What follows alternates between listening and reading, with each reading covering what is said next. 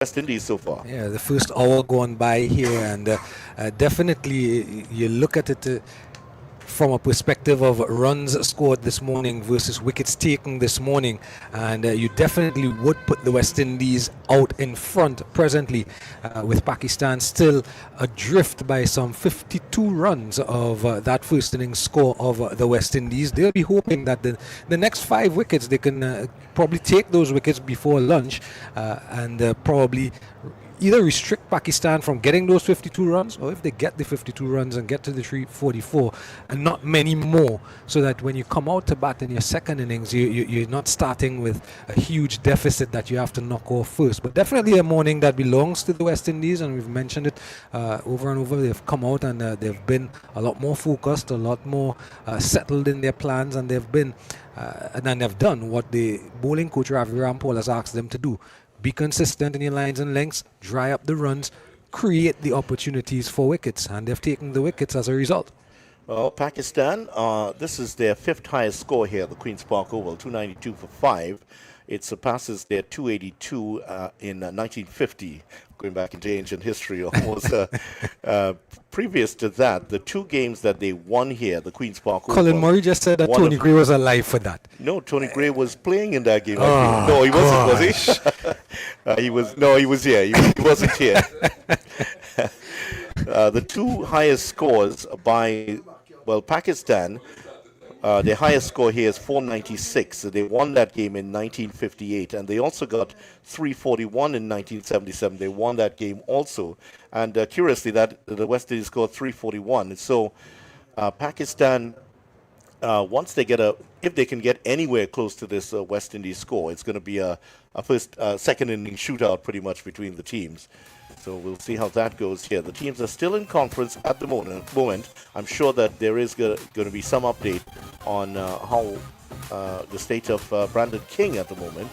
I'm sure the guys on the field would like to know how their teammate is doing, popular figure on the field. And with Brandon King possibly having that injury, it's not going to affect his test match career at present, because we don't have any test matches on the horizon for the West Indies. But what it's going to do is probably going to affect his CPL, playing for the returning Jamaica franchise. He's going back home with the likes of Rovman Powell and Andre Russell. But it definitely looked like he twisted the leg awkwardly in collecting and stopping his momentum with the ball and turning the body to get the throw in. It looked to me that he just his left leg just seemed to twist awkwardly as his studs got stuck in the turf, in the grass, and it's something that's going to be a worry for West Indies going forward, to know how long he's going to be out of the game. And of course, it's definitely, if it's as serious as it looked, it's going to affect his CPL season. CPL, of course, starting this coming Friday at the end of this test match on Thursday. Well, during the break, Ravi Rampal was having a long talk with the captain of the West Indies team, Roston Chase. Also, Shea Hope was also chatting with Jamal Joseph, an animated conversation, perhaps passing on some tips or some advice to the fast bowler. Hope now behind the stumps, 2 slips to his right, and also looking at Django in that silly mid-off position, as silly point position. Well, they're only inches apart, actually.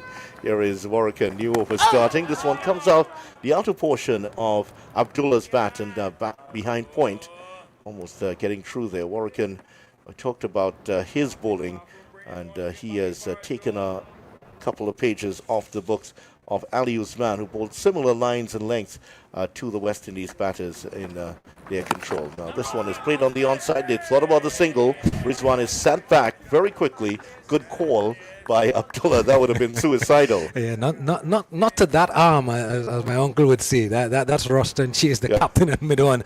We know how good he is close in to the bat. Don't mess with young Ross at all. This one again coming out the outer portion of the bat. The slips threw their hands up.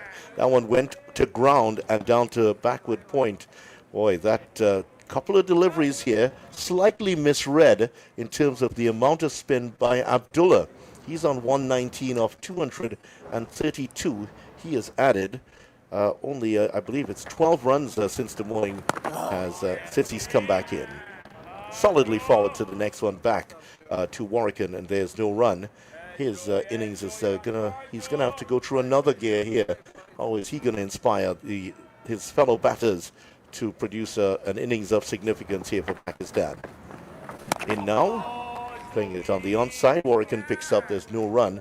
His role is going to be so important now. And as you mentioned, that you talked about Warwican's figures first of all, and one of the things I think we have to give him plaudits for, 30 overs, even as a spinner in that hot sun. You must give credit to Warwican for the long spell. Yeah, certainly. The next delivery, playing it out to extra cover. There's no run, picked up by the substitute fielder, and Warwican has bowled another maiden. And the maidens are piling up for him now. That's 5 maidens, 32 overs, 2 for 84. And he has locked down this end here. And at the other end, Shamar Joseph is coming into his own. Four maidens this morning, just the one from Warwican yesterday. And again, bowling long spells in Test match cricket, it's a symbol and a sign of your fitness, if not anything. And you might think, but Warwican is just a spinner. He doesn't have a long run up like Shamar Joseph, but it does take a toll on the body in any form of bowling, because you have all those mechanics here. Your brain is always going, gotta hit my length, gotta hit my line, thinking about your fielding position. So definitely a lot of credit to Warwican for the long spell he's put in, the human service he's put in so far in this Test match. But as you mentioned, Abdullah Shafiq, he holds the key for whatever lead Pakistan might get. Shamar Joseph off the attack, Kemar Roach on. His first delivery is wide of the off stump, and Rizwan allows it to go through to Hope. And Roach was under bowled yesterday, 6 overs, none for 34. I guess that run column would explain why. His economy rate 5.66. He also had 2 no balls. West Indies bowled 3 yesterday, and he had 2 of them. So it just tells you a little bit about maybe not quite in the peak of form. There's a short distance between the previous match and this one, just 4 days. And the 38-year-old might be feeling a little bit leggy after that. Well, you've just given one dynamic that I didn't think about, but I remember looking at him yesterday in the short spells he bowled, and he just did not seem himself, Kemar Roach. What he will get now, though, he's possibly, because it is going to be due. Well, it is due already. The new ball is due, and we saw umpire Bassarat bring it out to the standing on-field umpire. So Kemar Roach will get the new ball. Yes, Roach into Rizwan, who's cutting this one. A good stop there by Kemo Paul at the point region. Had to jump high because that one was trashed into the ground, and got up there nicely to make the stop. Yes, so umpire Bassarat has now come on to toss the new ball on. It is in the pocket of umpire Jayaram Mandana Gopal.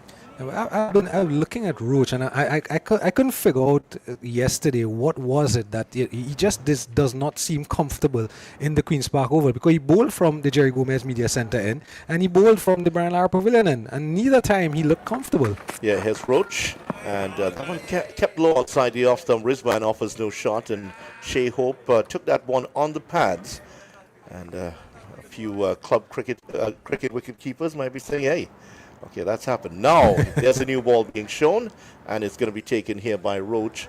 After 3 balls with the old one, Roach has the shiny cherry in his hand. Tony knows all about that, so he would be reflecting on his days here, playing at the Queen's Park Oval. He knows the feeling. Bit of nostalgia, yeah? Yeah, he has a wistful look in his eyes right now, Tony Gray, as he's reminiscing about his times with the new ball in his hands. Here is Roach now to bowl to Rizwan, and the new ball, it's flicked away behind square. There's no one there. That's going to run away for 4 runs. Badly lined delivery on the hip, and Rizwan just a flick of the wrist, subcontinental style, and that flies away for 4. 296 for 5. And before the delivery, I looked around at the field, and it's the same 7-2 field, and I'm thinking to myself, maybe because it's the new ball, because it's Kemar Roach, put in a second slip at least, hoping that you probably get the edge, thinking maybe the line is going to be outside off stump, and then Kemar Roach tucks one down the leg side, going down leg side, and Rizwan easily tucking it down to the boundary. The hard new ball is always going to run away on this lightning quick outfield at the Queen's Park Oval. Yeah, you get good value for your shots here always, as we watch Roach now with the sun brightening up a little bit, and Rizwan chopping the next delivery down, not far away from his off stump, but it stays clear, goes down to Greaves at first slip. I think it's about the first time we've seen him in the first slip position. And just to mention that he had the groin strain earlier, as we thought about. There are 3 grades of groin strains: mild, moderate, and severe. Well, I think it's more mild, because what I was reading is that if you have a mild strain, small micro tears up to 5% of your muscle fiber, as we watch Roach in. And Rizwan playing this one off the back foot to backward point. There's no run. Walking, you will walk normally, but recovery time 1 to 3 weeks. And I think that's the case here. Maybe just a mild strain for Greaves. 296.45, and after some more comments from Jared Basso, it's going to be Colin and Tony to join you. So the new ball taken in that over, the 82nd over of the Pakistan innings, Kemar Roach doing the business with the new ball, and just the one blemish in the over, the delivery sliding down the leg side, tucked away for 4. But all in all, Kemar Roach doing well in the over, 5 dot balls around the boundary, and 296 for 5. Just the 9 extras in the innings, and a lot better work this morning from the West Indies fielding unit, as I officially say good morning to Mr. Colin Murray. Good morning to you, Jared, and certainly a nice comeback from the West Indies, isn't it? Indeed. Well, we're looking at Warrican is going to continue. He is in what? His 30th over? 33rd over he is. So it's been a tremendous effort from him. And we'll just have a look at him coming into Shafiq, and Shafiq is long forward. He is on 119. Now he started the morning on 107. So he's only added 12 runs so far, Tony. And it's been a real, not a struggle, but he's been very watchful here. He's driving out to the deep point position, and they go through for an easy single. So one more to the total. That goes to 297 now for 5. So they've added just 31 runs in just about hour and 25 minutes, Tony. It's been a real struggle, hasn't it? Yes, good day to you again, Colin Murray. A real struggle. That's a wonderful way to describe it, because it has been, and it's because of consistent bowling, especially Jomel Warrican. He's been exceptional. Well, he's 2 for 85, and he is in his 33rd over, 32.2 overs, as we're looking at just a slip on a forward short leg. They've removed the second slip as Rizwan takes strike from Warrican, and he's backing away looking to cut, and that ball spinning away from him. But you could see him at one stage, from the time that ball was pitched, it was pitched maybe just outside the line of somebody. He backed away to give himself room, and it spun away from him, coming off the bottom part of the bat and goes out on the offside. Here is Warrican into Rizwan. He's driving, but can't beat the man at that short extra cover. It is at Kemo Paul. It is Kemo Paul who's on the field as a substitute for Brandon King. Such a pity with Brandon King. We'll talk about that in a minute. As Warrican into Rizwan. Rizwan is cut in, runs here for him. That's probably going to run away. Joseph is after it. He does well? No, he doesn't. He's tried to stop it with the boot. It hit the boot, and it just couldn't come back towards the infield, but it ran out towards the boundary. Now, the thing with Rizwan, Tony, he's going to attack. He's an attacking type of player, very experienced. This is a very good partnership here now for Pakistan.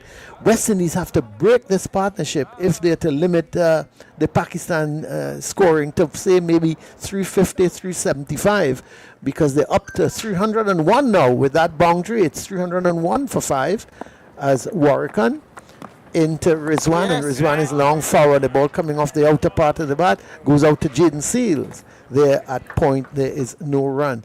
So it's 301 for 5, 14 is Rizwan, 120 is Shafiq, and already this morning they started on 266 for 2, and Baba Azam went run out for 88. An absolutely brilliant piece of fielding from Brandon King, who injured himself in in the process. Then Zafar, he went bowl Warwickon for 1, and Aga, he went LBW Joseph without scoring. So from 266 for 2, they went to 281 for 3, and then all of a sudden they were 286 for 5, Tony. And this pair here have now added 15 runs, and most of those runs have come from Rizwan because he's got 14 of the 15. And it just shows you Shafiq, he's really struggled this morning to get runs. He was so fluent yesterday, hasn't been today.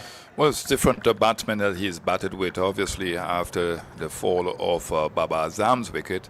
He seemed a little bit more pensive now, and he has to regain his confidence. Well, here's a delivery outside the line of the off stump, and it's left alone by Shafiq, and it goes through to the keeper. But it must be amazingly, a nice feeling for the staff, the coaching staff, the West Indies coaching staff, to execute the game plan, to talk about it in the meetings, the specifics of it, and then to see it happen, unfold here this morning. So excellent by Ravi Rampal.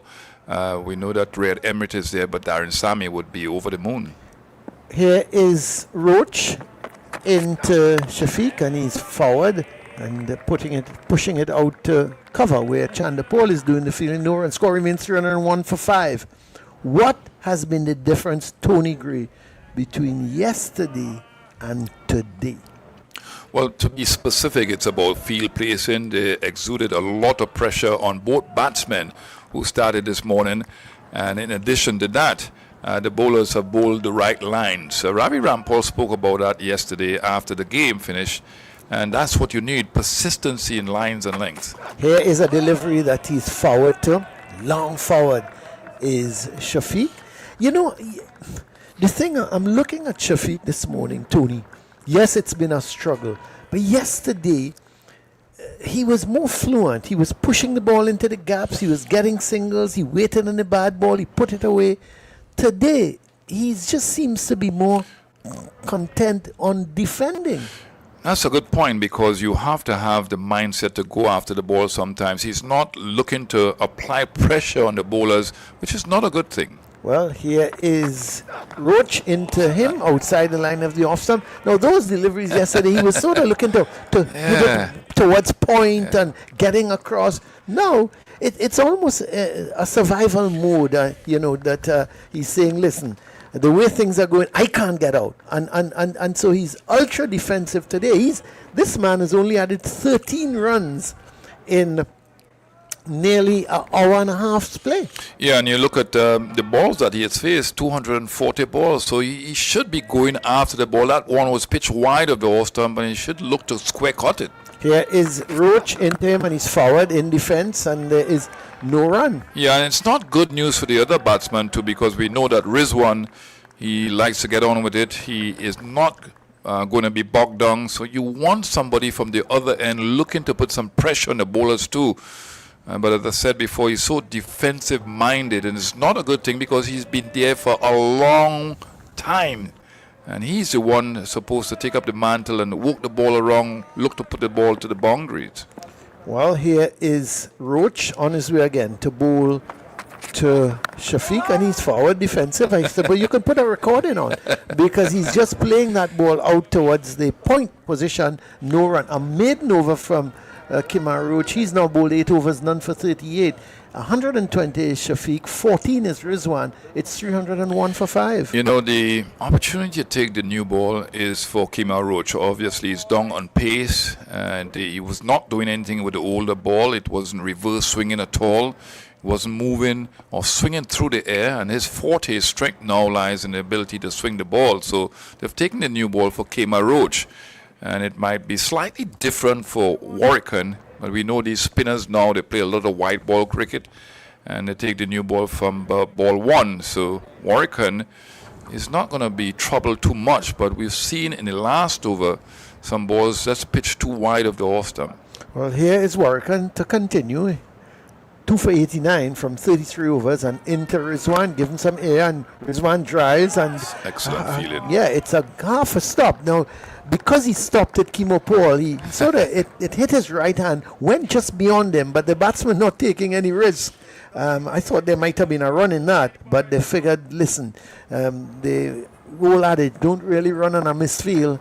You can't say it was a misfield. Here's Rizwan backing away and playing that ball out to the deep point position. And they pick up an easy single. That ball goes all the way out to Shamar Joseph, who is down at that deep point. And they go through for a single. Rizwan playing his shots, Tony. He is not going to be bogged down here. Now imagine a man on 120, Shafiq. They're putting in a second slip for him. And here is a delivery. He's playing out towards point. There is no run. Kimar Roach does the fielding. So you have a guy who's just come in, faced 19 deliveries, and there's one slip, just one slip. But for Shafiq, who has faced 244 balls with 120, they're adding a second slip. It just shows you the mentality of Shafiq today. Well, he settles down, waits and work, and he's flung forward, the ball coming off the inner part. I suppose the saying, Tony, you can't make runs in the pavilion. Well, it's a funny thing, Colin Murray, because the one shot he played with some degree of positivity would have been the shot that dab shot down to third man, but it didn't have a second slip in place. Here he's forward and pushing it back up along the track to Warwickon. Any thoughts of Jaden Seals coming back into the attack, Tony? Yeah, after Kimar Roach. Kimar Roach. You're not going to take out Warwickon at all. You're going to bowl him through. He's doing a fantastic job. Here is Warwickon. This is short, and this time Shafiq is going to get a single because he's pushing it out towards the deep point position where Joseph is. There's no one at the short point to stop that ball from going down to Joseph, and they pick up a single. 303 now for 5. Shafiq is 121. Rizwan is on 15. Yeah, I think the difference is not just the mindset of these two batsmen, but the physicality or the physical status. You have Rizwan, who's very short, very nimble on his feet. He can use the depth of the crease. He provides more of a uncertain length for Jomel Warwickon. The same sort of length he would bowl to the other batsman in Shafiq. Is a different length for Rizwan. So he creates that opportunity to square cut the ball because he uses the depth of the crease and he's a very short batsman. Well, here's Roach into Shafiq, and he's in defense again and pushing it out to the short point fielder, who is Kimo Paul, and there is no run. Score remains on 303 for 5. Yeah, and his job now, his portfolio, Kimo Roach, is to settle things down, to maintain pressure and to prize out 1 or 2 wickets here. Well, Roach making his way back to the top of his mark. Slip, gully, short point. There's a third man as well in place. A cover, a mid-off, a wide-ish mid-on, mid-wicket, and a man at squarish fine leg as Roach into Shafiq, and he's long forward and pushing that ball back up along the track. And there's no run. Yeah, he's taking his time to walk back. He's 38 years old and he's bowling with a spinner. And you know that Jomel Warwickon, because of his consistency, he gets through his overs quite quickly. I don't know about that, Colin Murray. Yeah, bowling with the late Ranjit Anand and these guys. Wow. Yeah. You had to take your time and walk back to your man. Who were the spinners? Ranjit Anand. Harold Joseph. Harold Joe. Ganesh Mahabir. Ganesh Mahabir. Okay. Here is a delivery driven, but it was in the air for a while. It's going to run away for 4. He was driving that, trying to get it through extra cover. It peeled off a thick outside edge, and it went down towards third man. Now Warwickon, who's down there, couldn't get around in time to his left, and they were able to pick up 4 runs. So Shafiq goes to 125. The first boundary for him, I would think, for a long, long while, maybe the last 30 minutes or 35 minutes. But he's finally broken the shackles a little bit. He went for that drive, Tony, because he saw it pitched up to him, but still he didn't get it in the full face of the bat. Yeah, no, it's amazing because that ball was wide of the off stump, so he couldn't control that shot. And he sliced the ball over backward point for 4. Roach is into him again, and this is a good delivery. Seemed to pitch and may have just straightened on him because he was angling to play it down the leg side, and as it straightened, he quickly adjusted and pushed it back up the track to the bowler. There's no run. Score remains 307 for 5. Yeah, they're having a conversation now about batsmen, and Rizwan, I think he's the vice captain. He's going to tell him He's not a vice captain. Yeah, I think he's a vice captain. I'll allow Vidya to research that. I think he's a vice captain. Vidya will research it, no doubt. Colin Murray, you don't have to be so How? insecure and No, don't shout. Don't Shout. Oh, you Vidya think will- I'm shouting?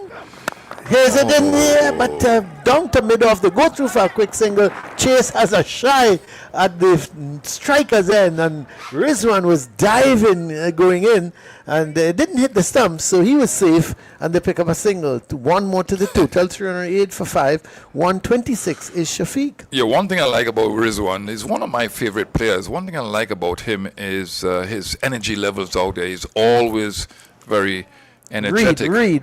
Can you read, or you like me to read it for you? Or you're not reading anything? No, something changed. Something changed. You change. Salman is the vice captain. Oh my, a younger player. Well, it's they're looking to Test and promote- one-day internationals. Okay, they're looking for the future. Yeah, they're looking to the future, and didn't do very well. He hasn't done very well in the series. Salman Aga, he got 20 in the first innings in the Taruba test. Then he's followed it with note and note. And You have to see he's consistent. Colin. You look at Safar. Safar is a guy playing his first test match. He was under pressure and was really good pressure bowling by Jomel Warrican to get that wicket. Sadly, he scored, 1 off of 8 deliveries. So pressure bowling brought about that wicket. And the fact is he was nervous in his first test match. Well, one delivery left in this over from Kemar Roach. None for 43 so far from 8.5. Remember, he's on 304 test wickets, Tony Gray.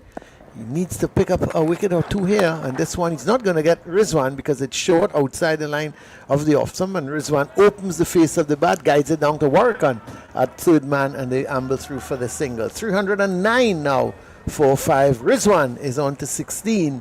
Shafiq is on 126. Rizwan will continue to take strike, and Jamel Warrican most likely is going to continue. Now, 20 overs have been bowled so far, Tony Gray, this morning. 43 runs have been added and 3 wickets. So you have to say West Indies have not pulled themselves totally back in the game, but it's now becoming a little bit more of a contest. If they can get the next 5 wickets for, say, 40, 50 runs? Yeah, I don't really like the patterns that the West Indies team has shown. We saw that in the first test match at the Brian Lara Academy. In the first Pakistan innings, they seem to be all over the place, and they pulled themselves back with consistent bowling, so they have to be a lot more proactive. This one driven by Rizwan. First delivery from Warrican, giving a little bit of air, and Rizwan is driving. Just one slip on a forward short leg in place. And then there are 3 men in the offside from a backward point to an extra cover, saving a single. And that's a good delivery. You could see Rizwan wasn't sure whether to come on the front foot. Eventually he waited, and as it pitched, he went onto the back foot, and it spun, and he just pushed it out towards cover. But you could see him had to come down on it quickly. Tony never came forward. And I think he was in 2 minds as Warrican is into him and he's forward, pushing this one back up on the offside towards a shortish extra cover. Warrican runs across to do the fielding, and there is no run. Rizwan remains on 16. Shafiq at the non-striker's end, 126, as this is Warrican in his 35th over of the innings. And Rizwan is forward, the ball coming off the inner part of the bat, and just goes out on the onside. Yeah, I like that, Colin Murray, because he's attacking both edges of the bat. With a man in front of the bat on the onside, with added bonks expected from this new ball, that's a good ploy. Well, here is Rizwan Rizwan driving as Warrican gave it a little bit of air, and the ball sort of ricocheted off the boot of Kimo Paul, went out to where straightish mid-off would be. Chase came across from mid-on and limited the scoring just to a single. 310 for 5. Rizwan on to 17. Brings Shafiq back into strike. Just one delivery left in this, the 35th over that Warrican is bowling. As he's wrong the wicket to Shafiq. And Shafiq is forward and pushing this one back up the track and the end of the over. At the end of it, Rizwan is 17. He will take strike the next over. Is it going to be Kemar Roach? We'll wait and see. Most likely it will be. And Shafiq is 126. It's 310 for 5. Remember, West Indies made 344. You know, you can get yourself out because of the negative mindset. Because if you're too defensive and you have a ball to hit, you might be halfway there. And we saw that just now with Shafiq. He hit the ball over point, obviously trying to get a wide delivery. So the mindset has to be in tune with what you're trying to achieve out there. You look at Rizwan, he's very positive, and that's why he's a lot more fluent. But that's the nature of Rizwan. But again, you look at the wicketkeeper batsmen, they have added benefit of seeing the ball from different angles consistently. So they're either trained and they pick up the line of length very quickly. Well, here is Roach into Rizwan. This is short and wide outside the line of the off stump, and Hope doesn't take it cleanly. It was dying on him, and by the time he was diving, now is that a run? Was it? Yes, it is. So he got a bottom edge onto that, Tony Gray, but he was reaching for it. It was wide of the off stump, and there was Rizwan reaching for it, got the edge, and it bounced in front of Hope, hit him on the pad, and they were able to get a single. No back foot movement close to the line of the ball, so poor shot by him, a nothing shot really. He's got to be careful because that ball could have hit the inner edge of the bat and gone to the stumps. I think that's Rizwan's nature. He's attacking by nature. He hasn't. He really is trying to get after the bowling, and I think it's simply because of Shafiq. Again, he's just pushing this ball out to cover, and there's no run. It's now 1 hour and 40 minutes this morning, and he's added 19 runs. Yeah, and a guy that has achieved a century already. He was 107 not out overnight. Overnight, yeah. So he would have had a state of mental visualization to come and score a double century, but he's trying too hard, and with it he's been defensive minded. He's got to be a little bit more positive out there for Pakistan's sake. Well, he is pushing it, this one out to point, and again there is no run. Let's just look at Shafiq, Tony. His 50, when he got to 50, it was off of 79 balls. His 100 was off of 173 balls. So I'll let you do the maths. But 100 from 173. He's now 126 from 255. But you can't really discount the efforts of the West Indian bowlers, right? So it's a combination of things. They've changed his mindset, which is good. Yeah, well, he settles again and he waits on Roach, who's with him, and he's driving, but can't beat mid-on. And it seems now, yesterday, he was playing these type of shots, Tony. This is an on-drive and came off the inner little part of the bat. But yesterday, to me, he was finding the gaps. Yes, that's true. And that's the mindset. That's a half volley, really. He should have been playing it straight with the full face of the bat. But because he has that defensive mindset, it came off the inner portion of the bat. Yeah, well, he settles again. 2 deliveries left in this over. Roach, 10 overs. He's coming to complete his 10th over. None for 45 as he's into Shafiq, and this is wide of the off stump, and he's allowing it to go. One good thing with Shafiq, Tony, and this is the first time I'm really seeing him bat, he seems to have a mentality to stay and bat for long. Yes, highest scoring test match cricket is 201. Yeah. And he had an average of 27.44, which is not bad. No. At this stage, he's played, 24 test matches. I think this is his 600, isn't it? Yeah. But so he does possess a good mentality to bat for long periods. As he faces Roach, and this time he's forward, he's going to looking for the single, but it's not on because Seals is at mid-wicket, does the fielding. There's no run. The end of the over from Kemar Roach, 10 overs, none for 45.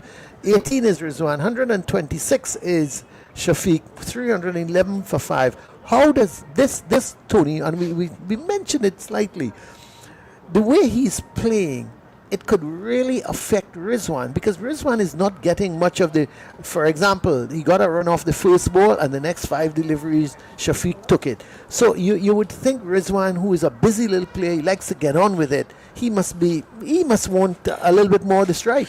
Yeah, I've spoken about partnership batting in so many different ways. The personalities of the different batsmen. Talked about Darren Ganga and Chris Gale, and how, to me, it seemed that they had a good thing going. And I just think that Rizwan, he has immense experience, so he has to learn to bat with each individual. So it's really up to him to not be too bothered about what's going on the other end. Warrican starts a new over, and the ball is being pushed out to cover, and no run. Rizwan stays on 18, 311 for 5 as Warrican round the wicket to the right-handed Rizwan, who is on the front foot and pushing it out. I'm hearing sirens outside there, Tony. I had to make sure you didn't get hurt. Yeah, make sure you're still here with us. We're having a good day. Let's keep it like that. We are. Tony, I'm enjoying your company. Except for your internet problems. Yes, and not really is my mouse. I forgot my mouse. I love to work with a mouse, you know. Actually, I saw a dead one. I saw a dead one outside my house today. Seriously? Yes, seriously. Here is Warrican. And I don't, it's really see them. Yeah, I haven't seen them for a while. Well.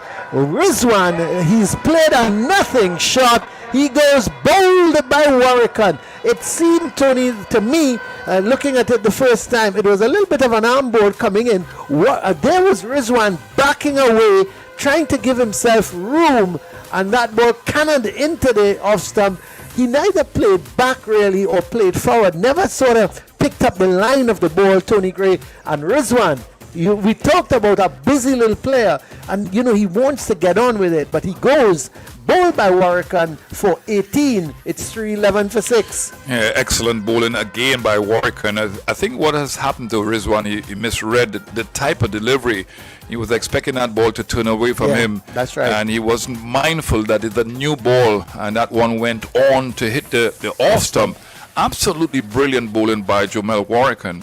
Not only has he put immense pressure on the Pakistani batsmen, but he's bowled wicket-taking deliveries too. So outfoxed there was Rizwan. It's a great comeback from the West Indies, doesn't it? Because at 266 for 2, Tony Gray, I heard you were talking about 450 and 500. No, you said that. Me? That's one of us. I can't remember. No, I asked you the question. Wait. Let me finish. No, you're not missing any cricket because the drinks have come onto the field. But no, we did make mention of it, and I was saying to you the way these two started, and they were pushing the ball around early, that they would be looking, my words were, they would be looking to get to 450, 500 and a substantial lead because they were the only wanted to bat once in this test match.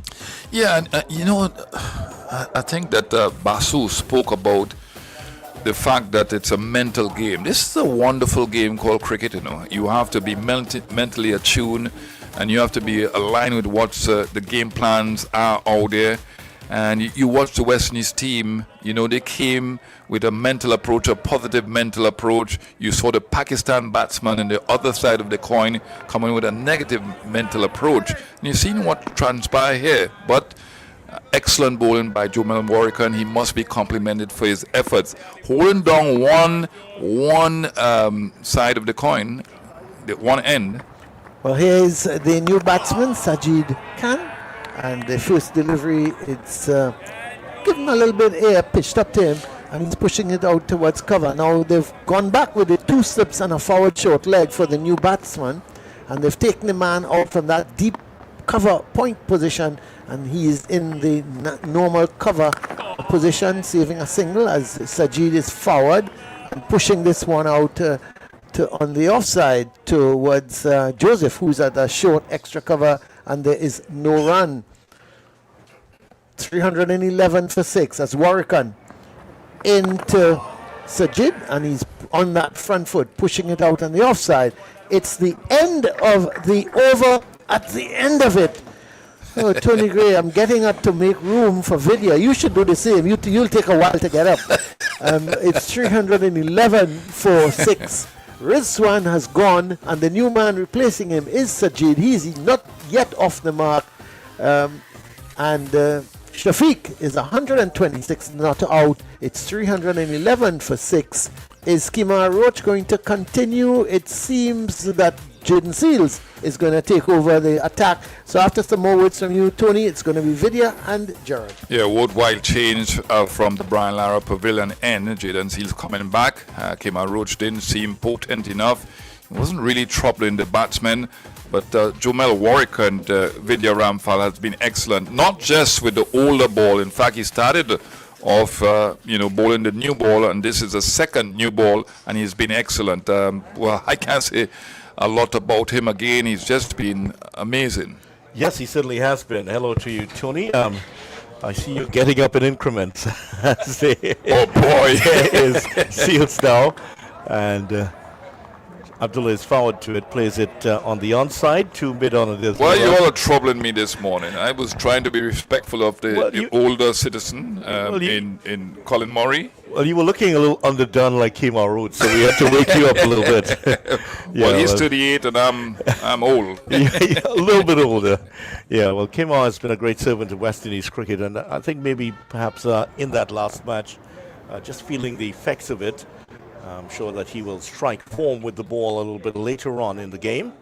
Just trying to go through the motions. He's been through this before, of course, in his Test career. Here is Seals to Abdullah Shafiq, who's forward to it, and he stays on 126. The ball played out to cover point. Sajid has faced 3 deliveries. He's at the non-striker's end. He is yet to score. Pakistan are 311 for 6. And Jared Basso, 33 runs. At one point, it was looking like yesterday that Pakistan would overhaul 344 very easily. Of course, starting the day with just 2 wickets down, going after 344, the West Indies first innings. You thought it was a foregone conclusion that today would go similar to yesterday, where Pakistan had the lion's share of success throughout the 3 sessions really yesterday. It was all about Pakistan, and this morning West Indies made sure that they did not continue in that vein. Certainly. Oh, that one's played onto the pads. Kept low there. Abdullah, who's on 126. He's faced 261 deliveries, and even he was troubled by that one. Just playing maybe half forward off the pads, onto the pads. Almost played that on. Yeah, and there you go again. Jaden Seals coming in here now with a fairly still new ball and hitting his traps immediately, finding his line, finding his length, something that he did not do yesterday.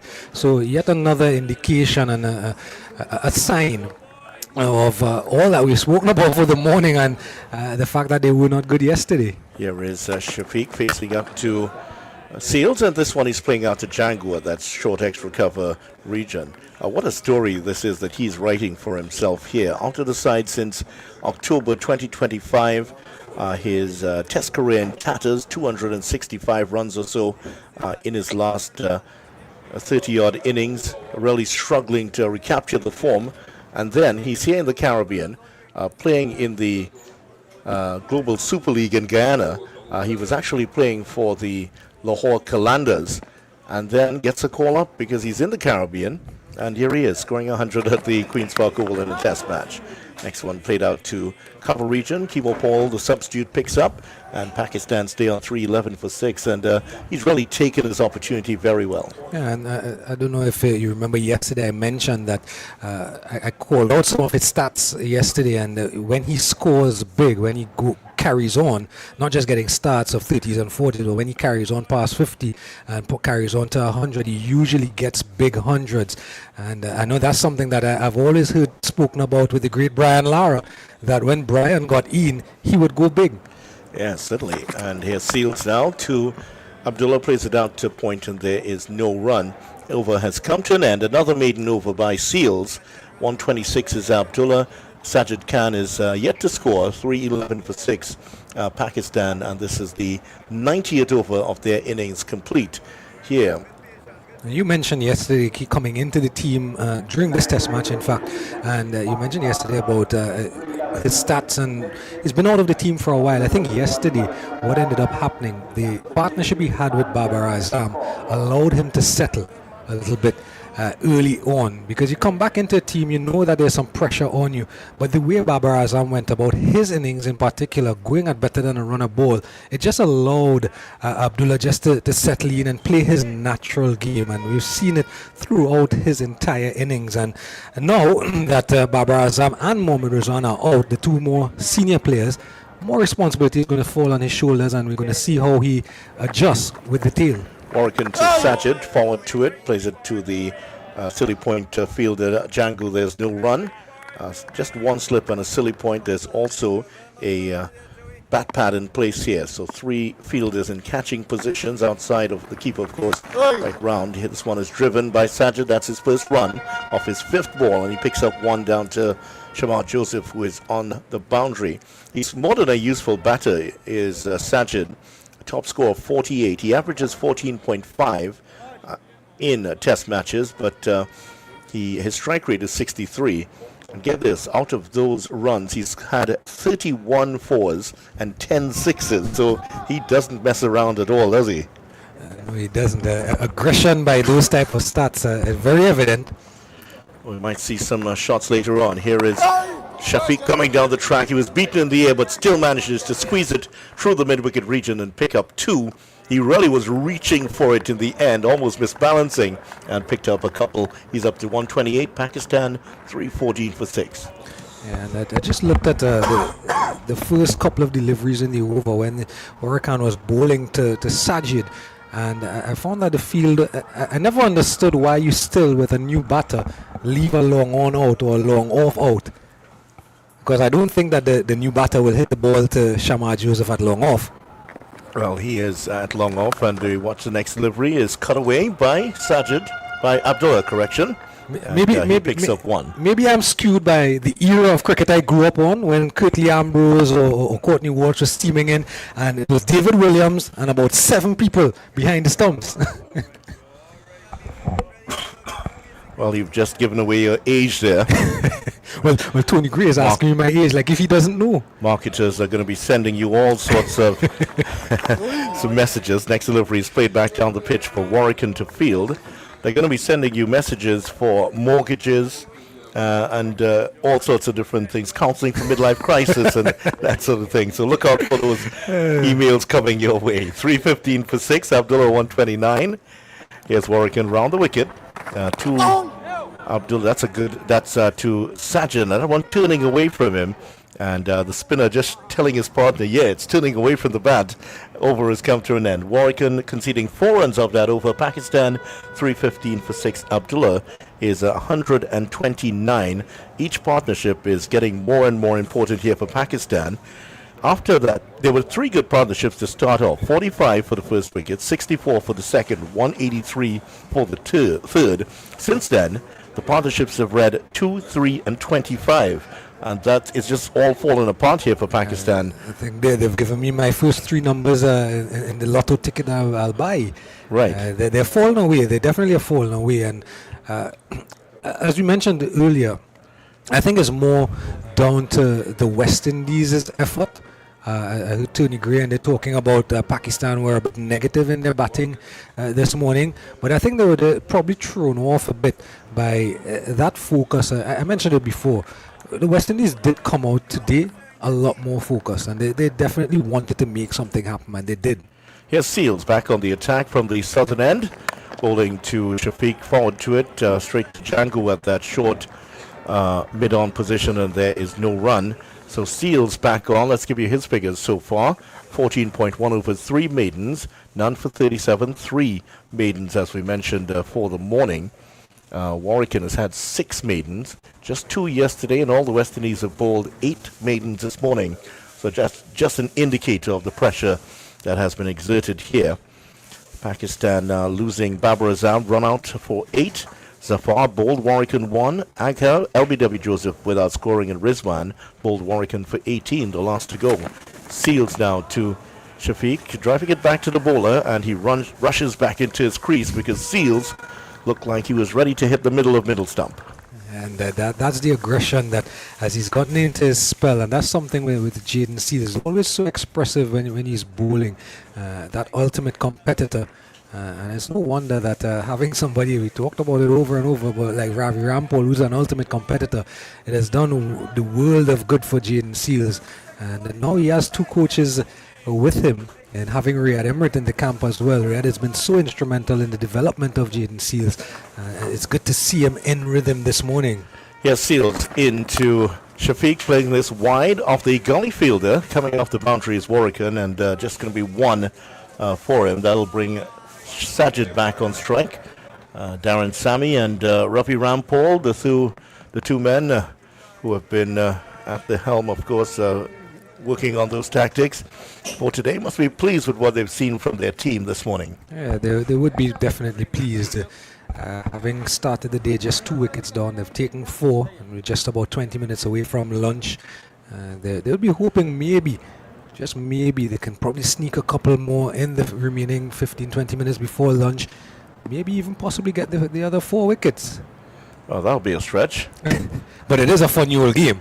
Yeah, and you've given the stat already, Vidya, that the lower order for Pakistan does not produce much. So we are now officially with Sajid at the wicket into the lower order. Thanks for joining the commentary, Don Quixote de la Mancha. Here's the next ball on the Stumps, plays it back. Pass bowler, fielded by Jangu. You've been tilting at the windmills again, haven't you? Pakistan 316 for 6. I'm definitely too young for that reference. 316 for 6. Pakistan losing 4 wickets early this morning, and now as we head towards the luncheon period, a good time for them to try to get themselves back together here, because as you mentioned, that last 4, 9.91 per wicket in the current cycle, and it gets worse because when they bowl, they've allowed the last 4 of other teams to average 27.02. That's a big offset, though. Yeah, that's a huge offset. So they haven't been able to blow away lower orders of different teams. They did reasonably well against the West Indies in this match, but they have not been able to do so in previous matches in this cycle. This should be only their 6th test match in the current World Test Championships. Here is Seals now over the wicket, and he is bowling to Sajid, and he's getting forward to it. Nice tumbling stop at the gully position by Chandapal. And there's no run. I'm sure he'll bill Seals for his laundry, because that one, he has a few splotches of dirt all over his shirt. Chandapal, number 30 on his back, just examining his fingers. The sun, which is very bright this morning, has disappeared behind a cloud. So while it's still very bright here at the Oval, it's very shady at the moment. We're not seeing any shadows anywhere as the sun disappears behind the cloud. Seals, with the giant Brian Lara Pavilion to his back, is now on his way, falling to Sajid. And he is driving at this one, peels off the edge, gives some work for Warwican down at the third man region, and he picks up 1. Picks it up, just going to be 1. Abdullah 130 is back on strike. Pakistan 317 for 6, 27 runs behind the West Indies. Yeah, and you can just kind of feel that Jaden Seals completed his over. You could just feel like something is about to give, because Seals, even just the 2 runs in the over, but you can feel him, you can see him honing in on that line and length, his stock ball, if you will. And then you have Seals completing an over, and Jomel Warrican is bowling maiden overs at will this morning. I don't know where he was yesterday, but you look at it from that perspective, that the dot balls are building up, and the pressure is being built by the West Indies with good disciplined bowling, and you just get that sense that something is about to give, and the pressure cooker, the valve is going to release before the luncheon period comes. Well, Sajid hasn't played a shot yet. He's facing up to Warwican, forward to the next delivery with the slip in place. Those 2 close-in fielders on either side of the pitch staring him down and looking like pincers trying to close in on him. Warwican is trying to apply the finish here for him. Very high backlip for Sajid in the modern style, playing forward to it, back down the track, and it's fielded by Warwican. And I still feel like Shamar Joseph at long off, wide long off at that, is a wasted fielder in this situation. A few minutes before lunch, new batter at the crease.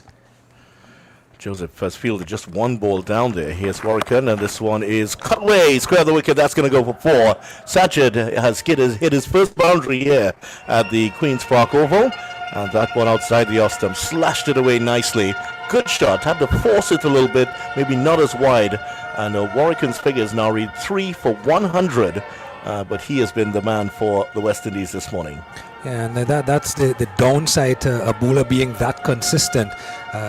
The batter, even though he's new at the crease, he knows where Warwican is aiming to hit, what's the spot, and he can adjust to suit.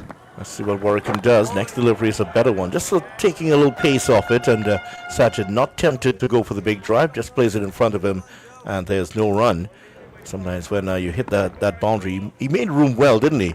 Stepped away from his stumps and just slashed it behind square. Here's Warwican into Sajid again, and defends one that's a bit quicker, and there is no run.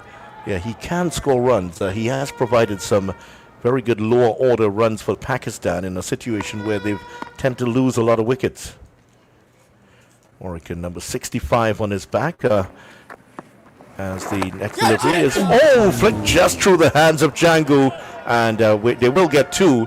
Sajid living a charmed life here after a good boundary in the over. Flicked that one, and it'll be interesting to see if Django could have gotten a hand on that. He's not there for that sort of catch, really for the bat pad, but let's see how easy or difficult this chance was. It's flicked. No chance. Absolutely no chance. He actually did very well to get a foot to stop that. I could actually hear my uncle's voice in my head right now. If it was Gus Logie, he gone. One of the best close-in fielders I've seen in my time, obviously. But I would tell you something. It was dipping on Django, but he was, before the ball got to the batter, he was already up. And when you're fielding that close in, the rule is you don't get up. You stay as low as possible and make your body as big as possible, and you know you're going to get hit at some point, but that's why you have pads. So I would say yes, it may have been dropping short of Django, but I would count it as a chance created. You are a cruel taskmaster, aren't you? Django won't mind. I can guarantee that. He is that hard worker.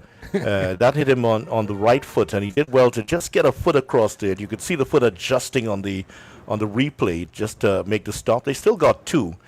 They could have gotten, maybe he could have saved at least a run there. So it's going to be Seals to continue. None for 39. No success for him in his innings so far. He's trying to change that. He's bowling to Abdullah, who's on 130, and turns this one behind square. He will get 1. That's all there will be, as Shamar Joseph is there. The field slip and the gully in place. On the offside, there is a man down at the third man boundary. Backward point, cover point, short extra cover, mid off. On the onside, just the Kemar Root standing at the mid on position, and now Shamar Joseph has retreated down towards the boundary, backward square leg boundary.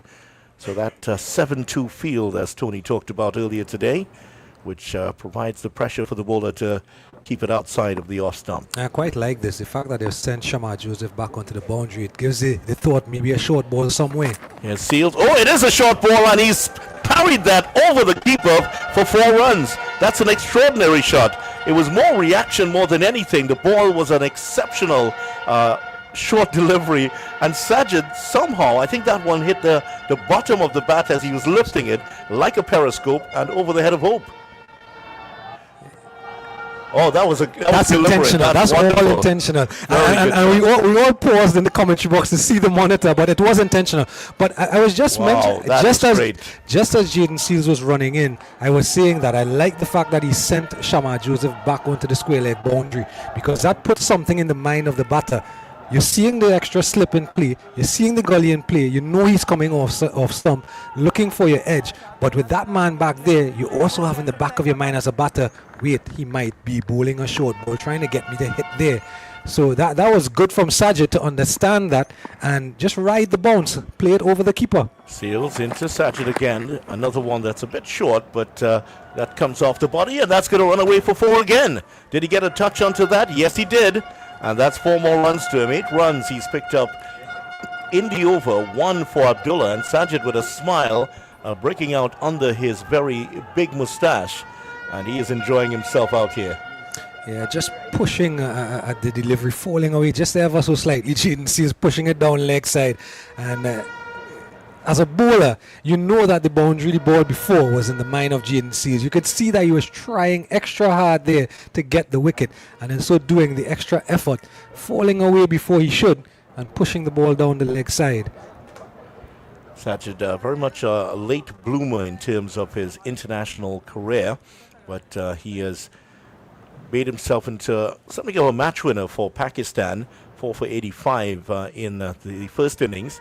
Didn't play in the last game. Pakistan, of course, as with the West Indies, seeing that the spinners were not going to be playing a huge influence there. And just looking back at that last shot on the replay, badly lined by Jaden Seals and well put away. The sign of a batsman of some quality. It's a nice on drive, but straight to the field, and there's no run. And tell you what, he is growing in confidence. And he does play the slog sweep. He plays a lot of lofted drives. No rabbit with the bat at all, is he? No, he's not. I thought you were going to start off with his 8-for on debut when he made his debut against Bangladesh a few years ago, post-COVID actually, just after the COVID period. But of course, he's at the crease now, so he has a responsibility today as a batter rather than his first skill set, which is as a bowler. Pakistan resuming at 266 for 2. Abdullah Shafiq, who started on 107, has now gone up to 131. Sajid enterprising here, goes for the cut shot. Oh, that's well taken by Chandapal into the ground, and that was flying high to the left of Chandapal, and he leapt up there and looking like the Cape Verde goalkeeper Vozinha taking that one. Vozinha has really can never forget him. He's really made a name for himself. Not only did he sign for Colo Colo, one of the outstanding South American teams, yesterday I saw a post that he was actually used to advertise the latest Spider-Man movie. He's there doing ads for Spider-Man. I mean, that is big, isn't it, in his own country? Wow. Yeah, so he's getting loads of, and it's a great story. At 40 years old, going to the World Cup and crafting something for yourself. Great delivery by Seals, flashing past the top edge of Sajid's bat, taken by Hope. Over has come to an end. 332 for 6, 9 runs coming off the over. Sajid is 16 and Abdullah 131. And that is going to be 11:56. We're going to get one over in here before lunch. Probably 2 if he decides to go with spinners. I don't think he will take Jaden Seals off from that end, because that last delivery, that came on the back of a bit of chirpiness in between deliveries from Jaden Seals, so you know he is definitely in rhythm presently. But work on it will be to continue nonetheless. He will continue. The two batters had walked past the stumps almost as if they were walking out for lunch, but that's because the substitute came on to provide maybe some information, maybe a new pair of gloves, and maybe some information, if I didn't mention it. Warrican's going to bowl the last over, and Seals was having a little conversation with Sajid, who is not exactly short of a few words himself. First ball from Warrican is played out to extra cover. Paul fields, and there is no run. Kimo Paul, I'm sure he would have loved to play in this test match. Yeah, Kimo Paul, I'm really glad for him though, because I know he's had a lot of struggles over the years with injuries, and he's been so consistent whenever he is fit. Yeah, he certainly has been good.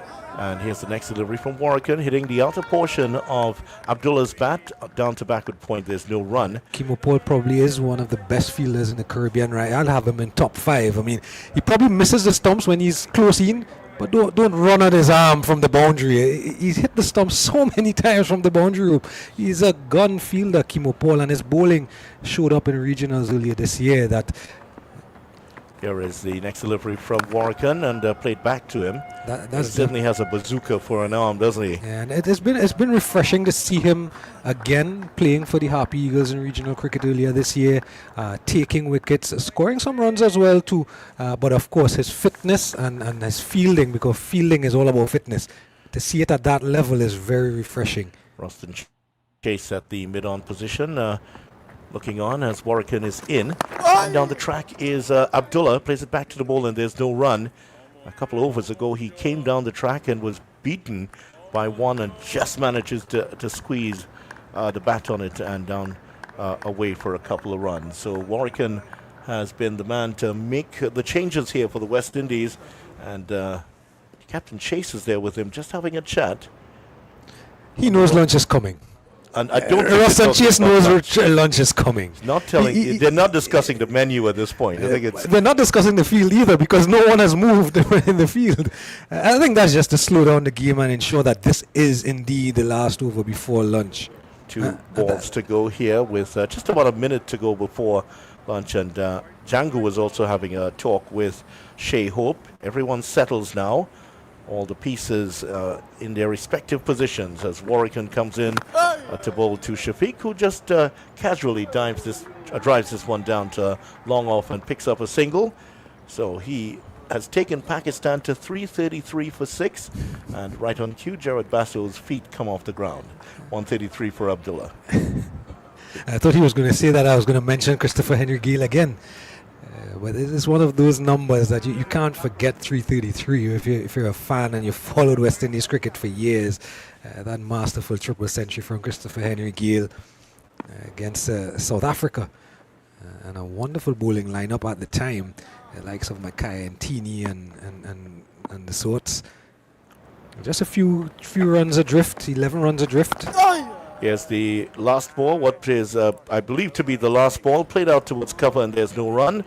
The players are trooping off, the bails are down. Pakistan have closed here at 333 for 6 over number 95. Sajid is not out on 16. Abdullah, 132. What an innings he has played here for Pakistan. But the morning has belonged to the West Indies. 4 wickets. Let's tell you how it happened. Pakistan closing at 266 for 2. Shafiq was 107. Babar Azam was 86, looking for his first century in almost 4 years. It wasn't to be. After some very tight bowling, Jared, by Warrican, Babar Azam was run out for 88. Yeah, and I think if I check, I don't think Warrican was taken off of the bowling. So he's bowled through the entire morning session, a morning session that started a couple of minutes early just to catch up on some of the overs we've lost because of rain and bad light and so on. But he's bowled through.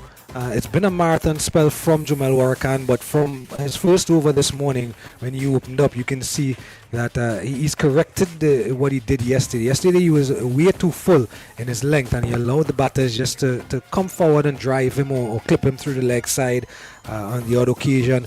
But today he's found his line, found his length, and for the half of the 29 overs bowled in the session that he bowled, he was really good. And it's a session that produced 4 for 67 in those 29 overs. Pakistan team on their feet, those in the pavilion as Shafiq came in, and a pat on the back from Babar Azam, and they were applauding their players as they came on. Zafar, on debut, came on, played a wild shot running down the pitch to Warwick, and he was bowled for 1. Agha, LBW to Joseph, he was gone for 0. Faster one from Joseph, trapped him in front. He didn't even appeal, he didn't even review it because he knew that one was certainly dead. Rizwan bowled Warwican for 18, one that maybe kept a little bit low, but some very good bowling by Warwican, rewarded with those 3 wickets. Khan has come on and he has remained not out in this particular inning so far. Khan is not out on 9. And what about Shafiq? 130 not out this morning. And he looked quite settled, and he looked unbothered is the most apt word by the wickets falling around him. Yes, there was that little bit of a mix-up between himself and the captain, but of course the call was his. But outside of that little blemish in that run out with his captain Babar Azam, he has looked settled. He's looked like a man who's faced 200 plus deliveries and has batted well in excess of 3 hours. He's not played a 4 shot. He's read the game well. He's played the ball on merit, and he's just continued to really go along his merry way, knowing that the first order of business is to knock off 344 runs and start building a lead in their first innings. Well, the bowling figures: Kemar Roach, 10 overs, 1 maiden, none for 45. Jaden Seals, 16 overs, 3 maidens, none for 48. Jomel Warwican, the workhorse, 39 overs, 6 maidens this morning alone, 3 for 103. Shamar Joseph, 13 overs, no maidens, none for 68. Roston Chase, 7 overs, no maidens, none for 22. And Kavim Hodge, 10 overs, no maidens, none for 41. Pakistan 333 for 6 at lunch. 95 overs gone in their innings.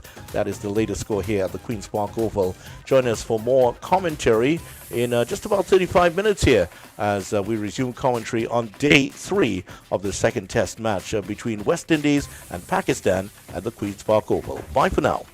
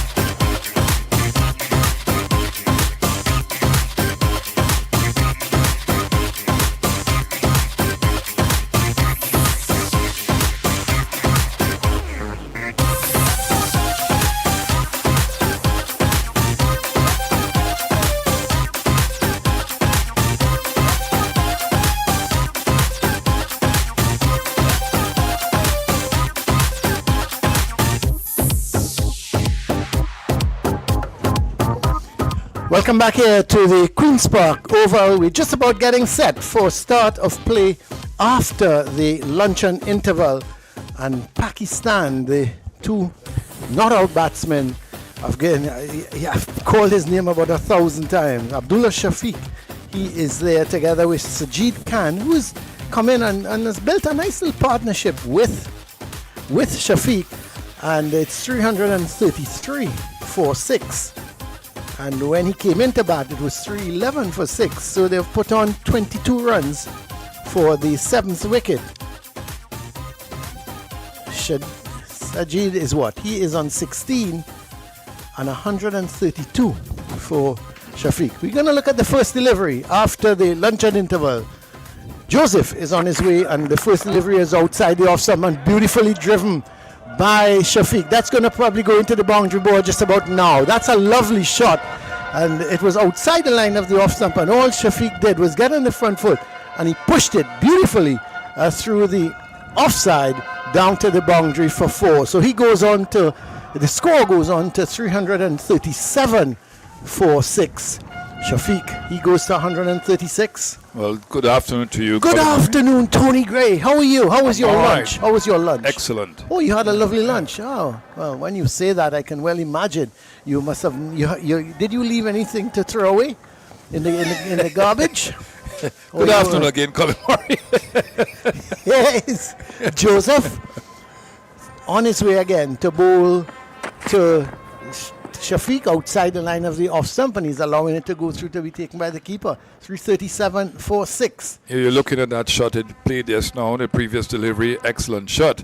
And it's a contrast from when we saw him early on. He had to wait on bad deliveries, but that was a bad delivery from Sharma Joseph, the first delivery after lunch. This one is slightly better, although it's wide of the off stump. Well, here is Joseph. Nice, brilliant sunshine. Someone told me that it would rain today at 10 o'clock and at 11 o'clock. And maybe they mean tonight. You know, and, because we've had really beautiful days so far. So there's a slipper gully.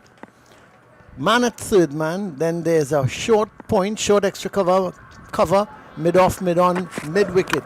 As Joseph is in and driven by Shafiq. That's a good tumbling stop at the mid-on position. Now, Shields is a little bit wide at mid-on, so he had to take a couple steps to his left and then through his body and stopped it from going beyond him.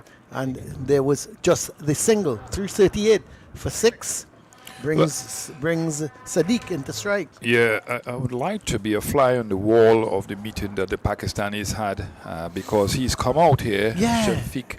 More positive. Really positive. That was a good shot too, but excellent tumbling save by Jaden Seals. I thought before lunch, the one he hit for 4, Tony, he would have just been pushing it, you know. But here he went into the drive, the square drive. He's looked a different player now. He scored 5 runs from the first couple of deliveries he's faced. This one into Sajid. They go through for a quick single, and I would have taken a chance to have a throw. Now, Kimo Paul picked up the ball. He looked up and saw that Shafiq was a little bit late in coming. But he realized there was no one backing up. And he decided not to throw on it. Tony Gray, what's your thought? I would have given away the 5 runs. Yeah, he has the ability to hit the wicket from a side-on angle. Yeah. We've seen it time and time again.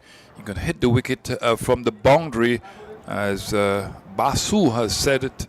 He's one of the better fieldmen in the Caribbean cricket. And you look at Kemar Roach on the boundary, square the wicket on the other end. He could have backed him up. Joseph at the top of his mark is going to come in to bowl to Shafiq. He's on his way. He goes past the umpire and he bowls to Shafiq. And this time Shafiq is in defense, covers up, pushes it out in front of him on the offside. Kimo Paul again at that point position. A very short cover point, not backward point. He's just, I would say, just in front of the crease. So you have to say he's more of a point position. And there is no run. Score remains on 339 for 6. Just 5 runs now behind, Tony Gray. Yeah, they want that psychological edge, and it would be a big psychological edge in my opinion, but they would want to carry on. This game is a funny old game, Colin Murray. It is, I tell you that.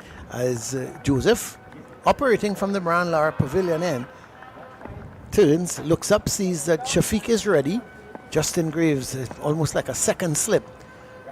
He goes down as Joseph is in. This is wide of the off stump and allowing it to go through to be taken by the keeper. It's the end of the over. At the end of it, Shafiq is 137. Sajid is 17. It's 339 for 6. Yeah, it's a good start after the luncheon interval by Shafiq especially. And you know for sure that Khan is going to go after the runs. He's got that history behind him. As mentioned by our commentators, he's going to be positive, so it looks like they are going to try to be positive no matter what. And the West Indies bowlers will have to be mindful that they will have to restart again. And we're looking at different bowlers. It's not Jomel Warrican from the commentary end. It looks like Calvin Hodge is going to take up the bowling from the northern end, Colin Murray.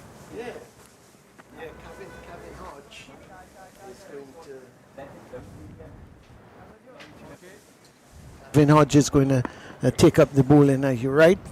The Willie Rodriguez and Tony at this media center. It's the Jerry Gomez Media Center, but it's the Willie Rodriguez end. You remember Willie Rodriguez? You have a clue who he is? Here is a delivery just pitch maybe on the leg stump, and he's pushing it out to mid-on. There's no run. Yeah, he played a couple of games, a right-arm spinner. Played for the West Indies. He used to turn the ball big. And I'll give you a little story about him playing here against England in 1968 as this delivery being swept by Sajid, badly lined by Hodge. It was outside the leg stump. He got away with one because there was a sweep shot from Sajid. Didn't make contact. As this one, again, he's looking to sweep. He does make contact this time, but there is a man down at the deep backward square leg. But Graves himself runs about three-quarter way towards a fine leg, and they're able to pick up 2 runs. So he didn't really maybe got it on the inner part of the bat, Tony, and went down to fine leg. Yeah, Warrican is out off the field, looks like. Warrican is off the field. King is off the field. I wonder who's come on as a substitute. I'm looking around, and maybe you can, your eyesight is, well, it's not as good as mine, but maybe you can look around and see who else is off the field or who's come on to the field as substitute. Warrican is on the field. Oh, where is he? He's at another sweep shot. Why is Hodge, does he like the shot, Tony Gray? He keeps bowling this ball, maybe just a wrong leg stump, outside leg stump, and Sajid is sweeping. He gets another single here as he sweeps this one to a deep backward square, and they pick up 1. So the total goes to 342 for 6. And 20 is Sajid, brings Shafiq back into strike. Just 2 deliveries left. He is on 137. As this one, he's tucking it off the pads towards mid-wicket. And there is no run. This is baffling to me, Colin Murray. That Jomel Warrican, who is normally a guy who could bowl whole day, is off the bowling. Well, here's Hodge. And Shafiq turns this nicely down to a deep backward square. What I don't understand, Tony Gray, is it's the end of the over. 343 for 6. Sajid is on 20. 138 now is Abdullah. So Abdullah Shafiq, 138. It's 343 for 6. Tony, I don't understand why. I mean, you're bowling from one end, Shamad Joseph. A number 8 batsman, Sajid, has come in. I'm not saying Sajid is a rabbit by any means, but he's come in to bat. And one would have, well, he's on 16. But I would have thought he's played, this is his 16th test match. He's got an average of 14 with a highest score of 48 not out. I would have thought they would unleash Jaden Seals or another quickie. Or even if you're calling for Warrican, which is, I have no problem with that because he's the number 1 spinner. He's been selected to bowl and to get wickets. So you either bowl him together with Joseph. Here's Joseph with a new over, and it's being pushed out on the offside. Or you bowl your quicker men and try to dislodge Sajid. Yeah, and the thing about Warwickon, I don't see him having any problems with a little niggle or anything like that. Before lunch, he was excellent. He had the guile. Calvin Hodge is nowhere close to him. He's flat, he's one-dimensional in his approach to bowling, and he bowls quicker, and it's easier for a tail-ended batsman to face him. So I'm not sure what has happened here. Joel Warwickon, he's on the field still, so I'm really confused. It's baffling. So this is Joseph. He is in his 15th over, 2 for 74, and bowls to Shafiq, and he's pushing this ball out towards that short extra cover. Didn't have a good sound off the bat, may have come off the bottom part. Score remains 343 for 6, so they just trail by 1 run now. Yeah, and the pressure was excellent before lunch on the Pakistani batsmen. You don't want to give this pair any confidence. Khan looks like a guy who is full of confidence, not just with the bat, but with the ball too.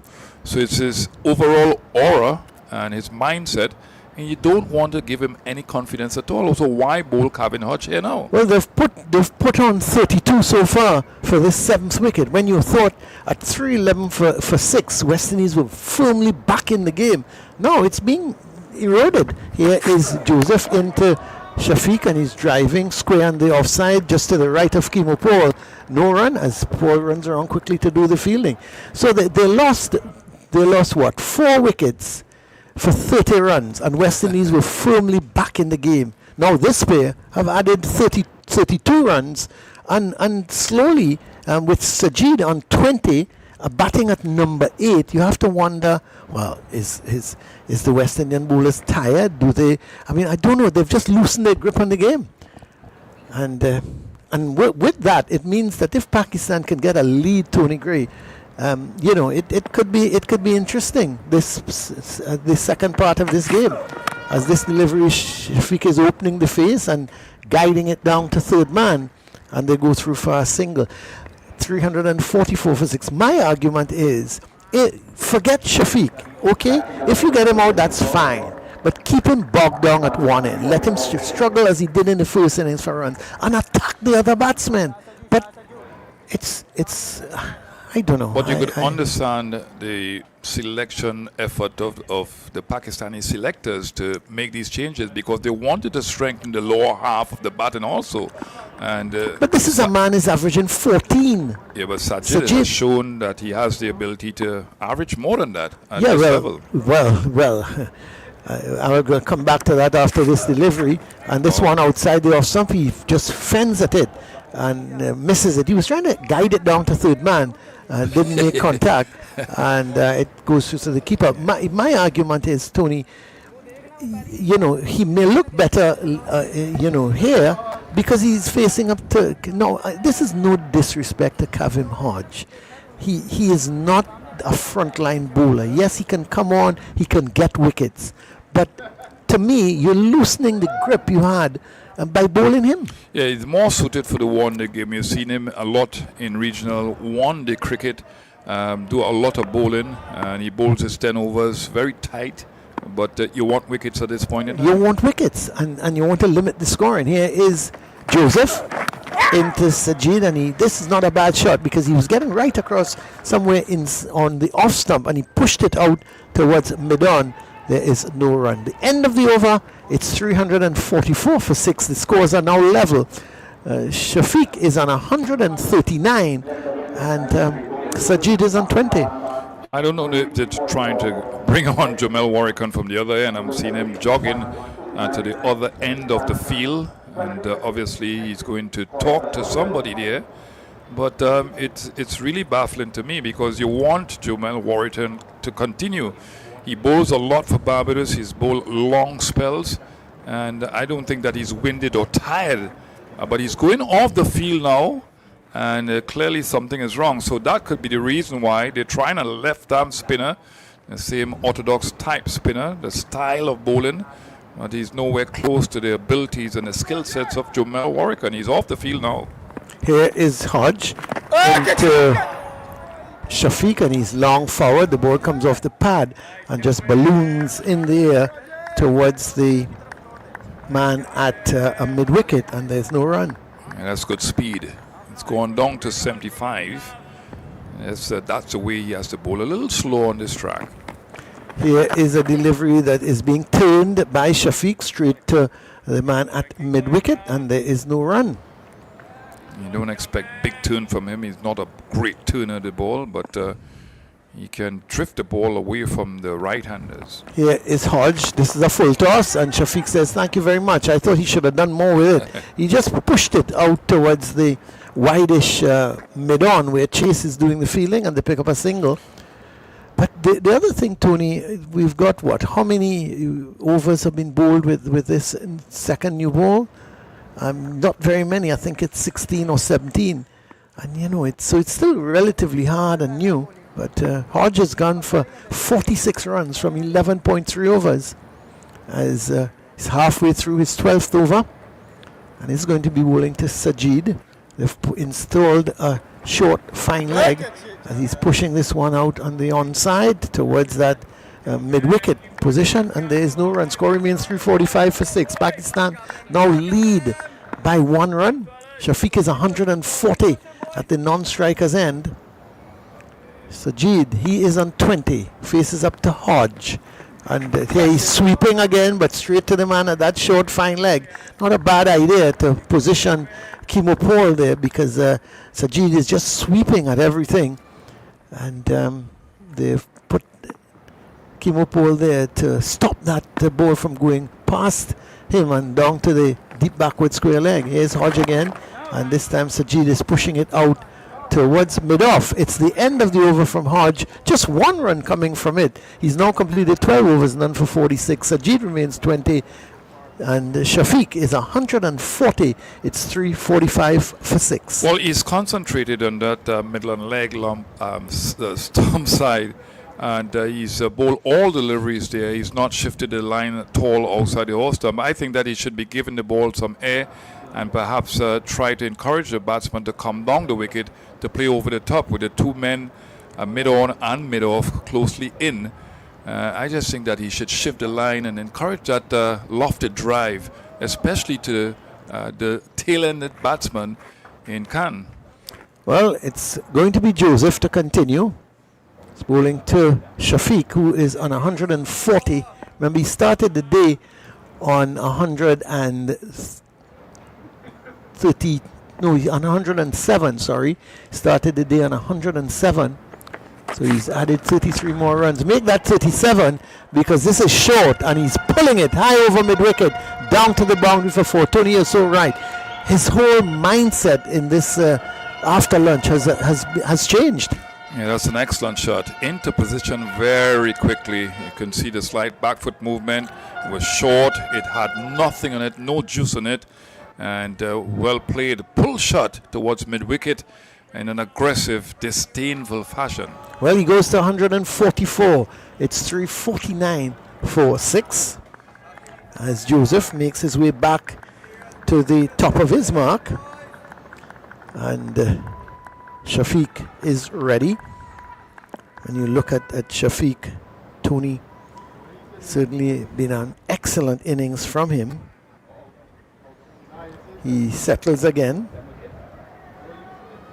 as Joseph is into him outside the line of the off stump, and he's allowing it to go through to be taken by the keeper. Yeah, it's like batting against a wrist spinner, especially a young wrist spinner. You expect 1 or 2 bad deliveries every 2 overs or so. It's the same thing with Chama Joseph. He's not been all that good on this surface.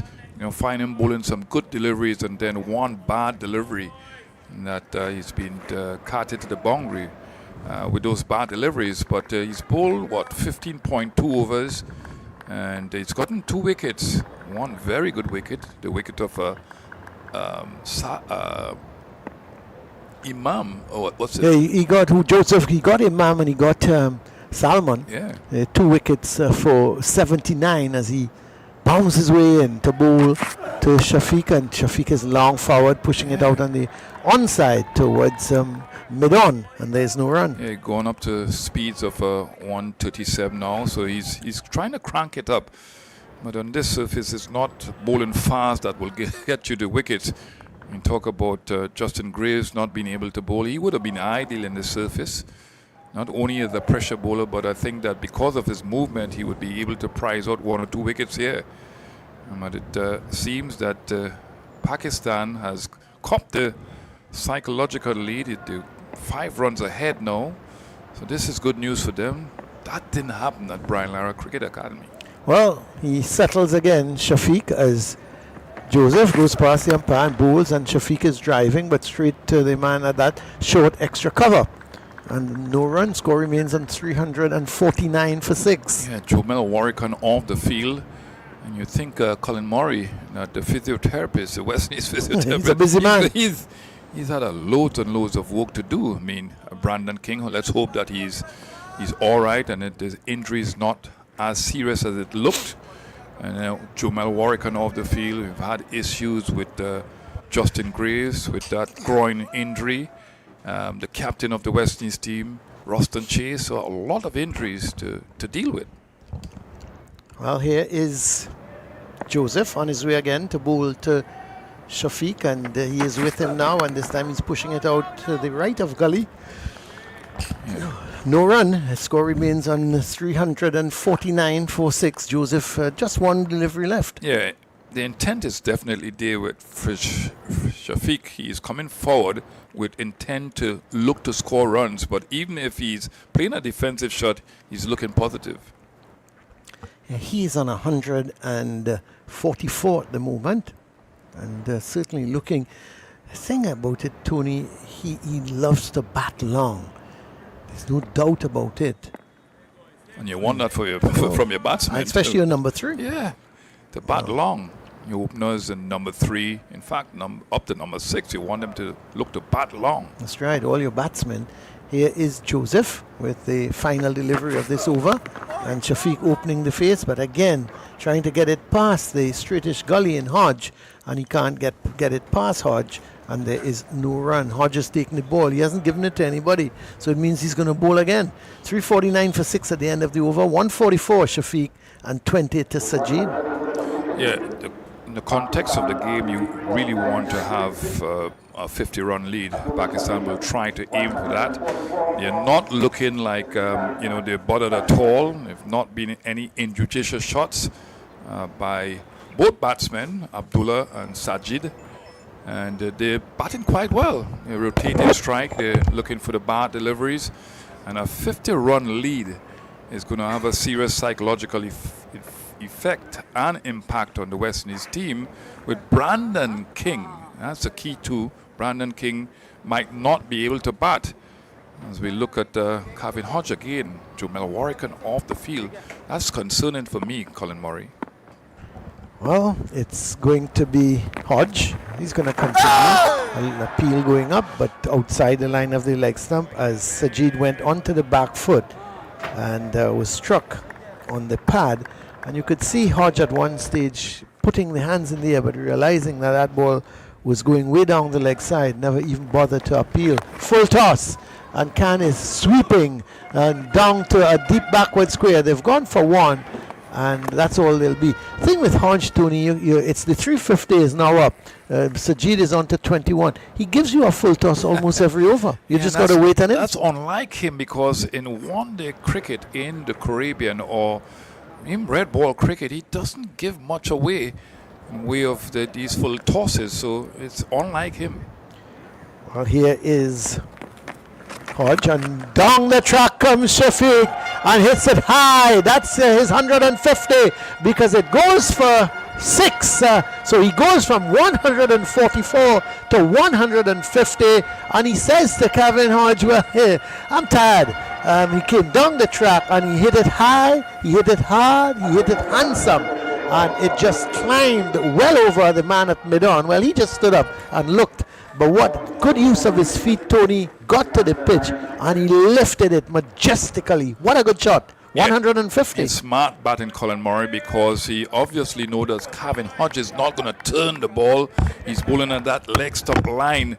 So there was a hint of premeditation there coming down the wicket. Wonderful use of the feet, and with a full face of the bat, willfully hitting it over the long on area for 6. Excellent shot by him, and what positivity that we've seen from him.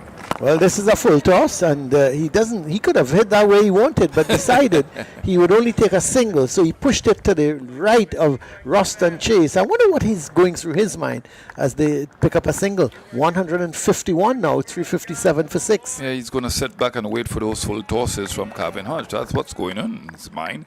He's going to be defensive against the other bowler who is more consistent, and he's going to wait to score for this guy. Well, Hodge bowling outside the line of the off stump, and this is a poor delivery. It goes past. I don't think he hit it, but it beat the wicket keeper. Yes, he did.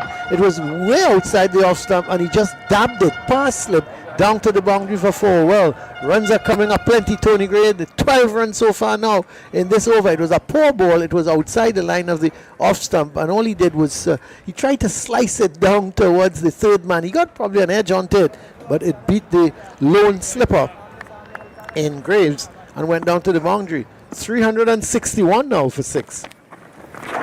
Hodges into Sajid, and he's pushing it out to a short fine leg, and there is no run. The end of a good over for Pakistan. 12 runs coming from it. Surely, Tony Gray, we've seen the last of Kevin Hodge.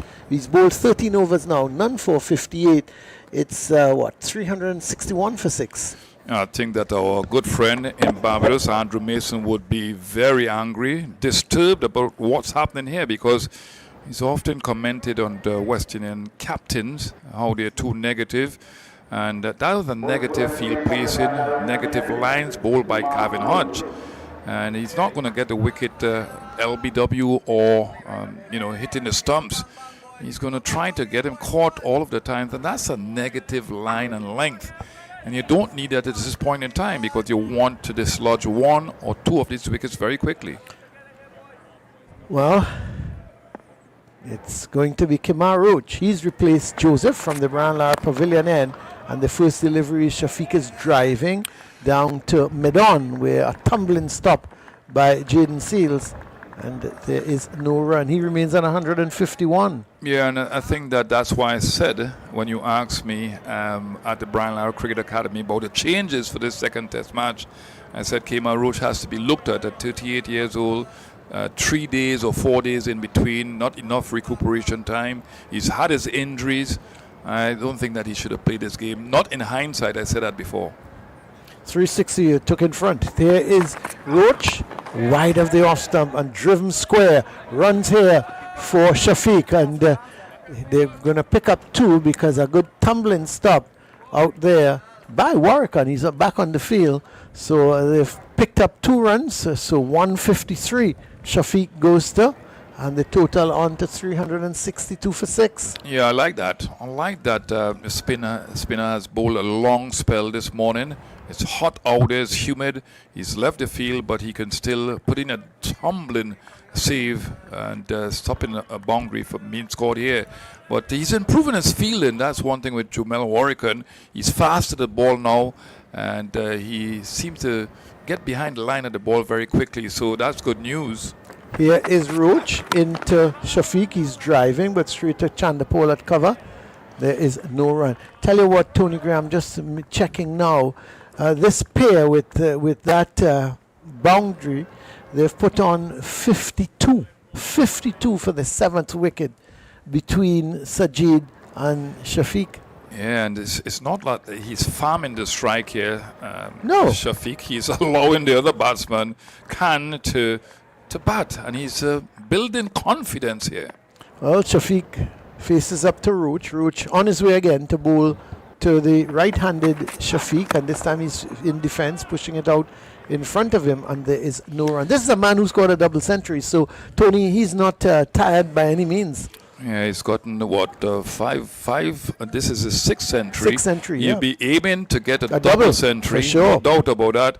Talk about the mental visualization. It's a very important part of sport in this era.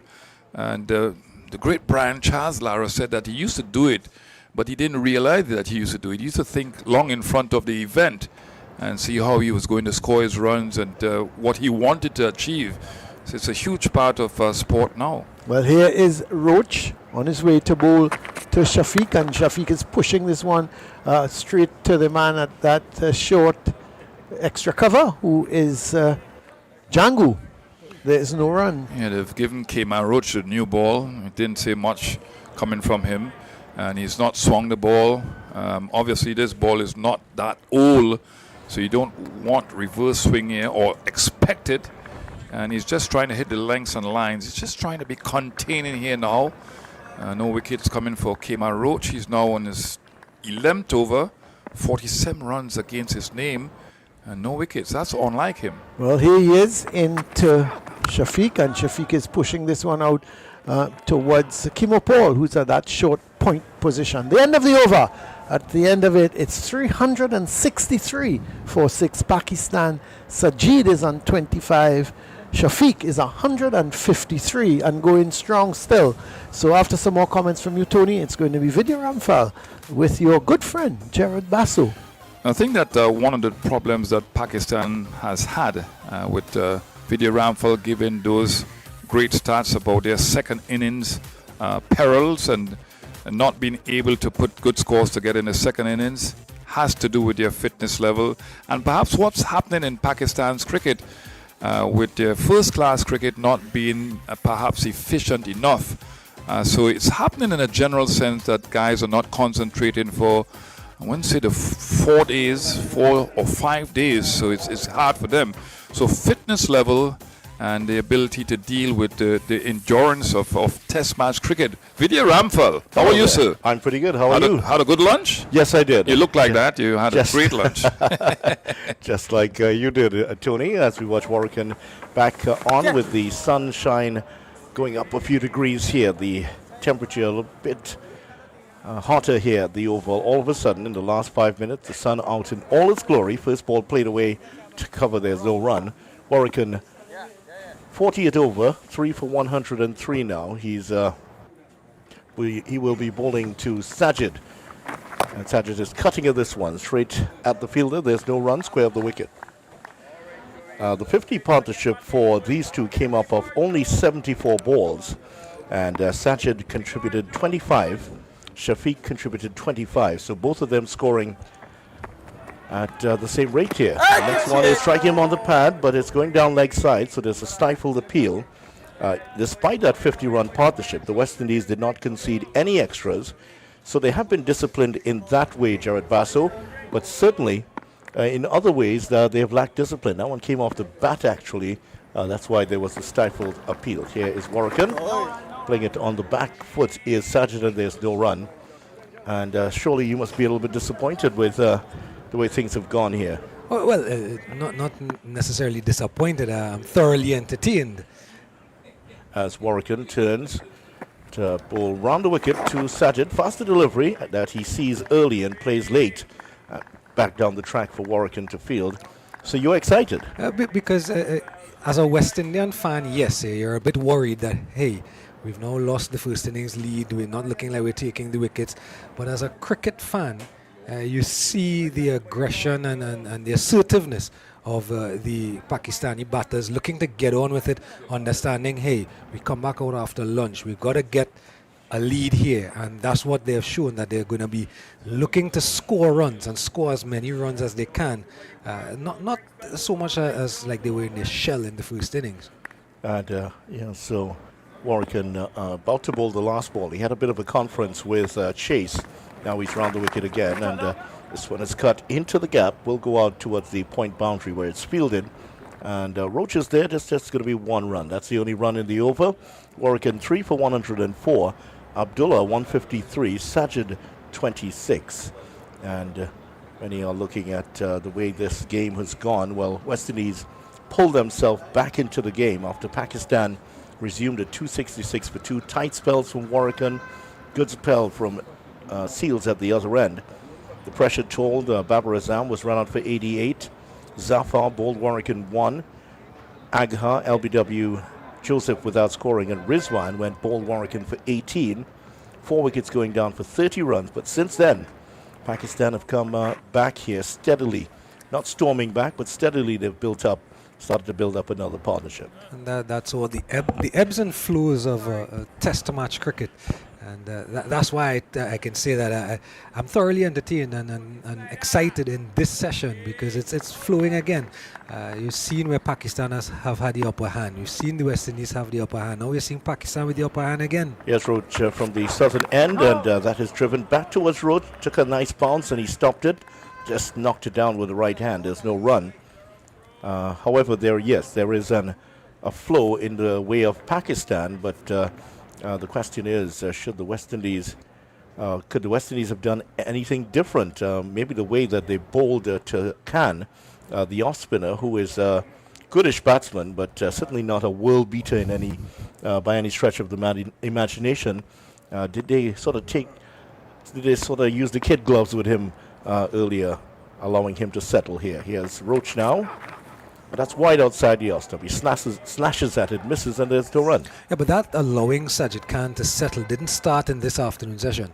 That No, I'm started in the talking first about session. the earlier session. Yeah, it did start in the earlier session, because I mentioned it just before lunch. You have 10-15 minutes before the lunch interval, and a batter who just faced probably 5 or 6 deliveries at the time, and you have a long off back. When you have your spinner bowling and 3 men around the bat, a slip, silly points forward short leg. Why not bring up the man from long off? Bring in the fielder that was on the point boundary. Create more pressure. And they didn't. And that in itself allowed him to get in, have the lunch interval, reassess and come back again. Yes, Roach over the wicket to Sajid. And, he's trying to cover this one. It was a lot closer to the off stump. And Shea Hope took that away from the leg stump. He actually dived across and tumbled and took it well. A low one, one that kept a little bit low to Sajid. To Sajid. Abdullah is just looking at him and telling him, that one kept a little bit low. Maybe not the shot you should have played. Yeah, it's too close to him to be cutting at that ball, and just a hint of sea movement as well, because the ball is still fairly new by the extent of it being a 90 over in a day's play. Just about 20 overs also. There's still something on the ball, something on the surface. Next delivery, he's driving back to Roach on the bounce. Roach collects in his follow through. There's no run. And Sajid will give you a chance here. That previous delivery, that ill-advised cut shot, the only thing he really could have done was cut that onto his stumps. And no ball signaled here late by the umpire. That was the signal. Let's see how well Roach his size 10s just landing over the line. Just maybe about half an inch in it. Roach turns at the southern end of the ground. He is in that economical athletic run-up of his. And Sajid is guiding this one into the gap there to the right of Gully. Work for Warwican out in the deep, so just 1 to the total. Sajid on to 27. Abdullah, who's 153 to face. And Pakistan 366 for 6. They lead by 22. He's been a little bit better today, Kemar Roach, but you can still see that he's not in fully himself, fully in rhythm. Even that no ball is just a sign that he's probably just trying a little too hard to find that magic. Some of the magic he would have had coming through his career that has led him to 300 plus test wickets, which is a feat in itself. Roach now is on his way past the umpire.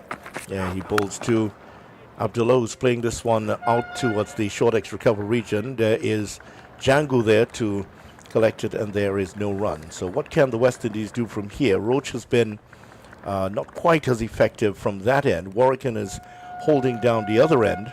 And just to the left of what I'm looking at right now, Jaden Seals is doing some warming up.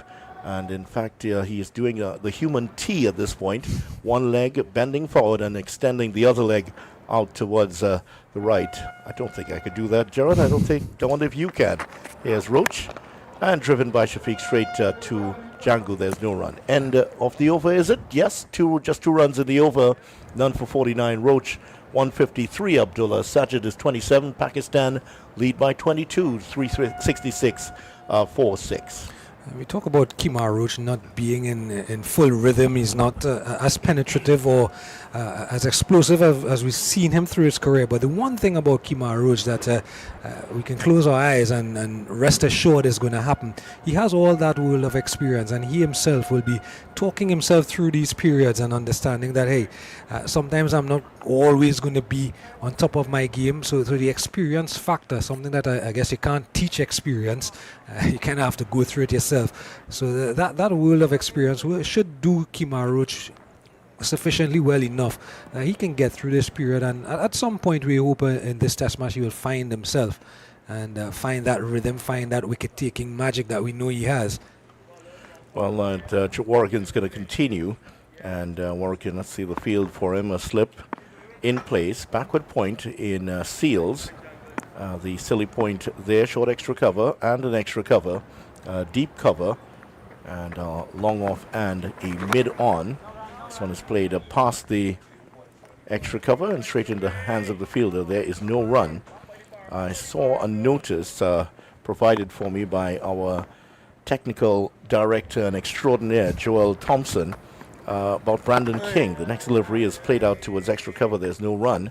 The news is that he has had some medical assessment, and he is suffering from back spasms. So he's being, he was examined. He's being observed right now by the Cricket West Indies staff. Next one is turned on the leg side. There's no one there, but it's only about 5 meters away, so no run scored. Yeah, and I was just in the room next door with a couple of the guys from the TV production, and they were talking about that back spasms, and we were just talking about what's next for Brandon King. As we watch Warrican, it's played by Sajid, who stays on 27, just plays it back down the track, and will he be able to bat? That's the real question. Yeah, and I think, thankfully that there is no more test cricket after this, that his test career won't be affected. We mentioned that this morning when it happened. Yes, Warrican round the wicket again, and Sajid not tempted into a big shot, almost a little bit more loop and flight onto that one.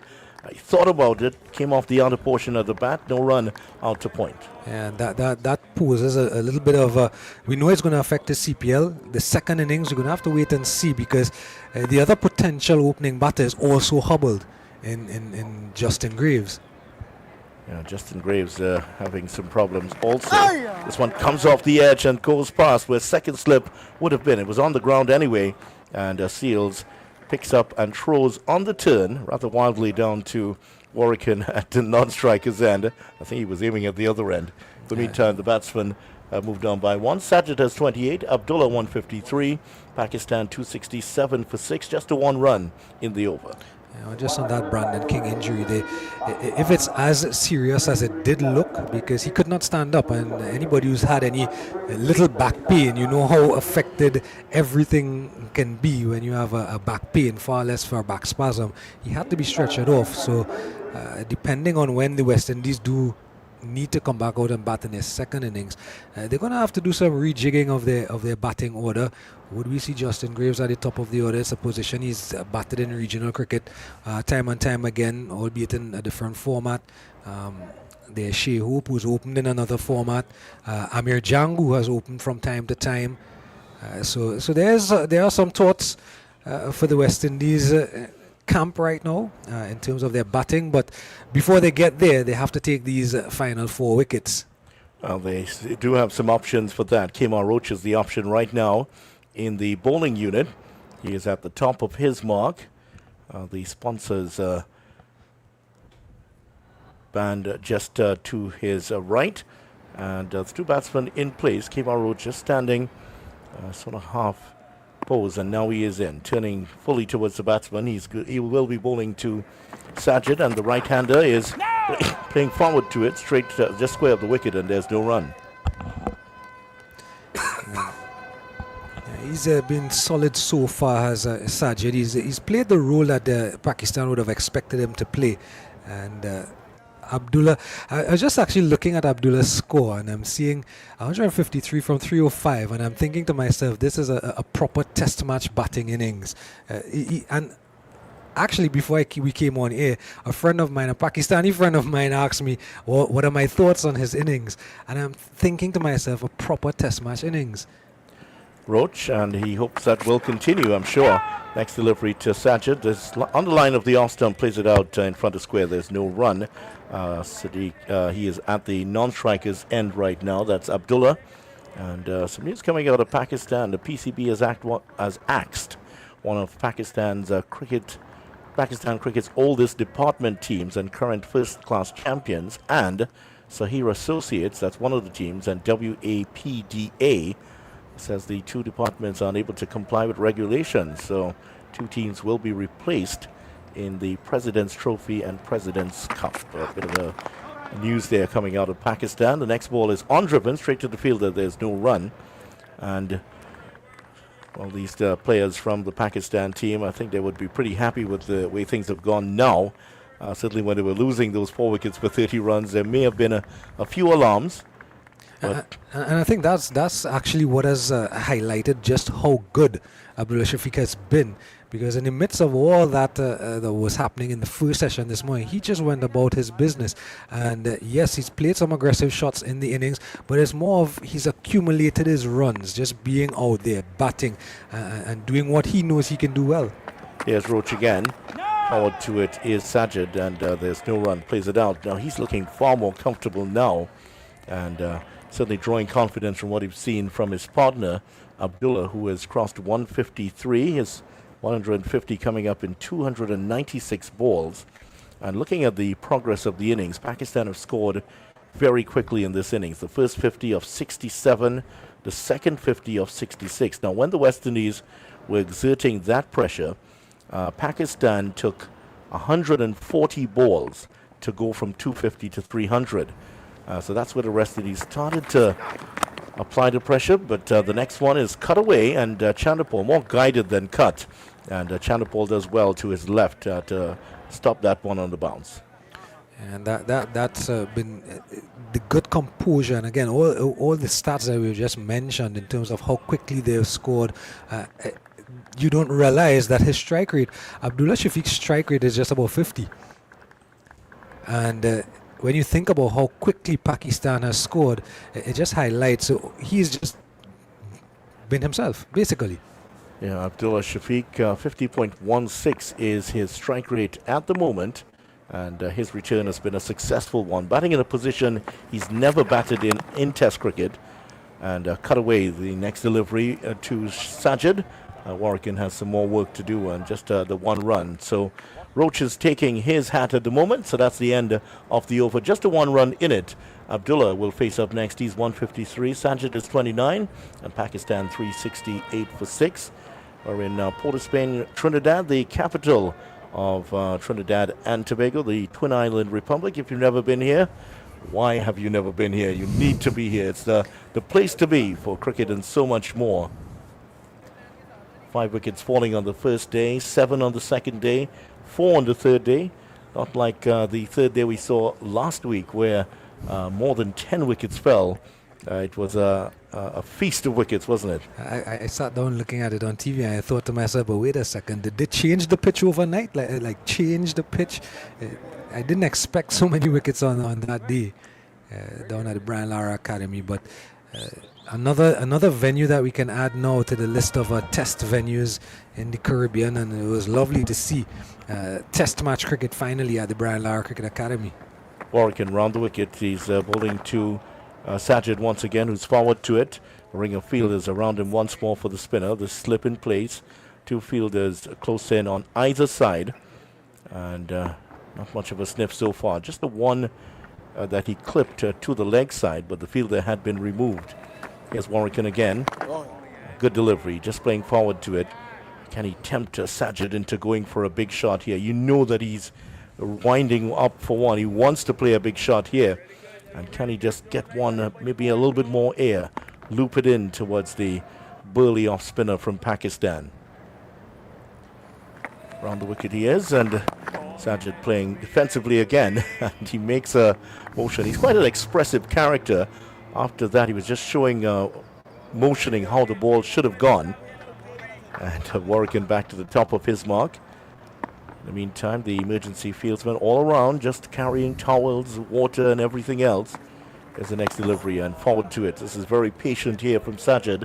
4 dot balls, and Warwican has continued to plug away. That one at 77.5 really sort of slowed that one down. Yeah, he's bringing his pace down. The 4 deliveries, each incrementally getting slower as he goes through his overs. Well, he go for the faster one now. Here he is in to Sajid. It is one that looks slightly quicker here, bowling from the Willie Rodriguez end, the 82.6. But Sajid wasn't fooled at all. He just played forward to it, back down to the bowler. Warwican has one more ball in the over. Will he go for another quick one here as he's round the wicket again, past umpire Kettleborough. And he's gone for the big shot this time, but he hit it all along the ground, but straight to extra cover. And Kimo Paul has gobbled that up. No runs scored. Sajid is 29. Abdullah's 153. Pakistan 368 for 6. 107 overs gone. Well, the game is not drifting by any means. If anything, it's drifting away from the West Indies slightly. For Pakistan, they are rearming themselves here to build a big total that will give the West Indies something to think about. Yeah, that tells you that there's no pressure on Pakistan. They already have that first innings lead. They still have 4 wickets in hand.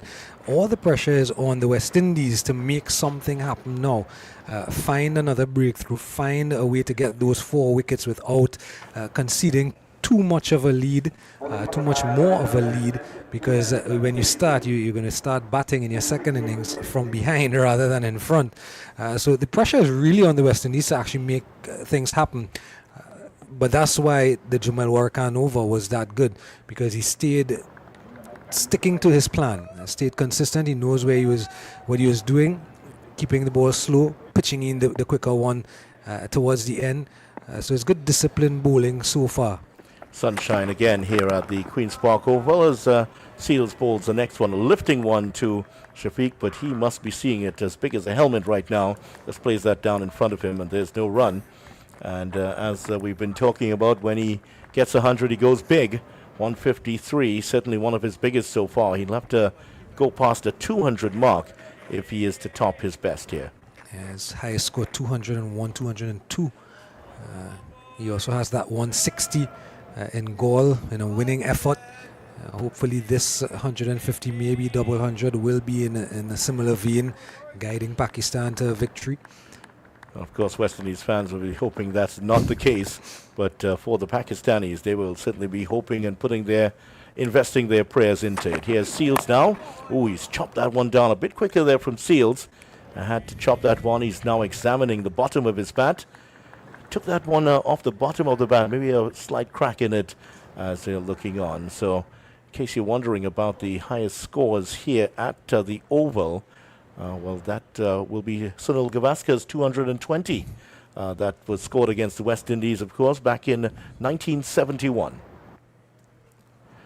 As the Lord Relator would say, Gavaskar, the real master. As the old Calypso went. So Pakistan will certainly be hoping that Abdullah Shafiq can top Gavaskar here. That would be a real feather in his cap, wouldn't it? But West Indies trying to change that. Seals has the ball in hand. Forward to it is Shafiq. Straight out to Paul at cover point. There's no run.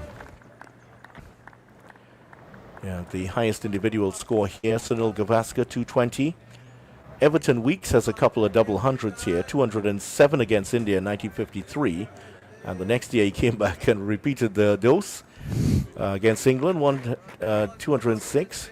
Ricky Ponting also had a double hundred here, and the England great Patsy Hendren back in 1930. Those are the 5 top scores here at this venue. Yeah, it is a venue steeped in history, the Queen's Park Oval. As Seals trying to create some history of his own, but that's driven down to mid-off, and there's no run. Roston Chase is there. Wonder what's going through his mind right now. Of course, the Queen's Park Oval is home to the Queen's Park Cricket Club. And of course, it's not just a cricket club anymore. Queen's Park plays all sports, more or less, now. There are no pickleball courts, there's the tennis courts, there's football, the age group cricket. So definitely not just a cricketing venue. Don't forget squash and table tennis. There you go. as we watch Seals, whose mind is not on table tennis at the moment. He is in to bowl to Shafiq, who's playing that one down, rising again. Has a quick word with Seals, who flashes him a look, and that's fielded at gully. There's no run. As we talk about the history of this venue, I have an uncle that will remind me all the time. Football played in the Oval as well. He would always remind me of Pelé, the great Pelé, coming here when the Queen's Park Oval still had galvanized around it. Oh, yes. And the big tree Tony Gray to the was east was here. still there. Tony Gray was here, and Colin Murray. They were both here for that. That tells you it's just the other day that happened when Pelé came here with Santos. I won't say how old my uncle is. Next one, outside the off stump, taken by the keeper, and that will bring an end to the over. A maiden over from Seals, 368 for 6, Pakistan. Abdullah, 153. He is resolute in his innings, and Sajid equally resolute for 29. Yeah, that certainly was a historic event. There was the crowd inside did not equal the crowd that was outside trying to get in, as you would expect. Pelé and Santos were very popular, touring around the world. Certainly was riding on the popularity of his exploits on the football field for Brazil.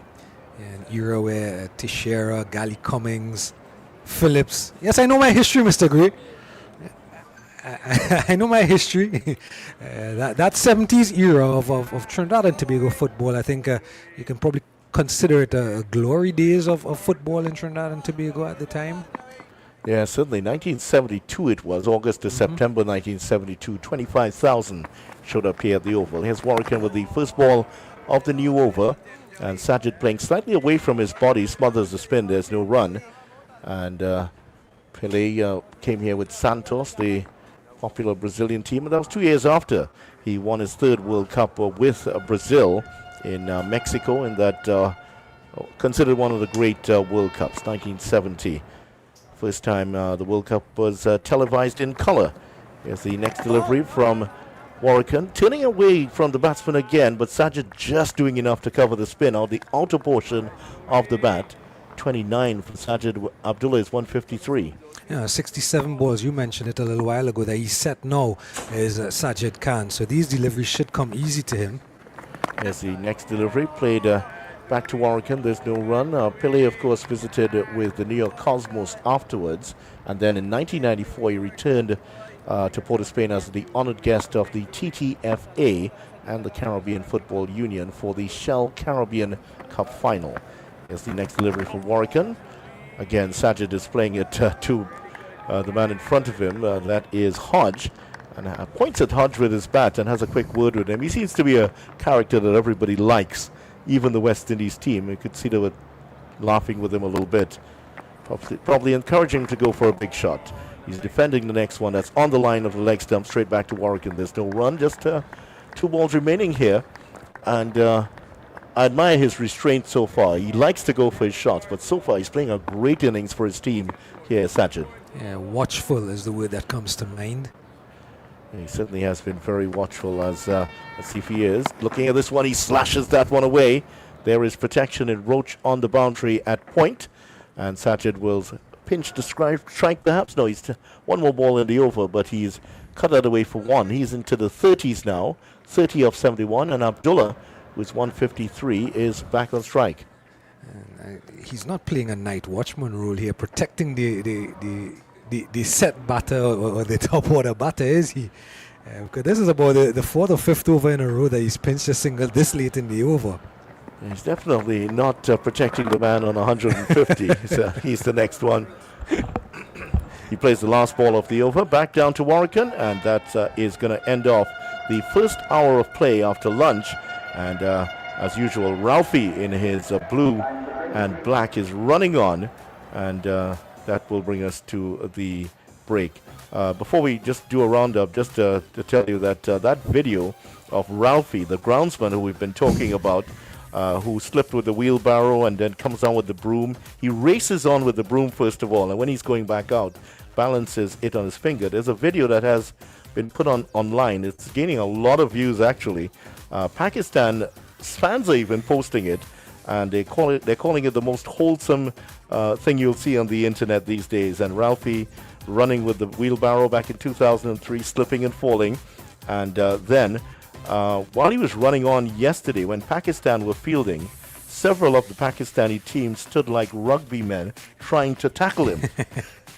And he still managed to evade them somehow, the 60-something-year-old against the 20-something-year-old Pakistani. I don't know if Ralphie can be 60-something because Ralphie has been around. From time to time, I always mention England being bowled out for 46 here at the Queen's Park Oval. And he was here. And that's my thing. I mentioned that game because that's my first real memory of live cricket.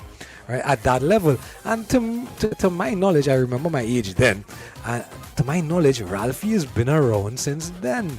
We talked about it yesterday, and that's one of the lovely things about cricket in the West Indies. The characters. The characters. You had Gravy up in the old ARG. You have McFingal and these guys across in Kensington.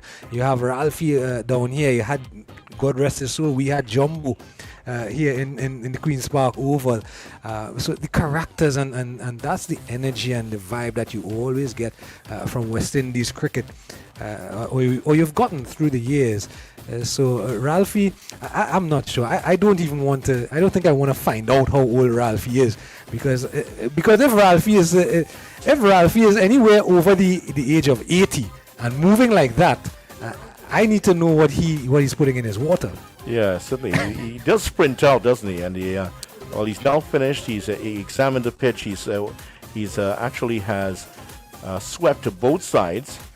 He's played more sweep shots than the Pakistanis today, and he swept both sides. Now they're remarking that. So let's take a look back at how things have gone today. Pakistan came in today 266 for 2, and they had a nightmare start as the West Indies started to turn the screws.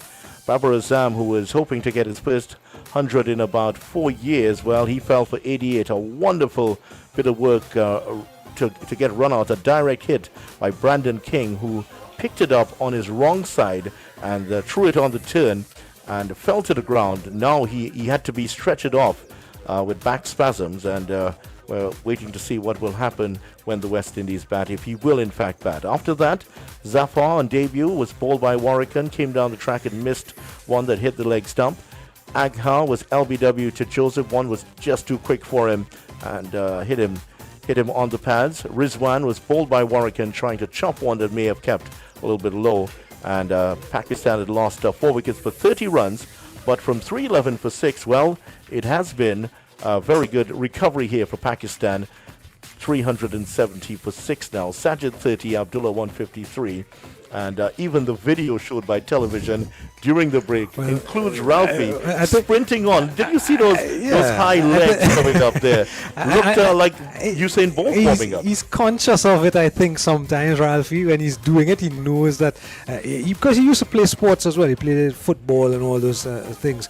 But just on the cricket, of course, yes, the second session for Pakistan has been a lot better. They came out and they half an hour or so after lunch, they looked to play some shots and exert some amount of pressure back onto the West Indian bowlers. Of course, Abdullah Shafiq getting to his 150. He's gone a little bit quiet since getting to the landmark, but of course Sajid has been taking the majority of the strikes since then.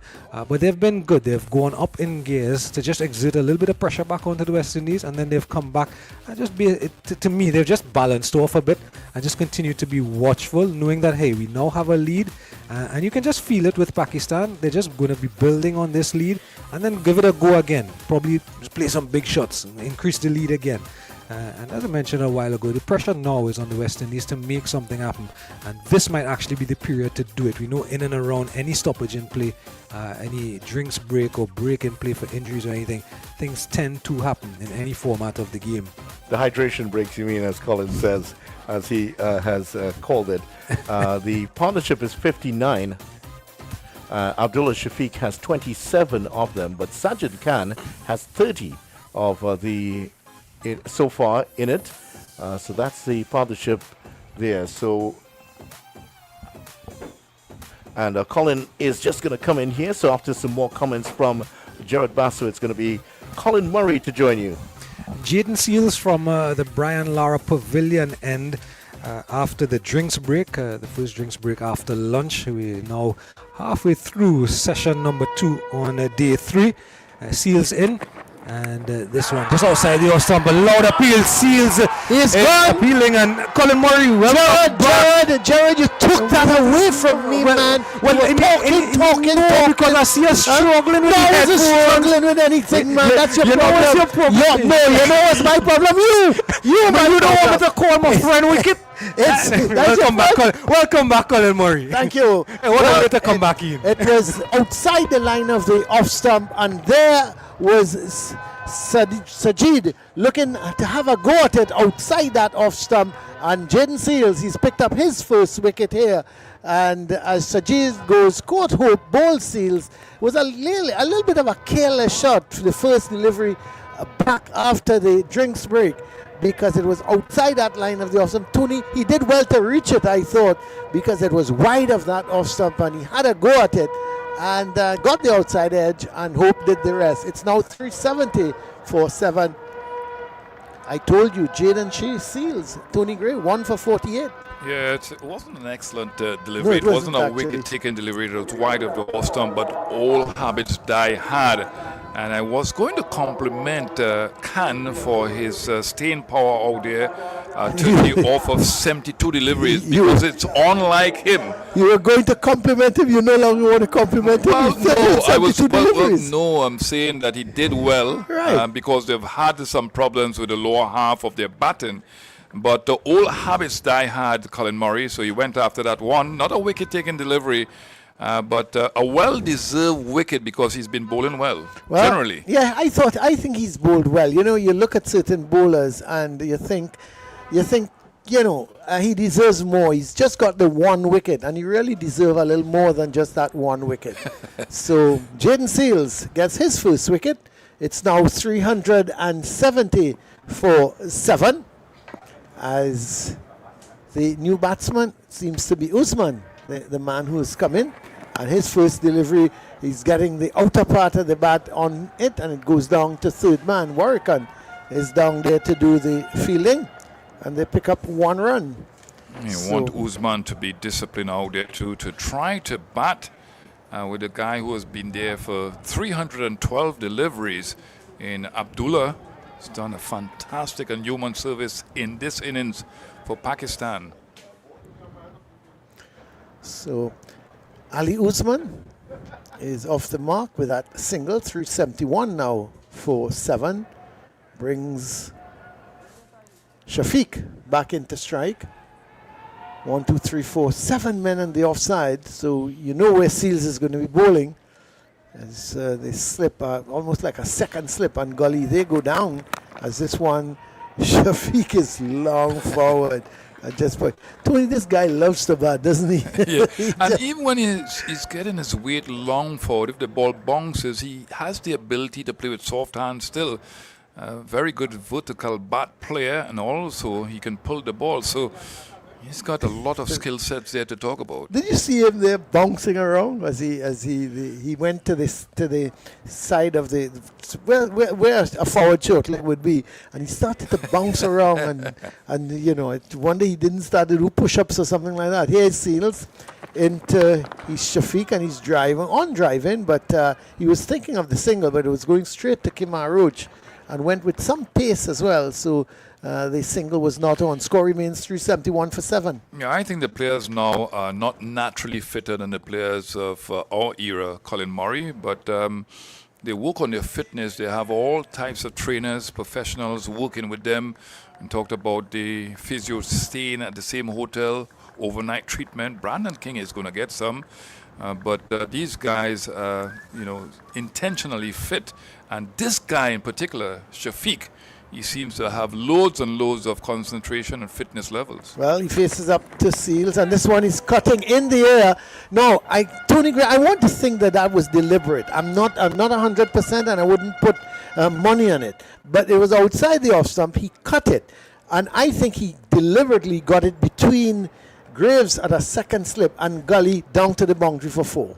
I think it's an excellent shot. It's well placed, well controlled shot, so it was intentional in my opinion. Yeah. You look at the guys in the slip area. Obviously, the pitch is not fast. It's not really bouncy. The ball is getting to that stage where it's gotten older, so the ball is not going to bounce with pace.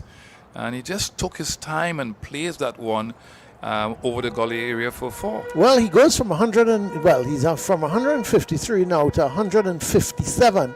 It's 375 for 7. The lead is now 31 as Seals at the top of his mark. Final delivery to Shafiq. He's with him now, and this one Shafiq is driving, but he can't beat a tumbling serve by Kemar Roach there at mid-on. That was very good by Roach because it was hit with some power to his left, and he moved swiftly, and he was tumbling over to stop it from going beyond him. And I thought Shafiq would have been looking for a single, but he was quite content to say to Usman no, and that was the end of that. It's the end of the over, 375 for 7. It means Usman is going to take strike, and are we going to see Jamal Warwick continue, Tony Gray? More than likely, Colin Murray. He's been boring. You say that like you're not sure. More than likely. What's going on? Are you sure? That is logical. Are you Colin sure? Murray. Are you sure, Tony Gray? Are you really sure Warwick is going to bowl again? Yeah, but that was an excellent save by Kemar was. Roach. Not just saving the boundary, but obviously they want the lesser batsman to be in strike. And I say lesser batsman because he's down the order, and Shafiq has been there for a while. Yeah, well, Usman, in fact, when you look back at the last game, he came into bat at number 7 in the first test match and didn't score very many. Here he is facing up to Warwick, and he's forward, long forward. He got naught LBW to Greaves in the first innings, and in the second innings he went caught Greaves, bowled Roach for 2. So see if they can dismiss him again quickly as Warwick in. But of course there's a spinner on rather than 2 pacers. I would unleash Shamar Joseph now as well, Tony Gray, from this, the Willie Rodriguez end, the end in which Warwick is bowling. And here's Warwick, because you really need to get, you're not, at this stage, forget about Shafiq, leave him there. But you've got to attack the other batsmen. As a matter of fact, I was even thinking of, if you have the 2 quickies on, give Shafiq a single. Here is cutting Usman, and he's not going to beat a good stop there. It seems to be, who's that? Is that Jaden Seals at that point position? It was a good stop from him. No, Roach. Well, he's in the wars, isn't he? Diving one way, then diving another way here. He was moving swiftly to his left, stopped it, and was rolling over. He did well in the end, though. Prevented them from getting. With that, Chase has pushed him back 3/4 way to the boundary as Warwick is into Usman, and he's long forward, no run.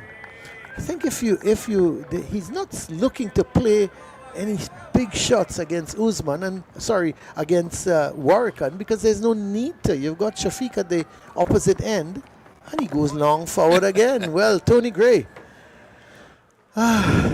It's 3 for 177. 44 overs have been bowled. Well, you have to analyze this if they will go after the spinner, because the tail-ended batsmen normally will go after the spinner, and you have to encourage them to go after the spinner. Yeah, but he's not going to do it, Tony Gray. Look at Shafiq. Just came to the wicket. Why would you do that? Tell me. Tell me. I'm asking you a question. Well, I'm willing to answer if you give me a chance. Oh, you're talking on other things. So the point is, the other thing is that if they're going to be more efficient against the faster bowlers, or the fear factor will come into play. So you have to analyze that.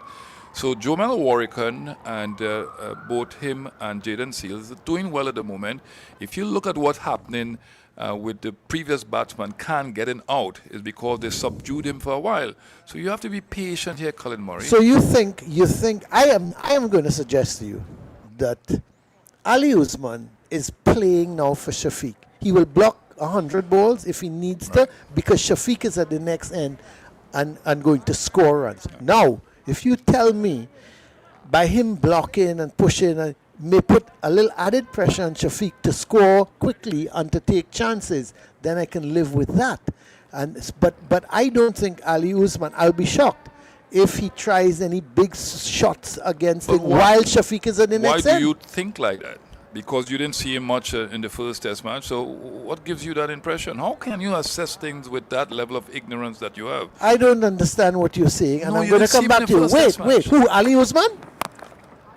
Ali Usman we're With talking the about? batter talking about. He Yeah, didn't bat but- for long. Right. So I am saying to you, you obviously didn't understand No, my I'm point. not agreeing with you. No, That's the but point. you're not understanding my point. Let me bring it back to you, All right. because you seem to your one-way track thinking is sending you crazy, and I don't understand it. No. I am saying to you, I do not think Ali Usman is going to take a chance by playing a big shot while Shafiq is in the next end. That's all I'm saying. What gives you that impression? Okay. Because you didn't see him No. bat for long. No. So you've seen him live now. Right, and Right. all he's doing is pushing forward. How much overs did it One. pace? One. Well, all right. You But can't I'm make looking. But I am. patient, Colin Murray. But what trouble is this? What trouble? Look, My good friend. I'm moving off from you. I think I'll just turn my back towards you, and you can do what you want. Here's Jaden Seals, however, coming into Usman and a delivery that is lifting. That's what you want. Some Right. get some quickies on and get him some body music. Right. So the thing about players now, they have been better at facing the fast bowlers. The fear factor might not. How you be- know that? You have seen Usman Ali? No, have you seen Ali I'm Usman? talking about a general. You thing. didn't see him See, in the you first stagnated in time, Colin Murray. There's no Andy Roberts out there. Stagnated in time? Yes, you thinking that. Stagnated in time? All right, go ahead, You're Colin using Murray. that's a phrase, I suppose. Stagnated in time. Yeah. Here is Seals, 376 for 7. Is into Usman, and he's turning this delivery. I was a little surprised that they went for that single to expose Usman to Jaden Seals, but he's faced 2 deliveries so far. One body line, and he just pushed it out in front of him, and then the other one pushing it out to mid-wicket. I'm frightened if Jaden Seals get the wicket now with a short ball and he's fending. Oh my, Colin Murray will be all over the place. No, I'm sitting down here. I wouldn't be going. Yeah, but you I will wouldn't jump be up going for anywhere. joy. I wouldn't be going Because anywhere. you want to be proven right, Colin. No, Murray. not at all. I'm a human being. Seriously? Yeah, you didn't know that? Here is a delivery that is lifting on Usman, and he's taking the bottom hand off of it and just turning Yes, it down to well fine played, leg. well played. And they pick up a single. You think so? Yeah. 377 for 7. But if he's going to bowl that short, Yeah, he should he have a did- man in front on the leg side. Oh, Yeah. yes. He short should. leg. If he's going to bowl that type of deliveries. Or you can have a leg gully in place. Yeah, if he's going to bowl that. Yeah. Because But, there's some pace on that delivery, and he's fending at the ball. Now, what they're doing here, they're changing the field, because there was a man at the fine leg position, and he's going in towards a mid-wicket. They've moved the man from mid-wicket, and they've put him on the offside. So it's a 7-2 field for Shafiq, which gives Jaden Seals the opportunity to basically bowl at the stumps, or wide of the off stump to Shafiq. And this one just angled into him, and he's pushing it out in front of him, and there's no run. Yeah, whereas bowling to Usman, he can more attack the stumps. And I agree with you for once. Yeah, I agree with you that maybe he could have had a leg gully. Yeah, and the other thing that I agree with you to a certain extent, but I just say You just be hate patient. But it. you look at Usman, he's calling the physio on Yeah. because he's been Yes. spanked on his hand. Yeah, I think it was the bottom hand of the bat. From a West Indian perspective, you're hoping it's his left hand, is it? You know, yeah. And that's what used to happen years ago, That's Ball right. of the spinners' fingers Yeah. destroyed their fingers. Here is Seals on his way. Nice sunshine here at the Oval. And Shafiq is driving, but finds that Chandapol is at that cover position, and there's no run. It's the end of the over. He remains on 158. It's 377 for 7. And here comes the physio to look at the hand of Ali Usman. Just getting back to Shafiq, Tony, 58 not out, and I'm going through his hundreds. He's outside of the 100 he made against England, 102 against England. all his other hundreds have been pretty big. Well, he got 114 against England as well.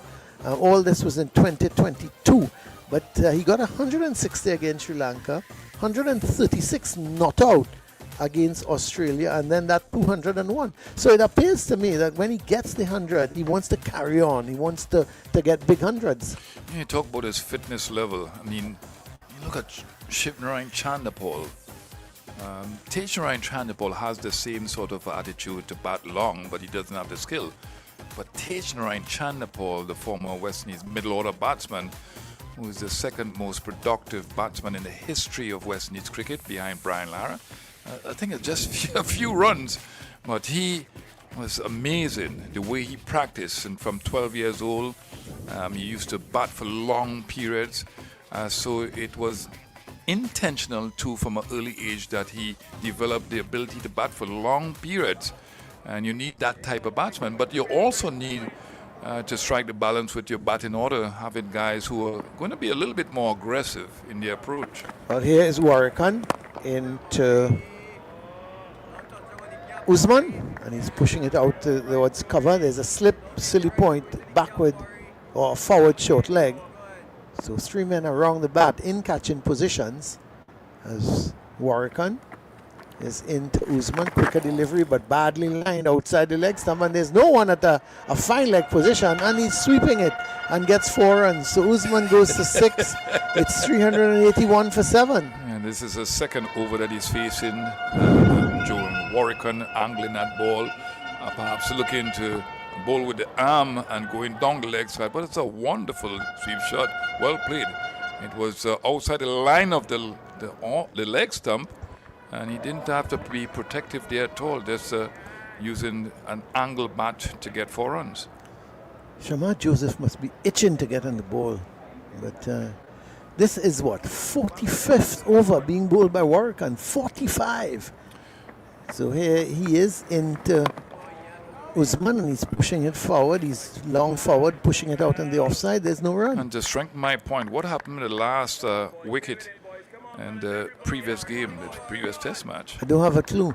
Here is Usman facing up to Warrican, and this time he's forward. A quicker delivery, push through, and you could see Usman sort of getting onto the back foot and realized it was quicker. He just came down on it and pushed it out in front of him. There's no run. Score remains 381 for 7. I think most people your age, seeing the West Indies team at the pass, would agree with you, Colin Murray. Here is a delivery. He's long forward too, and just pushing it back up along the track, and there is no run. So this is Warrican's final delivery of his 45th over. 3 for 111 is in quicker delivery, and Usman is playing it out to mid-off, and they get a, well, I thought they could have got a single, and Usman was looking for it, but Shafiq wasn't interested. It's the end of the over, 381 for 7. The lead, Tony Gray, is 37. Yeah, he's trusting his partner, Shafiq. He's now on 158 in 319 deliveries, so he's done quite well. And he would be obviously going to England, 3 test matches. But Colin Murray, you're angry with this situation. We've seen some Very baffling changes. Very. You would like Jomel Warrican to be replaced. Of course. Right, from this end. Yeah. Right. Put on a quickie. Give Shamar Joseph a chance.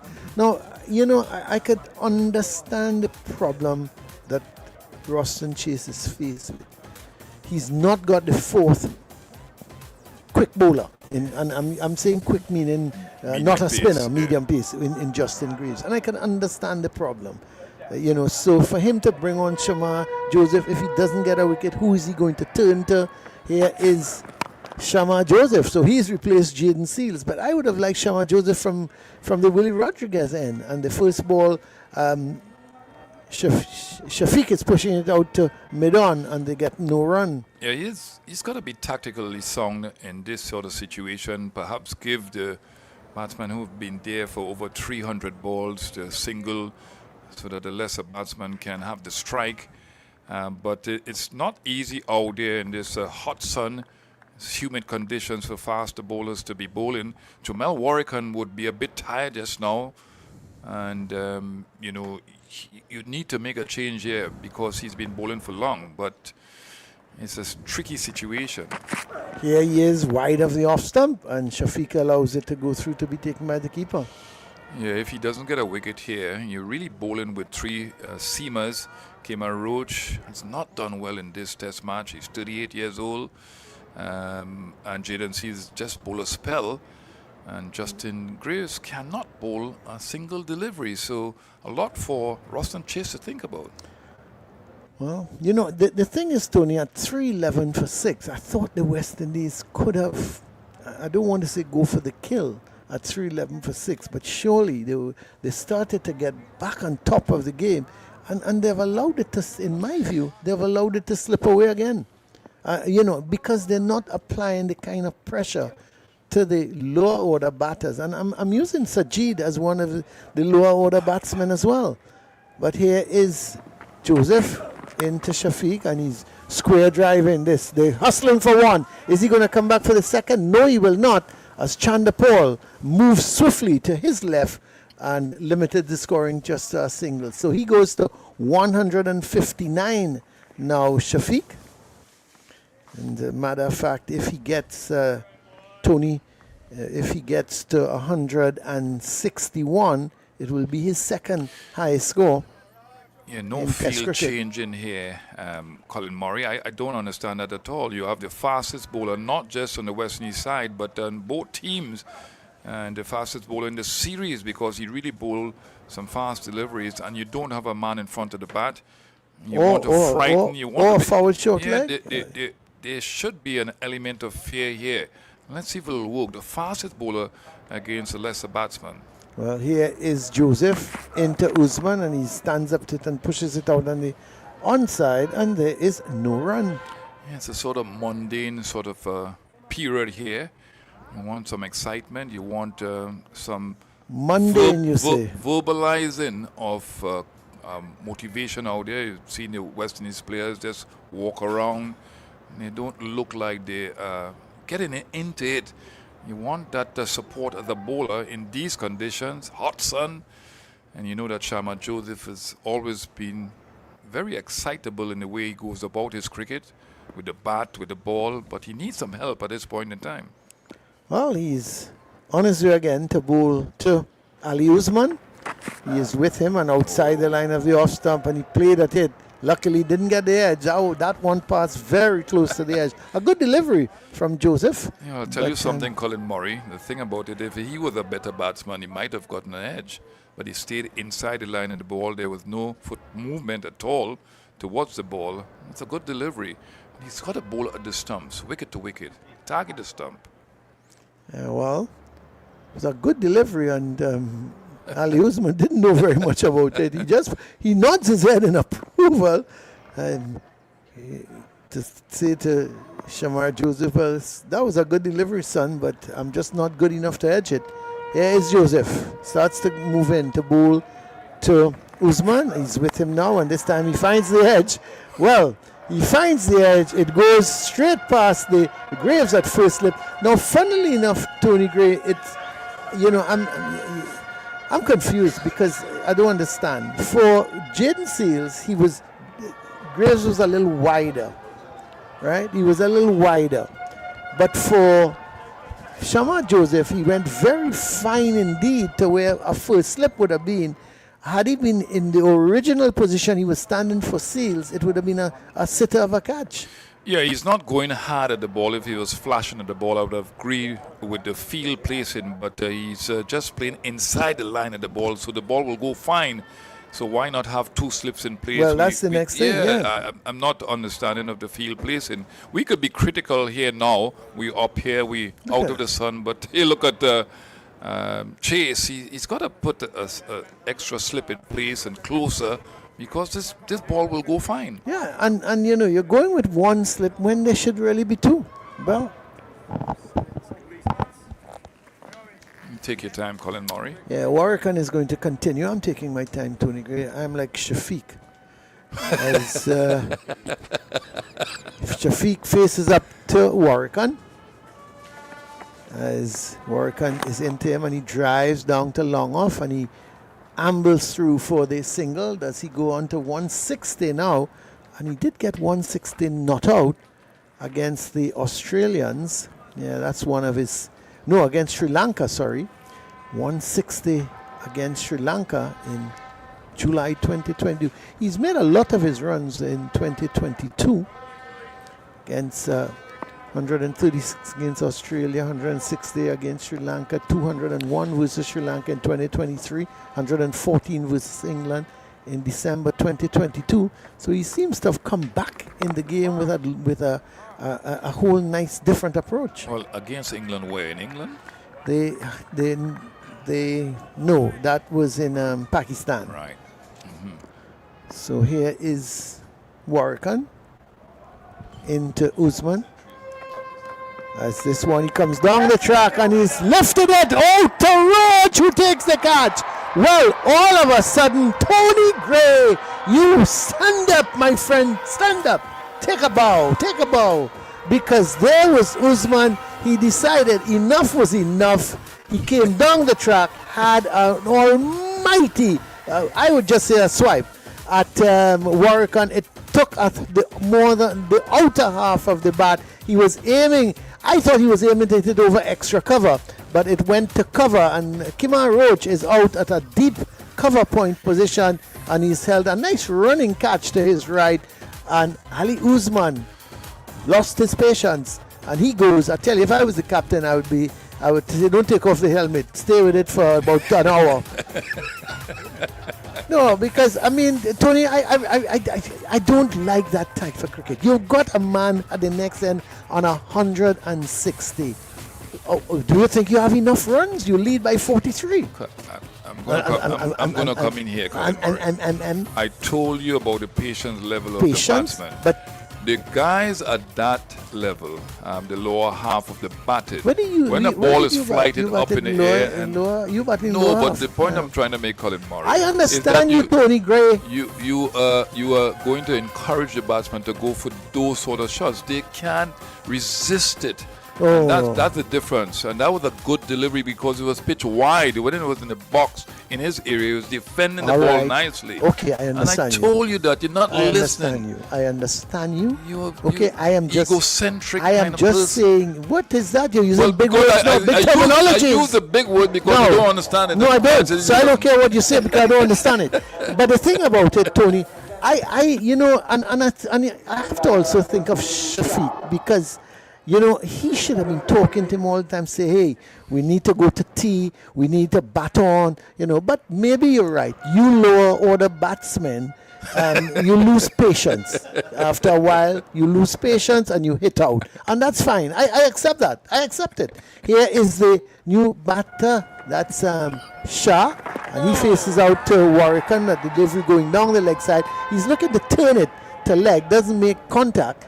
And it hits him on the pad. 387 for 8. So Ali Usman, the last man out for 10. Caught Roach Bowl Warrican. 387 for 8. As Shah faces another delivery. Bowled him!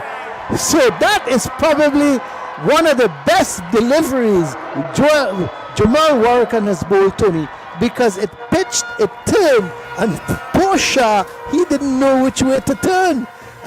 He was feeling for the ball. It turned and it hit the middle and off, and Shah goes ball Warrican without scoring.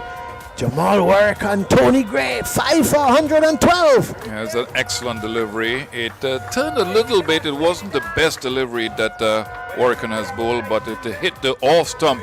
And Shah obviously not adept at playing against spin, and that's the benefit of having somebody like Jamal Warrican. Slower delivery.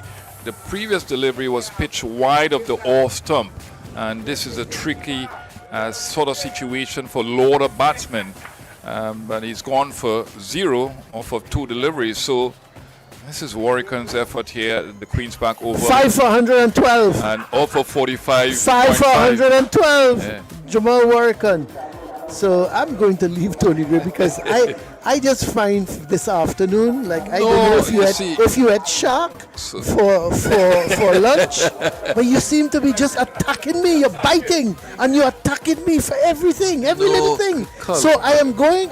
You could attack now because I'm going. And Vidya Ramphal is going to come in and your friend Gerard Basso. I am gone. So the thing with Colin Murray, we all know by now that he wants to be proven to be right. But as I said before, the spinners will always create problems for the lower order batsmen, especially the Pakistani batsmen.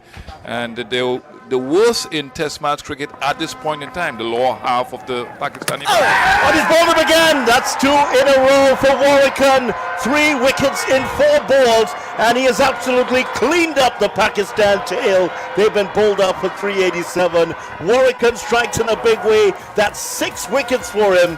What a performance from Jomel Warrican. Don't go before you tell us about this. Yes, he's been absolutely brilliant. I was concerned about him getting tired because the perception is that spinners really don't get tired, but he's bowled a lot of overs.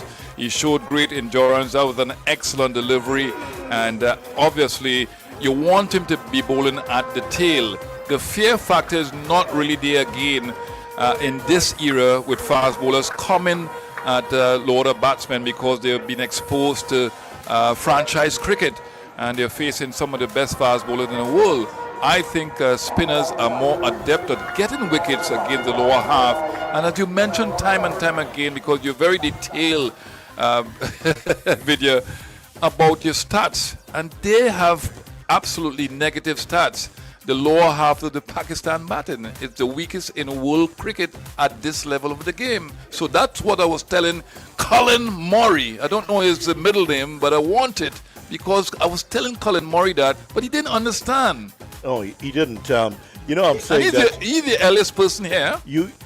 He says that you have shark. You had shark. It's a good thing you didn't have pork. It might have been. Wow, Vidya Ramphal. 387 Pakistan. Well, anyway, it gives us a chance here before we break out for the Gerard Basso's going to come in. So let's run through the Pakistan innings. But what a performance from Jomel Warrican. 3 wickets within the space of 4 balls to clear off the Pakistan innings. And exactly what we were talking about earlier, Pakistan's poor performance in terms of their last 4. Their last 4 averages 9.9, the worst of any of the teams in the World Test cycle, and it has been proven here again. And from a position of 281 for 2, Pakistan have been bowled out for 387. So there were swings and roundabouts in this one, Gerard Basso, who slipped in beside me. And thanks very much, of course, to Tony and to Colin. But, the 2 things that stand out here, the performance by Warrican and, of course, the performance by Shafiq.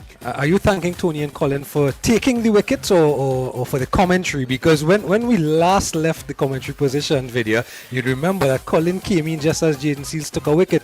Now they're leaving and Pakistan is all bowled out. So ebbs and flows of the game, this is definitely what the doctor ordered though for the West Indies. This is what you wanted as a West Indian fan, as a West Indian management unit, and as a West Indian team. Yeah. Take the final wickets as quickly as possible, restrict the lead, which is just a bit over 40. Just restrict that lead so that you know when you go into the second innings, you're not too much in a deficit. The big question though now for the West Indies, having taken the remaining wickets, is who opens the batting? Because the challenge is that Brandon King went off today with back spasms and he definitely was not scheduled to return to the field of play for the day. Yeah. So now we're going to look at and see where the West Indies go from here with their batting unit. But they know what they have to do: knock off the deficit and then set a total to be able to bowl out Pakistan again and win the test match. So let's run through the innings for Pakistan. Pakistan resumed earlier today at 266 for 2. Shafiq on 107 not out. Babar Azam looking for his first 100 in 86. Well, he didn't get there. Babar Azam was the first to go, run out for 88. Brilliant work by Brandon King. He, however, was run out. That brought Khan would come in later on. Zafar was the next to go. a waft after running down the track to Warwick. He was bowled for 1. Agha was LBW to Joseph without scoring. Rizwan, another poor return for him. He was bowled by Warwick for 18. They would have put on Pakistan score. They would have put on a partnership of 59 for the 7th wicket, and then Seals was the man to make the breakthrough. He had a can caught by Hope for 30, and then it was the Warwick show. He just cleaved through the Pakistan innings, and his 46th over proved to be critical. He took 3 wickets within the space of 4 balls, and here's how it went. Ali Usman carved at one, and he went caught at Roach on the boundary of Warwick for 10, and then Warwick bowled a dot ball to Shah. Next ball he cleaned him up. He was bowled for a duck, and then Muhammad Ali went first ball bowled without scoring. Warwick is going to be on a hat-trick in the next innings. Yeah, he will be. And you talk about Warwick, and I was in between our stints, I was looking at the scoreboard, and I was looking at Pakistan batting 100 odd overs and Warwick just about 40 odd overs in his spell. And the calculation, just under 50% of the overs of the innings were bowled by Warwick. But we talked about it earlier in the day. He's been very, very much better today in his lines, his lengths, his variations in speeds, and he's posed a threat and a test for the batters, and sticking to his disciplines, he's gotten just reward for it in the figures of having 6 wickets in the column. 6 wickets for 112, and his best returns in test, actually when he took 7 for 32 was also against Pakistan. He's loving bowling against the Pakistan team here. Here are the bowling figures for the West Indies. Kemar Roach, 13 overs, 1 maiden, none for 50. Jaden Seals made the breakthrough, his only wicket, 19 overs, 4 maidens, 1 for 55. Joel Warrican, he came on after 2 overs on the northern side, and he bowled 46 overs in all, 8 maidens, 7 of them today, that is. 112 runs and took 6 wickets. What a performance from him. Shamar Joseph, 17 overs, no maidens, 2 for 84. Roston Chase, 7 overs, no maidens, none for 22. And Kevin Hodge, 13 overs, no maidens, none for 58. Pakistan bowled out for 387. They have a lead of 43. Not a huge lead, but it could be in what could be a low-scoring 3rd and 4th innings. It might prove to be crucial. Yeah, historically we know that day 3, 4 and 5 things usually go downhill in terms of how the pitch plays at the Queen's Park Oval. It tends to really flatten out, it gets dry, hard, it turns a lot, and run scoring becomes difficult on the latter periods of a test match here at the Queen's Park Oval historically. That being said though, that's why it's called a test match. It's going to be a test for the batters coming out in the 3rd and 4th innings. Either way, West Indies of course knocking off the deficit and setting up a total, and then Pakistan when they have to come out and possibly chase whether a small target or a big target depending on how the West Indies batting goes in the next couple of sessions. And the West Indies batting, of course, we talked about Brandon King injured. Will he be able to open? Who will open in his place? There are options for the West Indies. There's also the injury to Greaves, who was going quite well yesterday, got injured, and then was a bit scratchy when he came out to resume his innings yesterday. He went for 73, I believe it was, and now the West Indies, 73 he got. Now the 3rd innings of here at the Queen's Park Oval, the average is about 259.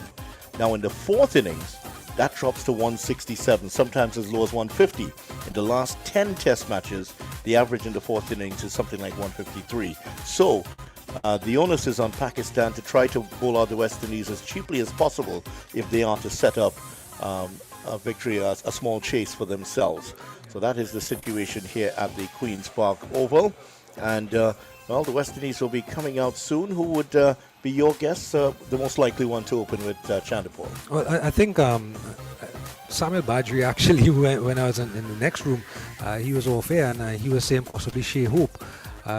So for me, automatically my first inclination is Justin Greaves because of his record as an opener in regional cricket. But as you mentioned, Justin Greaves is a bit hobbled as well. He has that leg injury. He didn't bowl because he has that leg injury. How capable at the top of the order? Do we need to give him more time to be off of the field and just rest and recover to bat at his normal position down the order 6 and 7? I also thought about Amir Jangu because I've seen Amir Jangu bat in different positions from school days come up to international level. So that was also a consideration in my mind. But I think the logical one and the one that they would probably go with if I'm in that West Indies camp is probably Shea Hope, given the experience factor. Shea Hope may be the one. Who knows? You didn't mention Hodge, who comes in at 3. If there's an early wicket, he has to. He basically becomes the opener. Well, that was the other part of Badri's comment to me earlier. He said, "Oh, you just move everybody up one." Yeah, that's right. And King can come in if needed later on. So perhaps the West Indies batting with 10 in this innings. So the intrigue is going, even though they have pulled out Pakistan, and they do have the motivation and the momentum going into their innings. With that dramatic collapse of Pakistan, it works both ways, doesn't it? It does. With the West Indies going in with motivation, and Pakistan perhaps a little bit deflated here. Both dressing rooms, I think, different emotions going through them right now. But I'm telling myself, if I'm in the Pakistan dressing room and if I'm that management team, I'm telling them, first of all, they are going to be aware of that batting conflict, if you will, that West Indies, those considerations. Okay, how is this batting order going to be? Because you have 2 hobbled batsmen, one who definitely can't take the field today. So Pakistan should know, first of all, hey, this is going to be a weakened batting lineup. And then on the other side, you look at what the West Indian bowlers did and what they didn't do. And you learn from that. And then you also have the backing of knowing what you did in the first innings, what worked, what didn't work. And then you just execute. It comes back down again to what we talked about in the morning session, execution. Because Pakistan, we know they can bowl out the West Indies. It's up to them as a unit to take advantage of whatever drawbacks the West Indies may have in their batting effort and execute on a pitch that it is wearing a bit. Right, but there is still something there for the bowlers. Let's talk a little bit about the pitch itself. Well, the pitch has played well. We haven't seen a lot of balls squat there. Hint of turn. There is a fair amount of turn in there for the spinners. And in the meantime, Omar Gul, the bowling coach, is out there right now. He is doing a thorough examination of the pitch, and they've used the heavy roller. So they have used the heavy roller to roll the pitch. That's what the West Indies have asked for. And Pakistan... the Omar Gul is looking on. I wonder what he's going to be telling his bowlers. Well, right now he stood right on that good length area, and he's looking profusely at that one spot. There is a spot I think he's picked out in that good length area, and he's peering down at it. But I think there is something still, as I mentioned just a while ago, there is something still for the bowlers. What it does as a batter, it tests, and we saw it with the Abdullah Shafiq innings. It tests you as a batter, your skill sets. Are you able to see out the good balls, be astute in defense, and then when you get the bad ball, put it away? And from a bowling perspective, it tests you as well. Find the spot that you need to find. We just saw Omar Gul looking at that good length area for a long period of time, and it's up to you to find that line, find that length, which is what the West Indies did better today than they did yesterday. Too many full deliveries, full tosses down the leg side yesterday. Today, they were a lot better in finding that good length, topper off, outside of off. That's what Pakistan's got to do too. And for the West Indies, in terms of batting and the model of batting, they could easily take a leaf out of the book of Shafiq, Abdullah Shafiq, who got 160, and that of course ties him. It's the second time he's gotten 160 not out in a test match. The last time, of course, was against Sri Lanka back in 2022. I believe it is. So 2 scores of 160 not out, and he would have been hoping perhaps to get past his biggest score against Sri Lanka in 2023 of 2,201, but it was not to be for him. Pakistan just crumbled at the end. I thought he looked good for a double century. When we last came off commentary, I stood up outside on the balcony and I'm saying to myself, Shafiq looks good to do another 201 here, and if he gets, I started to add it up. If he gets to 201, the lead is going to look like 100. And it's probably going to go closer to 150 if he continues. But unfortunately, as you said, the other batters didn't stay with him. Maybe some of the shots that they played to Warrican, in hindsight, they should not have played it, because you have Abdul Shafiq, who is set well past 150, well past 300 deliveries faced. Maybe you just play for him to carry the lead further. They didn't do it, and we're here now. Well, the Pakistan team in their whites, they're coming onto the field now. They're doing their fielding practice. The slip practice is going on. And now, on the pitch itself, Omar Gul is there with the fast bowlers. And looking at Muhammad Ali is there. Right next to him, that is Ubaid Shah is also there. Yeah, that's young Shah. Ubaid Shah is also there. And, the third player out there is the young wicketkeeper, Gori, Ghazi Gori, who is there. And, the Omar Gul was pointing out a certain spot, which is at the northern end here. So the batters at the northern end. There is a spot that Gul has identified, as you mentioned, that could be potentially dangerous to the batters, and he is instructing his two bowlers, that's where you need to land and look for that particular area. It's going to pose some problems. Now, when this game started, the pitch report was that, okay, there's no grass on it. There's a mosaic of cracks, but those cracks will widen as the game goes on. And once they widen, some of them might, present some problems for the batters. And I think that's one of them that Omar Gul has in fact pointed out. Yeah, I think when you pointed it out that he's down there looking at the pitch, and I noticed him looking at one particular spot. I think that's actually the spot that if you recall, Jaden Seals hit a good length bowling from that southern end, so batting from this northern end, the media center end, and he got a couple to jump and actually rock the batters on their gloves a few times from that length. Hawkeye may tell you differently, but that, I think, is the spot that Umar Gul has seen that, hey, there is something happening. Once you find that spot, once you hone in on that spot, probably, as you said, maybe one of those cracks just opened up just a bit over the last 2.5 days. Yeah, so right now the Pakistani bowlers are in at the moment here. Ali, whose ill-advised shot led to that last, just opened the door for the West Indies. He went for 10, and then within 3 balls, the Pakistan innings was over, leaving Abdullah Shafiq stranded on 160. Great innings from him, and one that I'm sure that he's going to remember for a long time, and it should give him some capital within this Pakistan team to stay in for a longer period. Let's hope, I guess for his sake, that he would be hoping that this is the start of the revival, the second act, if you will, of his career. So, no sign of the West Indies team just yet. In fact, I'm now seeing Tagenarine Chandapal, not Shivnarine, Tagenarine Chandapal, just coming out of the Derek Murray Players Gallery. You don't have to see him. You just have to look at the walk, and it's very much like his father's. And I was telling someone earlier today that it's so strange that himself and Kaiden Pollard, who represents the Trinidad and Tobago on the 19 team, Kieran Pollard's son, the two of them, himself and Tagenarine, are splitting images of their parents. Yeah, they certainly are. Because if you see Kaiden Pollard, he has every mannerism of Kieran Pollard, his dad. You see Tagenarine Chandapal, it's the same thing. He has the same walk. The only thing I think is different is that the two children, Tej and Kaiden, are shy people. Well, whereas their fathers were...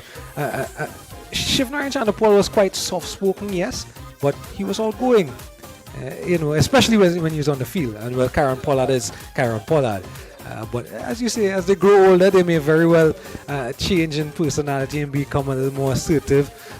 But I'm glad to see Tagenarine get his opportunity back into the team.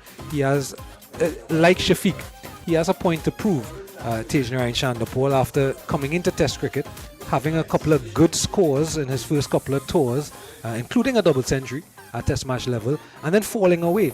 And not just falling away at international level, but also at a regional level, which is what brought him to the dance. The umpires have just emerged from the Brian Lara Pavilion, and they are coming out and seeing a couple of batsmen out there, and Tejaran Chandapal is one of them. I'm seeing Amir Jangu padded up, and I'm also I'm seeing there, looking through the binoculars, of course, in case you're wondering what I'm looking at. I'm seeing Shea Hope also, it looks like, padded up there. So it could be Jangu, it could be Hope looking to come in at 3. But let's see. Well, the two batters are coming out here at the moment, and we'll identify them properly for you in a moment. The umpires are on the field, the ground staff are heading off.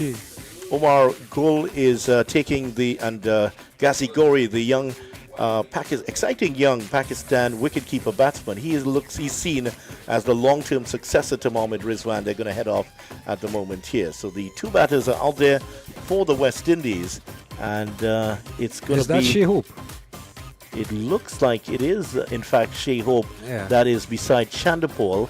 Amir Jangu looks like the one who will. Yes, he's still in the pavilion. So that is the pairing for the West Indies going out at the moment. And in case you're just joining us, the reason for that is that Brandon King injured himself while running out Babar Azam earlier today, and that turned out to be a critical dismissal, because if Babar Azam had gone on to get 100, that could have been West Indies looking at a very big lead. As for the moment, it's 43. Pakistan bowled out for 387. Shafiq 160 not out, and Jumel Warrican 6 for 112. We may have maybe just about an over a 2. In fact, it is. In fact, I just saw the number. It's actually Hodge who's Hodge coming is the man out to who's bat. coming out. Yes, now we're seeing his height and identify him. He's the shortest man on the team, and he and Chandapal are the ones who've come out. So there we go. Mystery solved, and let's get back into the mystery mobile. So Hodge is out there alongside Chandapal. Let's see how this makeshift opening pair will do against the Pakistani team. So option 3 it is. Move everybody up 1. And that's certainly what it was.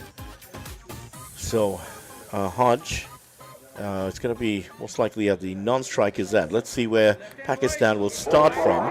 And it appears that Ali is going to be taking the new ball for Pakistan, and he will be bowling from the northern end. Ali, who cemented his place in the Pakistan team after coming back from 18 months in the wilderness, came back with 4 wickets for Pakistan, 6 wickets in all in the last game, and here he is now. He has survived the much discussed dropping of Mohammad Abbas and Khurram Shahzad, who were dropped for this game. So Ali is there, and it will be Chandapal, the left-hander, to face up to the first delivery. Your thoughts on Hodge coming in? He wants Shea Hope to open. I think he does. I think we all did. Actually, as I said, my choice would have been to see Jangu, actually, because I know the capability of Amir Jangu. But I think Kavem Hodge has been around for quite a while. That whatever role, and a lot of experienced players say that, whatever role the team needs me to play, I think Kavem Hodge is well capable of playing this role. And he's just going to have to cascade from whatever Chandapal 3 slips as Ali is in now. He's past the umpire and bowls to Chandapal. One jumps on him and sets off for a single. Just plays it into the cover region. It's fielded by Babar Azam, and there's no run. So immediately off the mark is Chandapal, and that'll bring Hodge into strike. Don't remember seeing him open a lot. But he's taking his mid-stump guard as Ali walks back to the top of his mark. Yeah, he's. I don't think, to my mind, I have seen him open even at regional level. But again, that's the experience, because he's been around for as long as he has been. Regional level, international level, you expect that he can play the role. You ask him to do the job, and he's going to face his first ball now. Hodge now, the right-hander with 3 slips waiting behind him. Ali is into him, down the leg side, drops in front of Rizwan, and he does well to just block it with his the combination of his gloves and pads, and there is no run. 1 without loss, and Ali now, who certainly didn't start very well in the last innings, now looking to try to prize create an opening here for Pakistan. And this is a period that himself and whoever opens the bowling with him, this is a period that they want to exploit, because just a few minutes away from the tea interval as well. So it's a tricky period knowing that a break is coming up. Might be the only over, in fact, as we watch Ali run away from us. Number 14 on his back. He is passing the umpire balls, and that stifled appeal, that one striking Hodge on the pads. Nothing else from everyone. Outside of those 3 slips, there's a backward point. Babar Azam is at mid-off. There's a extra cover in place, mid-on, mid-wicket, and down at fine leg.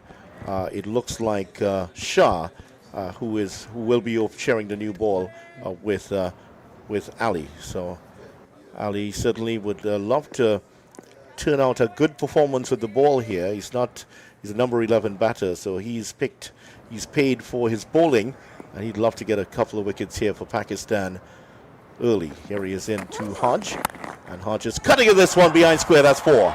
It was a wide delivery, short enough, and Hodge, maybe not a huge amount of foot movement, but slammed the door on it, and that flew to the boundary.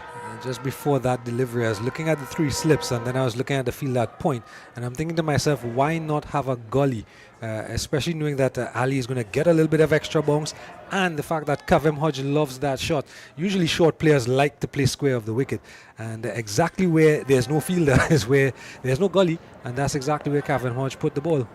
Yeah, that's slashed away. Even if there were a gully, it might have been difficult to pick up on that one. He hit that very well indeed. And here's Ali now over the wicket to Hodge once again. Fuller delivery, and forces him into a defensive shot. And he lifts his back leg up, almost like he was going to execute a pirouette, but doesn't do so. 5 without loss. The flamingo shot, made famous by Kevin Peterson. That flamingo shot. Ali heading back to the top of his mark. And what have you made of Ali during this tour? He's impressed. I mean, he's been good. Of course, the wickets tell that story. That's Muhammad Ali back to the top of his mark. He's on his way again, and he's bowling to Hodge, and turns out on the onside this time. Behind square will get 1. They won't go for the second. Shah is in, the 20-year-old, moving swiftly off the boundary to do the fielding. That's going to end off the first over. 6 runs off the first over. Good start here for the West Indies. Chanderpaul on 1, Hodge on 5. West Indies 6 without loss. And they have wiped off 37 runs. They trail Pakistan. Just to go back to as you asked about Ali, I think I like his way of operating. He keeps it simple, and he has that simple, nice athletic run into the crease, and everything about his bowling is as they talk about repeatable action, repeatable steps, and he's shown that he knows what he's about. Shah is going to bowl from the southern end, and the youngster, the 20-year-old, who is in his debut here against the West Indies, got 2 wickets on the first day. The first of one, his first wicket, of course, is Amir Django, who is due to come in at number 3. Here he is in now over the wicket, bowling to Hodge, and that's gone straight between bat and pad, just over the stumps. That was too quick for him. Wow, that Rizwan was certainly scrambling to take that one. He thought that had taken the top of the stumps. Maybe that's the spot right there that Umar Gul was actually pointing out to his bowling unit before they came back out into the field.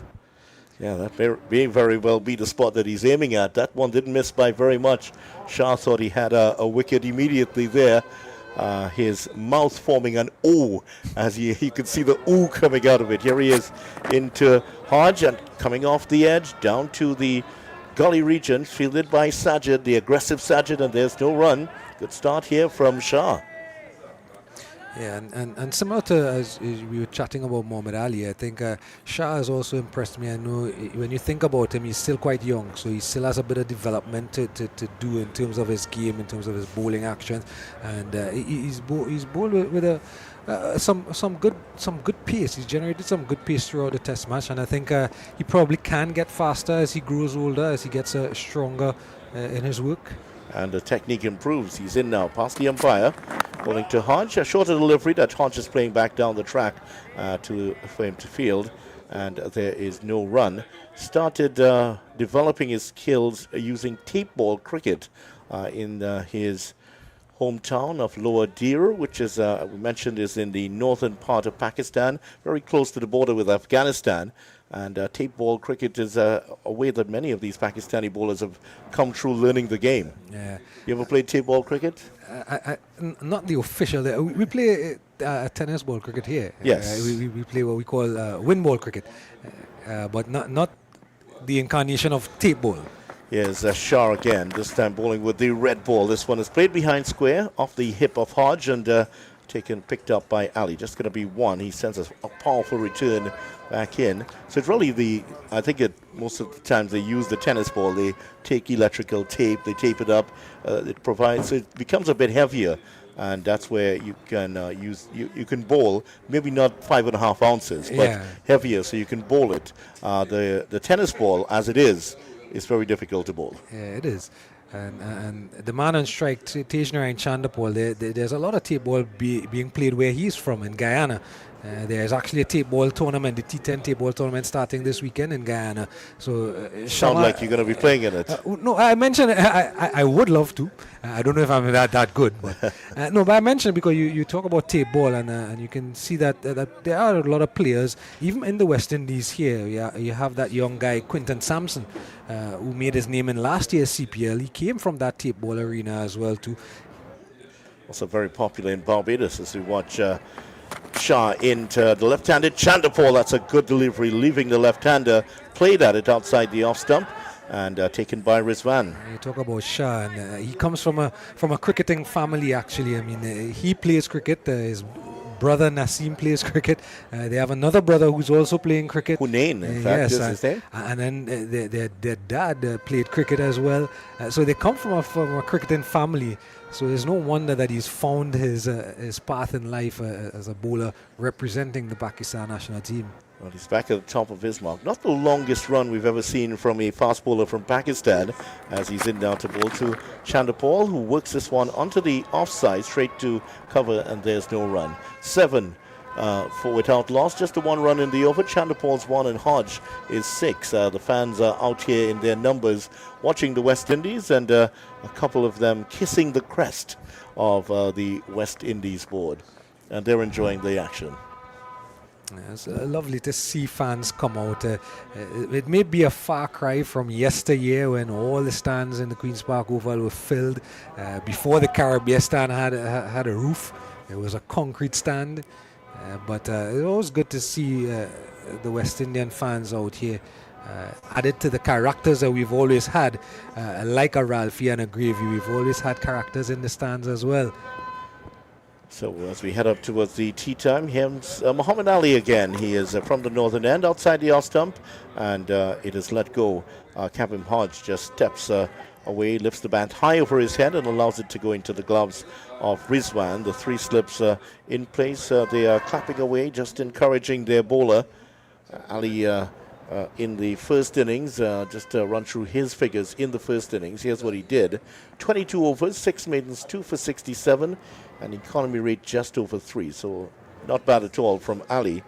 And he had some ordinary spells, especially at the start.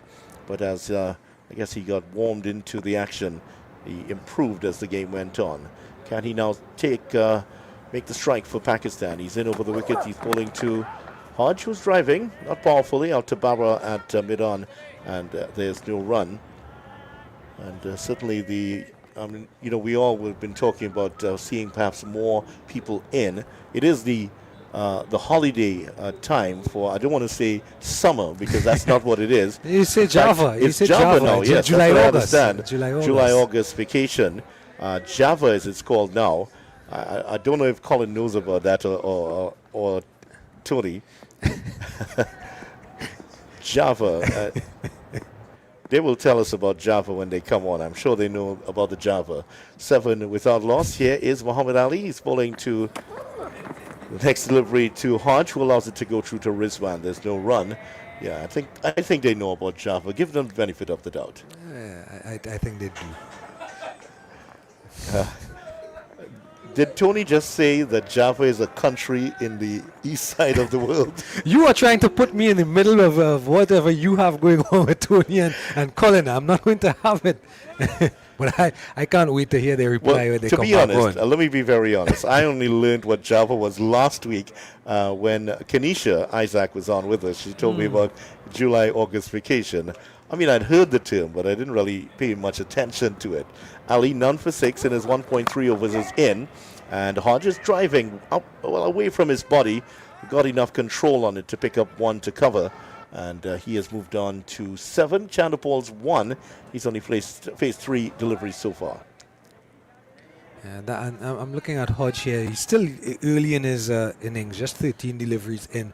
But he seems to be focused on making use of this opportunity he's been given. He's been given an opportunity here, Kavem Hodge, to show what he can do in a different role to what he's accustomed to. And he seems quite comfortable so far.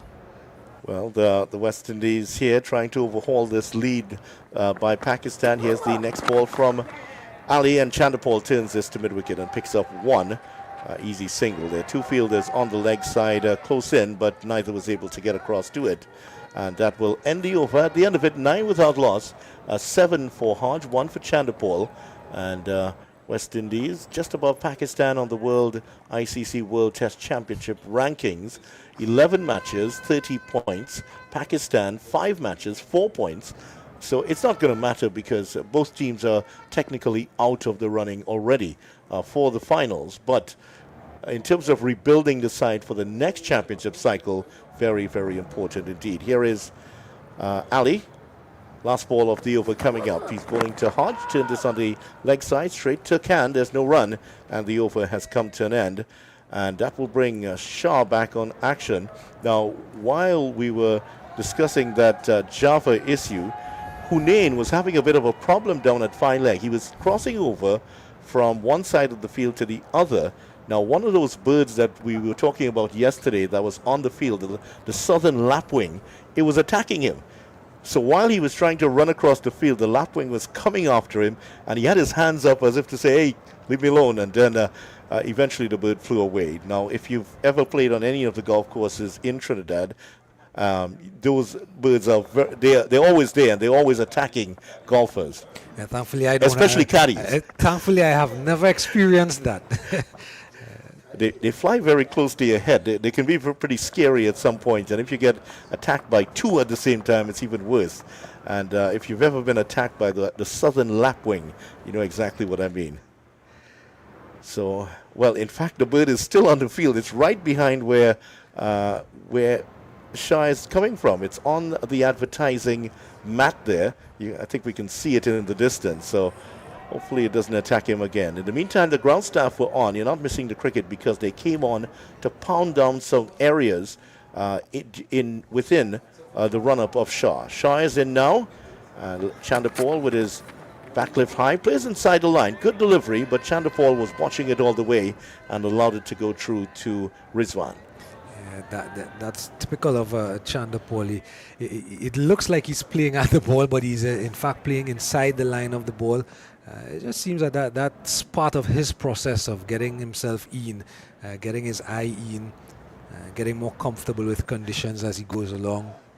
Well, the bird is still in action here. In fact, he's wandered towards Babar Azam, who is looking at him very suspiciously, and he's following Babar now as Shah is running in to bowl to Chanderpaul, and who's playing off the back foot. Past the bowler, runs down to the other end, gets there quickly, and Shah able to stop it, but he was telling the fielder, why didn't you throw to the other end? Because Hodge was really struggling to get up there. Actually, I think they had a chance either end, because the call, first of all, is Chanderpaul's call, because it's behind the back of Hodge.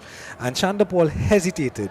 And because he hesitated in making the call not clear enough to his partner, he also might have been short at the Chanderpaul was actually clearly in. He was actually past the stumps when the ball passed, but it was to the other end. That's where Hodge, who had started, he saw Chanderpaul sort of just stumble a little bit, and then he got off a little bit late. But it's academic now because the chance is gone. 10 without loss to West Indies. They trail by 33.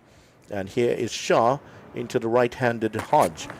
Hodge is cutting of this one straight into the ground, and it trails harmlessly to Khan in that point position, no run. So Shah is just trying to home in on that spot that we saw him and Muhammad Ali, and also the Omar goal. In fact, we saw just a moment ago Hodge going down the track and just patting an area. I think that's the spot that is causing the problems here. The ball just seems to be jumping a little bit. Is that going to be crucial here, as Shah looking now to make the breakthrough down the leg side? He's not going to make it like that. Good work by Rizwan away to his left to make the stop. Yeah, just losing his direction a little bit, but they're keeping the West Indies in check here so far. We know that Tejan Chanderpaul takes a while to get into his rhythm and to get scoring. He doesn't score very rapidly, probably something reminiscent of when his dad played as well. But they are just going along, being watchful so far, the West Indian batters. Hodge facing up to Shah, who's coming in now and playing that off the legs, but straight to the fielder at square leg, and there's no run.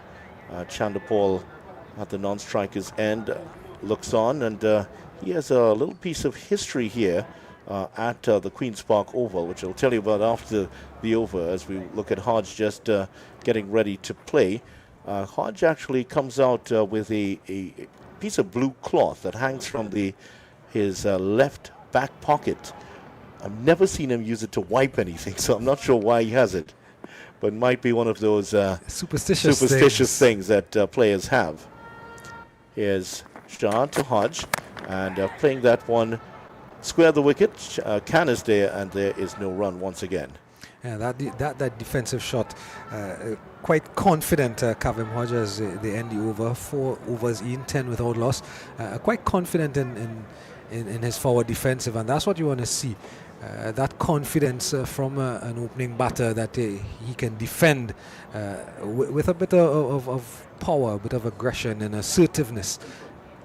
I think this could very well be the last over before tea, but we will see Mohammed now, and it looks as he's going to go around the wicket here, or will he persist over the wicket? He is going to go over the wicket, and the left-handed Chanderpaul just adjusting his gloves at the moment and getting ready now. He, just like Dad, raises the hands up into the air, making sure everything's fine, kicks away at some dirt, and now settles into that somewhat two-eyed stance of his. He crouches the very high backlift facing up to Ali, and works that onto the onside. This is a good shot. He is going to get at least 2 here, and the fielder Ali Usman is now onto it. He gets the throw in, but he has a powerful return, and it's a good thing they stayed for 2. So just a couple of runs for Chanderpaul. West Indies 12 without loss. Chanderpaul 2. They trail Pakistan by 31. Yeah, this is good from Chanderpaul. So many times in his batting, people talk about how slowly he scores. Sometimes he gets these type of deliveries, over-pitch deliveries on his legs, and he's not able to put it into a gap. So far in this innings, embryonic phase of his innings, but the deliveries he's gotten, he's been able to find a couple of gaps and just get a couple of runs, a single here, a couple of runs there. And this is how he's going to build that momentum into his innings. Here's Ali now on his way from the northern end, past the umpire. Chanderpaul waits, and he's driving at this one into the gap again, and Khan is after it, slides, picks it up, gets the throw in. Ooh, that could have been close, but I think Chanderpaul was there safely in the end. A couple of runs. Chanderpaul ran straight into Rizwan. Chanderpaul looks slightly worse for it against the well-muscled Rizwan. It might have actually been closer than we think, because just in the last piece of the run, Chanderpaul just seemed to be struggling a little bit because he set off immediately once he touched down at the non-strikers end, so he always wanted 2, but just seemed to be struggling a bit at the end of the run. Chanderpaul just settling in. Well, there's no Brandon King to open, but there is a batter out there who answers to the name Brandon, and that's Tejan Chanderpaul, his home name, of course. Not sure if his father would have given him the name, but he and his father share a remarkable piece of history here. As Ali round the wicket to Chanderpaul, forward to it, and there's no run, playing it out to extra cover. It was back in 2013 that Tej Narain and Shiv Narain Chandapal played together for Guyana against Trinidad and Tobago right here at the Oval. Tej Narain scored 42 in the first innings. His father got a low score, but Dad was not to be outdone. In the second innings, he turned up with 100. And, Tej, however, was not able to match him in the second innings. That is afraid to say his dad got duck? No, he got 3 or so. A low score. Yeah, but he was not to be outdone in the second innings. But that is absolutely remarkable. A father and son playing in the same match here in a first-class fixture. And the son is playing away in the onside, much like the father, and will pick up another double here. That is 3. Well, he should have gotten 3 there. I felt that one was just meters from the boundary. And Chandapal has moved on by 6 runs in the over. He's up to 9, and the West Indies 16 without loss. And I'm looking at a couple of these shots that he's played. Yes, it's just only 10 balls in, but and you mentioned even back in that era when his dad, just before his dad retired, and he was coming through first-class cricket. And these are some of the strengths that Chandapal had coming through the regional tournaments over the years that brought him to the dance, where he would score big runs at regional levels, hundreds and half centuries, 4 Guyana Harp Eagles through the years, and it was because of shots like these. Here he is now with that very high backlift of his as he's facing up to Ali. And on the onside, plays it straight to the fielder at that short mid-wicket that it's fielded. It's Awais, and there's no run. Awais got a nice 55. He would be reasonably happy with that. Chandapal would love to get a big score in this game. He's up to 9. Last ball of the over remaining, potentially. Might be the last one before tea. And that game in which those two, he and his father would have played. I'm wondering if Colin, did you do any commentary on that game, where the 2 Chandapals played? No, he wasn't here. That must be the only game Colin didn't do here. He's always here. Yes, Ali to Chandapal, turning it down the leg side straight to the fielder. There's no run. I mean, this is virtually Colin's office. So if he's not here, then nobody did the game.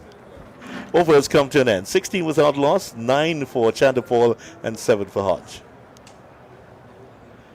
So the Queen's Park Cricket Club, there's going to be another over here, and so it's going to be Shah to continue.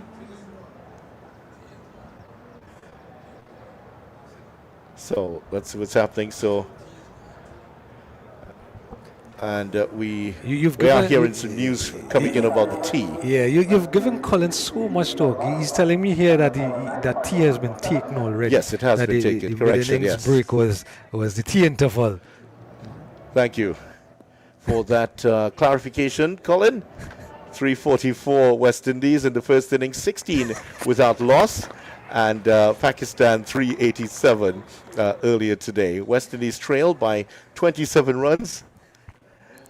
Yeah, 27 runs here. So the current run rate 3.20. Yeah, just to remind you on the correction there, the tea was taken at the same time. So that would have resulted, that was the explanation. The Pakistan 387, and that dominated by that brilliant 160 by Shafiq. Let's see where Shah is at the other end. The bird is thankfully is not chasing him down anymore, and he must be a little bit relieved as he's into Hodge. Almost got through his defensive. That one stayed a bit low, and he chopped it down, I think, onto his boot, and that flowed out on the offside. That could have gone anywhere. Yeah, Mohammad Rizwan has his hand in his ear. He's asking Barbara Azam, should we not be reviewing this? Did it come off straight off the pad? Was there bat involved? Of course, Rizwan is very expressive and very excitable. On replay, we know it's straight off the bat. Yeah. But Mohammad Rizwan, as most wicketkeepers do, they're going to appeal for everything. Well, Shah saw it clearly. He didn't appeal at all. He just turned back and walked off. But it was close. It was bat onto pad. That could have actually gone back onto the stumps. Here's Shah again. More effort in this delivery. Flicked down to fine leg. Picked up by Ali. And just one more to the total. Chandapal, he is 9. He's going to be back on strike. And Hodge on 8. And there's some activity. Groundsmen are digging up some turf on one side of the field. I'm not sure where that's going. We're just picking it up on the cameras at the moment. They're digging up 2 square pieces of turf. They're not That's not going home by you, is it, Jared? No, it's not by me. You haven't bought a piece of turf? No, I live in a concrete jungle, so it's definitely not home by me. Yeah, well, that's why you would need it. Okay, so it's not by you. Maybe I have no place for it. well, maybe Tony might be building a pitch somewhere close to his home. Here is Shah, and Chanderpaul is being squared up, gets it out on the offside. There's no run, and this is a good testing over here from Ubaid Shah, and he's had his hands on his head several times during this over. Yeah, and in this over, that's because he's changed his line of attack just slightly in this over as compared to his first over. His first over, he was honing in outside the off stump. This over, he's looked to attack the stumps a lot more, both the right and left-hander. So he's back at the top of his mark. Rizwan having an animated conversation with Shafiq, who is in the first slip. Here now, he balls to Chanderpaul, very full delivery, a good Yorker, and Chanderpaul moves the left foot out of the way and sort of jammed the bat down on it between his legs, if that makes any sense. There's not a test match where Pakistan is playing where you won't talk about a Yorker being bowled, and that was a wonderfully bowled delivery. Some of the more legendary names of the game from Pakistan would definitely be proud of that effort from young Shah. Well, he is back at the top of his mark. The drone buzzes just in front of our position as we watch Shah in. Chanderpaul turning this on the onside. Khan is there. And, well, he tells the youngster, I'll pick it up for you. But the young man is 20. He doesn't feel the effects of anything so far. He's running on adrenaline. He picks it up. The over has come to an end. No run added. 17 without loss. Chanderpaul is 9 and Hodge is 8. Just one run in the over. Not bad. Another bad effort from him. Yeah, and that's what Pakistan is willing to do there. They have to remember that they went through those type of periods as well when they were batting and the West Indian bowlers were toiling, and they'll remember that they have to be patient as well, as we were talking about with the West Indian bowlers, being disciplined, consistent, hitting your lines and lengths, and eventually you're going to get the just reward for it. And the flip side, of course, the West Indian batters have to understand that there's no rush to knock off the deficit so far. Here's Ali now from the northern end. The sun brightens up again. Next delivery is played back down the pitch, and there's no run. Yeah, the good in defense again from Kavem Hodge, and he just seems to be getting into his work. Of course, he does have the ability, Kavem Hodge, to be able to go through the gears. He can score quickly if he needs to. He can lock up an end, as we say. And so far, I've been impressed with his general demeanor, knowing that this is a position that he's not accustomed to. He's not accustomed to opening the innings at the test match level and to face up to world-class bowlers like Shah and Ali. Here's Ali now. He's bowling from the northern end to Hodge. And Hodge is driving pleasantly through the cover region for 4. Shot of the day so far. And in the West Indies innings, pitched up and hit wonderfully well. Babar Azam is going to be chasing this one down. And that's what you get when I was mentioning just a while ago that he looks confident in all his defensive shots, whether the front foot or the back foot. And this is what you get. When you get the bad ball, you're able now to pick up on it quicker. And the classical cover drive, you can put that on the cover of the textbook. It was that good from Kavem Hodge. Yes, it was an over-pitch delivery by Ali, but as a batter, too many times we see West Indian batters miss out on deliveries like that. So for him to hit it for a boundary, compliments to Kavem Hodge. Tells you about his state of mind. He's looking for the openings right now. Ali is into him, plays it on the onside, picks up one. Chanderpaul has to hurry. That's a good sprint by Chanderpaul. He may not be the Guyana sprint champion, but tell you what, he got there quickly and gets the single. So just one more to the total. Chanderpaul is 9, and Hodge is a wonderful shot indeed. And I tell you what, that pose, they could use the silhouette as a logo for West Indies cricket. It was that played so well. In the same way that Jerry West and his particular way that he played was used as the NBA logo. I'm sure Colin knows that. And of course, good sensible cricket by Kavem Hodge as well. He got that boundary, and the very next ball wasn't there to hit to the boundary, but he looked for that single. He found the gap on the leg side. So good sensible cricket from him in this over. Here's Ali over the wicket to the left-handed Chanderpaul. 2 slips in place now. 1 has disappeared, and Chanderpaul just making a late adjustment, playing it on the offside. There's no run.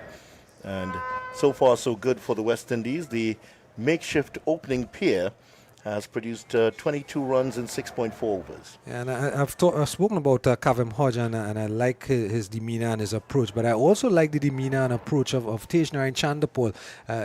He also is looking like he's looking to score runs. And Jared Basso is beside me. Well, we're going to depart in 2 after the next 2 balls. And why are you looking at Colin like that? He looks like he's afraid of Colin. It's the next delivery from Ali, and Chanderpaul is slashing this one square of the wicket straight to the fielder. He reminds me of an old school teacher I had back in Fatima Oh, College. that's why. So he's bringing back the wrong type of nostalgia, you know. Yeah. And it's a bit intimidating. And then when Tony Gray stands up, it's intimidating. It's intimidating. Yes, I can imagine some of those batters in yesteryears when they were batting against Tony Gray. Yeah, well, Tony will be in next to augment your claims that batters were very scared of him. I'm sure he will. 22 without loss. Chanderpaul 9, Hodges 13. Ali, last ball of the over, is coming in. 5 runs in the over so far. And here he is, past the umpire. Chanderpaul taps away and gets a full toss straight past him for 4. Oh, that's not a great end to the over. A couple of good deliveries, but this one was very ordinary. Never touched the ground, and Chanderpaul, a sweeping flow of the bat, sends it scurrying away to the boundary for 4. 26 without loss. Chanderpaul 13, Hodges 13, and the West Indies are, they're wiping away the deficit. After some more comments from Jared, it's going to be Tony and Colin to join you. And there's the evidence of what I was talking about with Tejnarain Chanderpaul. He's looking to score. Too long have we looked at Tejnarain scoring slowly, and those type of deliveries he would miss out on. So having said that, that's a welcome boundary. Is something that we haven't seen from Tejnarain Chanderpaul in a while. He's gotten into that zone where he scores very, very slowly in Test match cricket. But I love what I'm seeing, his positivity today. Maybe we should leave Kavem Hodge and Tejnarain Chanderpaul opening together. Colin Murray, what do you think? We'll have to wait and see what happens. But here is Shah into Hodge. He's going to get a single because he's turning a ball down to fine leg, and they run through for 1. So 27 without loss now. Chanderpaul is 13, and 14 is Hodge. Brings Chanderpaul back into strike. So 13 from 18 deliveries. Tony Gray, you're one of your players. Tejnarain Chanderpaul.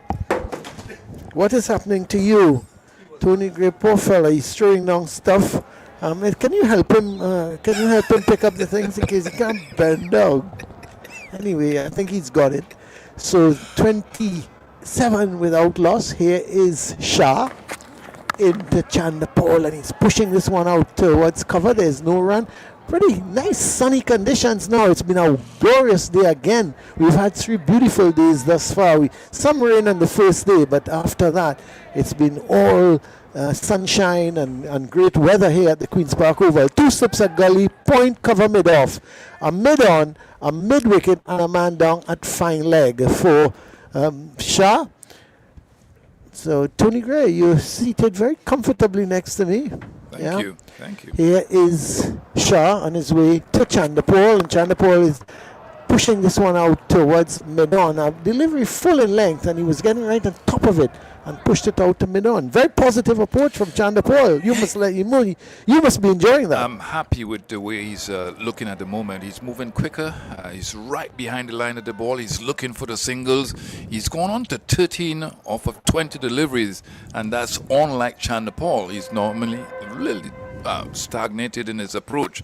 But this is good news. It looks good for the West Indies team. Well, they're going along nicely. Don't forget the deficit was 43 on first innings. Pakistan leading by 43, so they've wiped off 27 of those 43. And we see a change in the field. The man at square leg, or more, I would say forward square leg, is on all the way back to a deep backward square. Here he has bouncer, and Chandapol was looking to pull and outside the line of the off stump. You could see him, he waited on that. Now, I'm not sure of that, Tony. You know, they've dropped the guy to a deep backward square.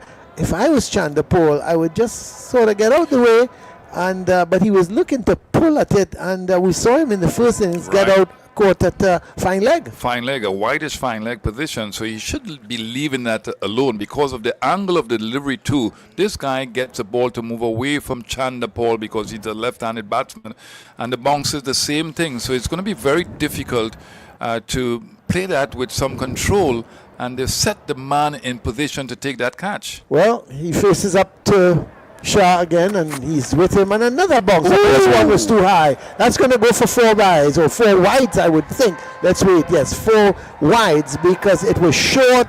I don't think Chandapol had to duck, but it went so high. Rizwan, he was leaping up. It touched the gloves. It's the fingertips of the gloves, and still carried on for 4. So it was quick. It was short, but really and truly never troubled Chandapol. Tony, that was much too short. The only thing good about that delivery was really quick. But Rizwan, being 5'5", could not get to that one. He tried his best, but the fingertips, Yeah, took the tip of the gloves. 32 without loss. Chandapol is on 13. Hodges on 14. Remember, Brandon King was injured in the field and couldn't open the innings. As Shah is into Chandapol, and Chandapol stands tall and opens the face, guides it past point, runs in it for him. It's going to hit the boundary board now. That's a very good shot indeed. It was short, lifting, and he got on top of it, and he opened the face. Well, I tell you, I'm liking what I see to this young man, because he's starting to open up. He's playing some shots. He's not just defensive and pushing it around. This was short, lifting outside the off stump. He got into position nicely, Tony. He got into position quickly, opened the face and hit it square. Good shot. Yes, an excellent shot by him. And this is the sort of positivity we saw from Chandapol when he played in Australia for the first time for the West Indies team, averaged 41. And you've seen him against this fast bowler Shah, who's not done too badly. Don't want to rattle him too much with this field placing, because he's bowling a tight line and leg in a general sense. 36 for none as Shah is into him, and this time he covers up to a delivery foolish outside the line of the off stump, and he gets right across and just pushes it back up along the track to the bowler, and there is no run. Score remains on 36 for none at the end of the over. And when you think of Chandapol's last 2 dismissals, Tony, I don't know if you remember at Taruba in the second innings, he was caught by Usman off the bowling of Jamal, a short delivery, and he tried to pull it and got caught at a shortish mid-wicket. And then in the first innings here, he was out caught down at the deep flank. So they're looking at him, and they realize he likes the pull. He likes the shot where he's going to try and pull it. And once he don't get it proper, he can get a top edge, and it could be the end of it. I've always said, Colin Murray, the reasons why batsmen will go after the pull shot or the hook shot is if they can play it well to get runs. And the other reason I have found with somebody like Ramner Sawan is that he didn't want the bowlers to bowl bouncers, so he was trying to be combative and make a statement to don't bowl me those short balls, because he was getting out it. So there are 2 real reasons why batsmen will play the short delivery. Well, this is going to be another test, Tony Gray, because Ali Usman is into the attack, the slow left arm orthodox spinner, and he had 2 for 80 from 35 overs in the first innings, and he's bowling here to Hodge, and Hodge is just backing away, give himself a little room, pushing it out towards cover. There's a slip backward point, cover, extra cover, then there's that short man at a shortish mid-off, a long off, a mid-on, forward short leg, and a man at a short fine leg. Here's Hodge getting on the back foot and pulling this one. It was just short of a length, but the good thing about it, Hodge was in position quickly, and he smashed it towards a deep mid-wicket. There's no one out there, so from the time he hit it, it went into the boundary. That's a really good shot. What was good about it, Tony, his position was there. He saw the short ball, and he got onto that back foot quickly. Yeah, he's very quick on his feet. He's short, and that was a short delivery. It was a slow delivery. It sat up for him to pull the ball savagely towards that boundary on the leg side. 40 without loss as Usman is into Hodge, and this time he's long forward, pushing it out on the offside. Tell me about these two guys, Tony, batting now. They seem they almost they're not pushing the ball around. They're looking for runs, and we're going to come back to that after this ball from Usman into Hodge, and Hodge is a quicker delivery. Hodge is just coming around outside the line of the offside. Saw it was a quicker delivery, had to come down on it, pushes it out in front of him towards that short extra cover where it seems to be Baba Azam. Is it fielding there? It is, and there is no run. Score remains 40 without loss. Hodge is on 18 as Usman is into him again, this time on the leg side. He's turning it, but Shah is at that short fine leg position, and even though they were thinking of the single, it certainly was not on. As one delivery left in Usman's first over, none for 4 so far, as settles. Usman is into Hodge and he's forward, pushing it out in front of him. It's the end of the over. At the end of it, Hodge is on 18, Chanderpaul is on 17. The West Indies trailing Pakistan by 43 runs in the first innings. They are 40 without loss. Yeah, I think that Hodge is going to make an excellent opening batsman because I think that he has the qualities. First of all, he's not a tall man, and the shorter batsmen are well balanced. They're better on their feet, and they can go from front foot to back foot very quickly. We've seen that with Hodge. The thing about him is that he picks length very quickly too. He's got a good defensive technique out there. I think that he's going to make an excellent batsman. As we've seen here, the thing about him, sometimes he can go hard at the ball while driving outside the off stump, those expansive shots. But you have two spin bowlers now operating. It's amazing. Yeah, because Sajid has come into the attack, taking over from Shah, and the first delivery, Chanderpaul, is just a delivery that may have been just angling into him. He pushes it out in front of him. So there's a slip, backward point, cover, extra cover, long off, mid on, mid wicket, for short leg and a short fine leg. As this one beats him outside the line of the off stump. Loud appeal and he's given him. Well, Chanderpaul goes for the review now. Did this one take the top of the pad, Tony? No, Sajid was absolutely certain. It didn't seem to take, it seemed to come out of the glove of Rizwan, so it cannot be a catch. It has to be, now Chanderpaul back is to us, but it seemed to may have struck the top of the pad. Sajid was absolutely certain he was out. He didn't get all that much support from the rest of the players. And let's have a look, Tony, as we look at the replay on the big screen, and we'll just have to wait and see. Could it be height? It could be height, but we'll have to wait and see. This is an excellent delivery, though. He was expecting it to turn away from him. Sajid is going wrong the wicket, but he's also going wide of the stumps, and he's angling the ball into the front pad of Chanderpaul, and he missed it completely. So we'll have to wait and see. The only thing will save him, in my opinion, is probably height. Yeah, well, could very well be umpire's call as well, Tony. If it clips the leg stump or the top of the bail, could very well be umpire's call.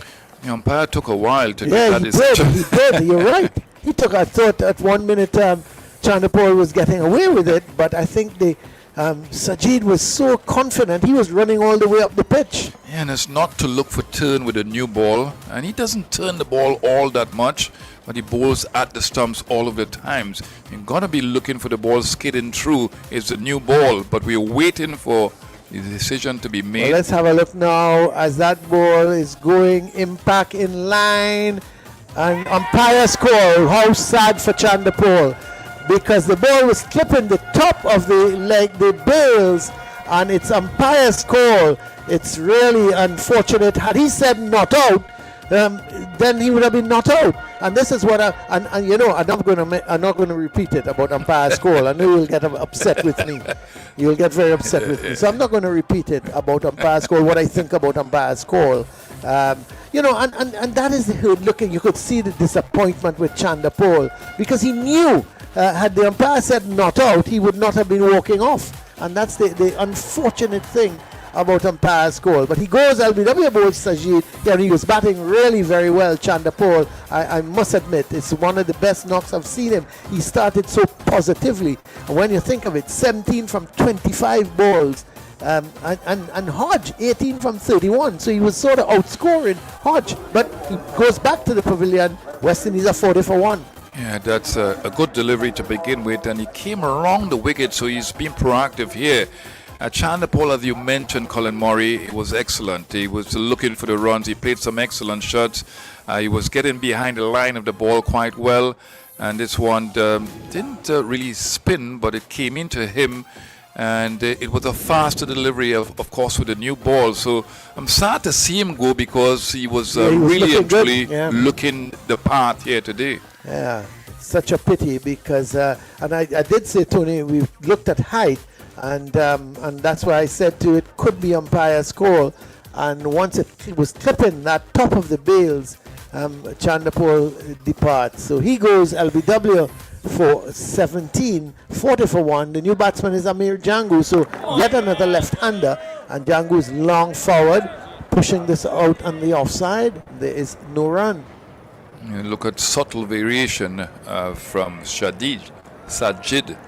The way he's coming around the wicket, he's holding back one or two, he's pushing back the others. Yes, this is a short delivery, and Jangu is backing away and smashes it square on the offside. What confidence! It was short, it was a quicker delivery from Sajid, but it was short, and Jangu backed away and hit it square, sweetly, past the man at point, down to the boundary for 4. He's off the mark. It's 44 now for 1, and the West Indies have made sure that Pakistan will have to bat in the second innings because they now lead by 1. As Sajid round the wicket to Jangu, and Jangu is again backing away and hitting it square on the offside, but this time he can't beat the fielder. It goes straight out to the man there at that point position. I think that Jangu would look a little bit more circumspect if it was the faster bowlers, but he doesn't want his spinners to settle long. He knows how dangerous they can be. Sajid is into Jangu and he's long forward, and there is no run. It's the end of the over. It's 44 for 1. Jangu is 4. Hodge is at the non-striker's end. He will take strike now. He is on 18. Yeah, I was saying, Colin Murray, that Shah should have been given another over. He wasn't bad at all until he tried that, that ploy of bowling the short ball against Chandapol. He went for 13 runs. So it was a vast improvement from what we saw in the first innings. But the decision to bring on the spinner, the off spinner, worked tremendously well for Pakistan. Well, here is Usman to continue. 44 for 1 after 10 overs, Tony. They're going to just about 4.4 as this delivery. Hodges long forward. Good delivery from Usman. Good line, good length, not much turn. And there was Hodge just pushing it back up along the track. There is no run. Score remains on 44 for 1. As Usman round the wicket. And this is a delivery that is coming in to Hodge. He was on the back foot, Tony, and in the end he had to hustle to push it back up along the track. Yeah, he should have been on the front foot, but he's allowing the ball to angle into him, and he should have been looking to come forward to that one. Wow, it was dangerous. Well, here is Usman again into Hodge. That beats him. That's a quickish delivery. Had some bite and turn, and it beat the outside edge. So that was a good delivery, Tony. It pitched and it spun and beat the outside edge. Hodge was long forward in defense. Just a one slip. And I'm going to talk to you after this delivery from Usman, Tony Gray, as he's into Hodge and he's pushing forward. Now, the lead is just 1. Pakistan have just picked up a wicket. Would you go further on the attack, maybe a second slip? You have to wait until the bowler settles down a little bit. How long do you have to wait? I think one delivery past the outside edge of the bat. Let's see what happens. Oh, I see. Okay, I'll wait and see. Here's a delivery given to me, and Hodges forward, pushing it back up along the track. I hope you don't allow the horse to get out the how do you say it, Tony Gray? The stable. Ah, you know about that. Yes.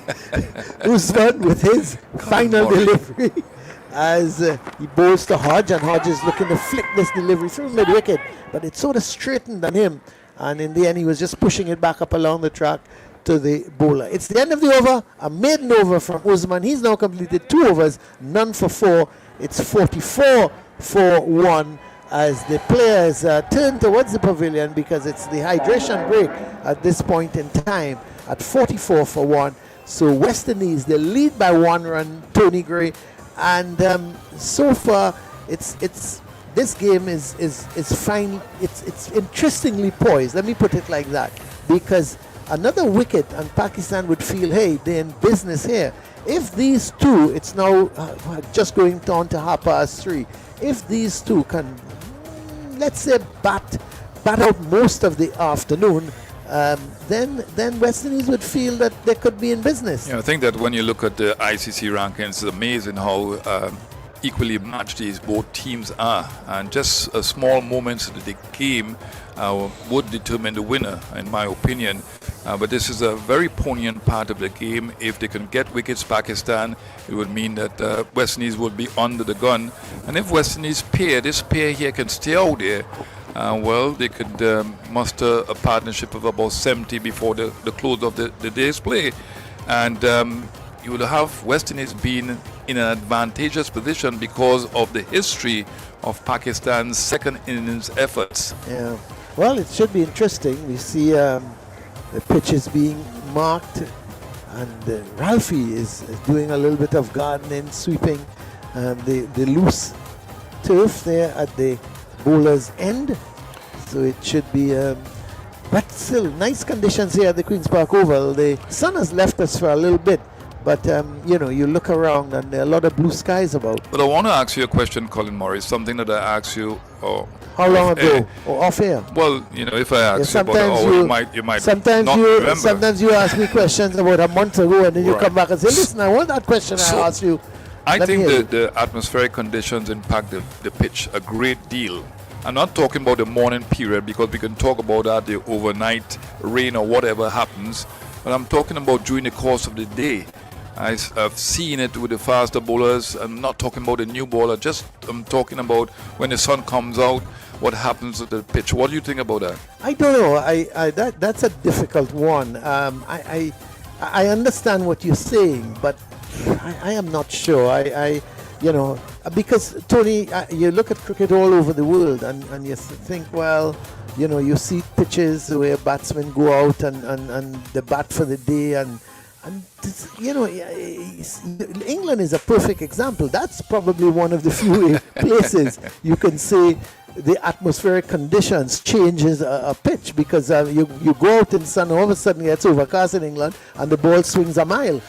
So it's I don't know. I honestly don't think so. But sometimes in the Caribbean, when you have different grounds close to the sea or whatever, the beach or whatever, it would impact what's happening out there. Yeah, so you think the situation today and the atmospheric conditions today changed the pitch, and that's, well, not the reason Pakistan were dismissed, but you felt the bowlers found a little bit more life, a little bit more I think that you've seen fluctuating changes a lot on this pitch during the course of the last 2 days and today. So I'm wondering, and not just the ball changes, with the shape of the ball and the newness or the oldness of the ball, but I think that the atmospheric condition changes what happens out there with the pitch. Yeah, well, I'm not sure if I completely agree with that. You don't really agree with me. I understand your point. But I'm not, I don't think that is the case today. I just saw West Indies bowl far better today than they did yesterday. I thought yesterday they were going through the motions. Granted, Shafiq batted very well together with Baba Azam, but I just thought a lot of the times it just seemed to be going through the motions, and you know, it to me it was a very disappointing display by the West Indian bowlers. But we're looking at the players have come back into their respective positions as Sajid is going to continue. He's just bowled his 1 over, picking up a wicket of Chandapol. So Warrican, of course, 6 for 112 if you're now joining us. His second best bowling figures, Tony. He got 7 for 32 against Pakistan. He seems to love Pakistan because his 4 best figures have all been against Pakistan. So here is Sajid into Jangu, and Jangu is forward. Loud appeal goes up there. Sajid is, Sajid is the kind of bowler, Tony, the umpires must get fed up with him because he appeals for almost everything. Yeah, I love it. I love the excitement that he brings to the Pakistan side. Yeah, that beat the outside edge. That's a good delivery up to Jangu. It given a little bit of air, pitched and turned away from the left-hander. And this time he's long forward. Is it a situation here, though, Tony, where these two batsmen, Jangu is going to be more comfortable to the left-arm spinner. Hodge will be more comfortable to the off-spinner. Should they try and manipulate the strike like that? Because both of them, right now, they're pushing the ball around, looking for the defending. Here's Jangu going for a quick single. He's got to hurry. He did well. And you could see Sajid very upset with the fielder at the mid-on position.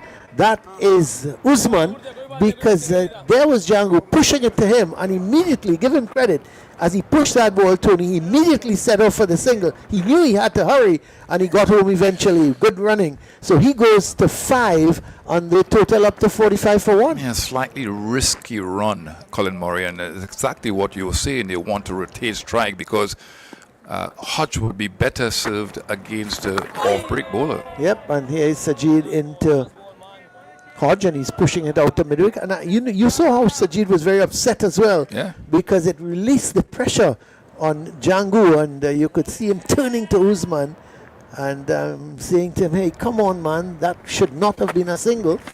And this one, Hodge is backing away, cutting. That's a good shot. That's going to run away to the point boundary. 4 runs to Hodge. That's a very good shot. He just backed away, gave himself a little bit of room, Tony, and as it came into him, he just opened the face and hit it square down to the boundary for 4. That's a very, very good shot. And he goes up to 22, and the total now goes on to 49 for 1. It's brilliant because he's picking length again. It's too short against Hodge because he's very good to come back on his back foot.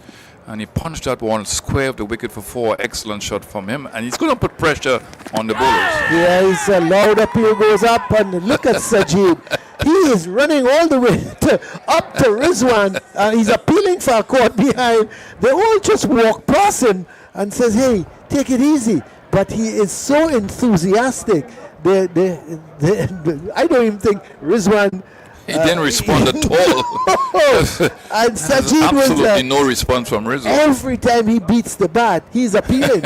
It was, give him some air outside that off stump. What was he thinking? Now, Rizwan actually, he caught it. I think Rizwan was sort of just saying, hey, you've beaten the bat. Great delivery.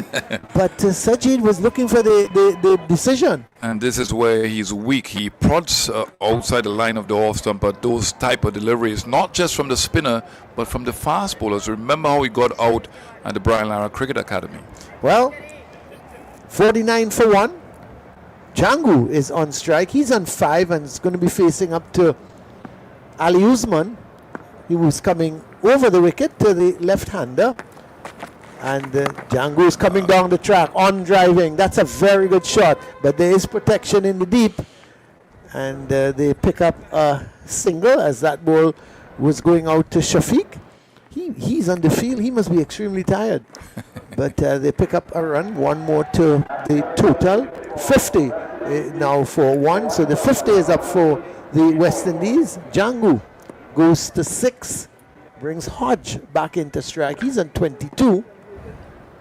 They've removed the man at the silly point, as this one coming off the outside edge. He's thinking of the single, but Django was not interested, and just as well, because the ball was going just to the left of the man there at backward point. He hustled around, and Django said no, and Hodge had to get back quickly into his crease. Yeah, I think that there should be a second slip in place here now, and I think they're contemplating that. Because to me, I think that having Hodge has that weakness of prodding outside the off stump, and a lot of times it gets, that thick outside edge. So second place is warranted. Well, Baba Azam has gone into that position now at a second slip. He's asked the man at backward point to come a little squarer, as Usman is into Hodge, and Hodge is a delivery sort of angled into him, quicker delivery, and he was looking to work it through the leg side. Didn't make contact, just struck him on the pad and goes out in front of him on the onside. There is no run. Score remains on 50 for 1. So here is Usman again into Hodge, and he backs away and cracks this one to the left of cover point, and they go through for a single. So 1 to Hodge. Once he gets these short balls, Tony, what I like about Hodge, he's getting these short balls, making some room for himself, and he's hitting it square on the offside. It's a new ball, so the ball will skid through it. It's not going to spin away from him if it's pitched at middle stump line. So excellent shot again by him. And watching the ball onto the bat, he's played those shots quite well. 51 for 1. Hodge, he is on 23. Django back on strike. He's on 6. He settles, waits on Usman, who is, and this is Django sweeping that. He got that beautifully in the middle of the bat, and it went down, hurried down to the man at that deep backward square, and they pick up a single. So Django goes on to 7, the total on to 52 for 1. Yeah, the real danger on this pitch at this point in time are the spinners, and they're not allowing them to settle down. So good rotation of strike, but definitely being combative here, both batsmen.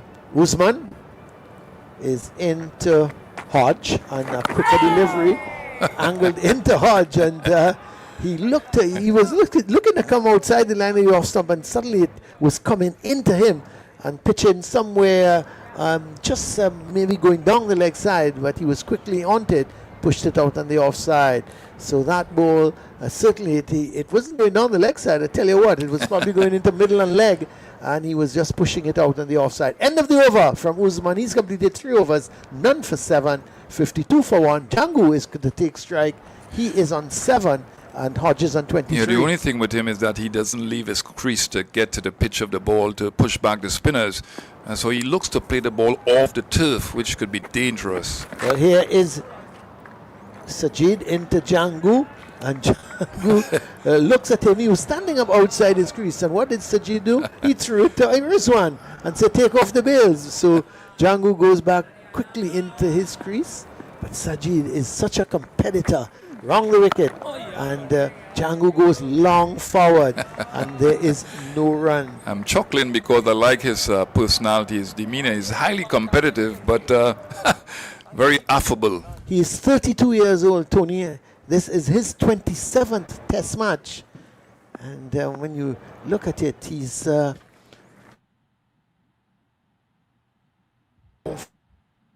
16th Test match. Sorry, Tony. But he's got 69 wickets at Test level before the 4 in the first innings. So he's a real competitor, isn't he? As he's round the wicket to Django, as the sun is back with us here at the Queen's Park Oval.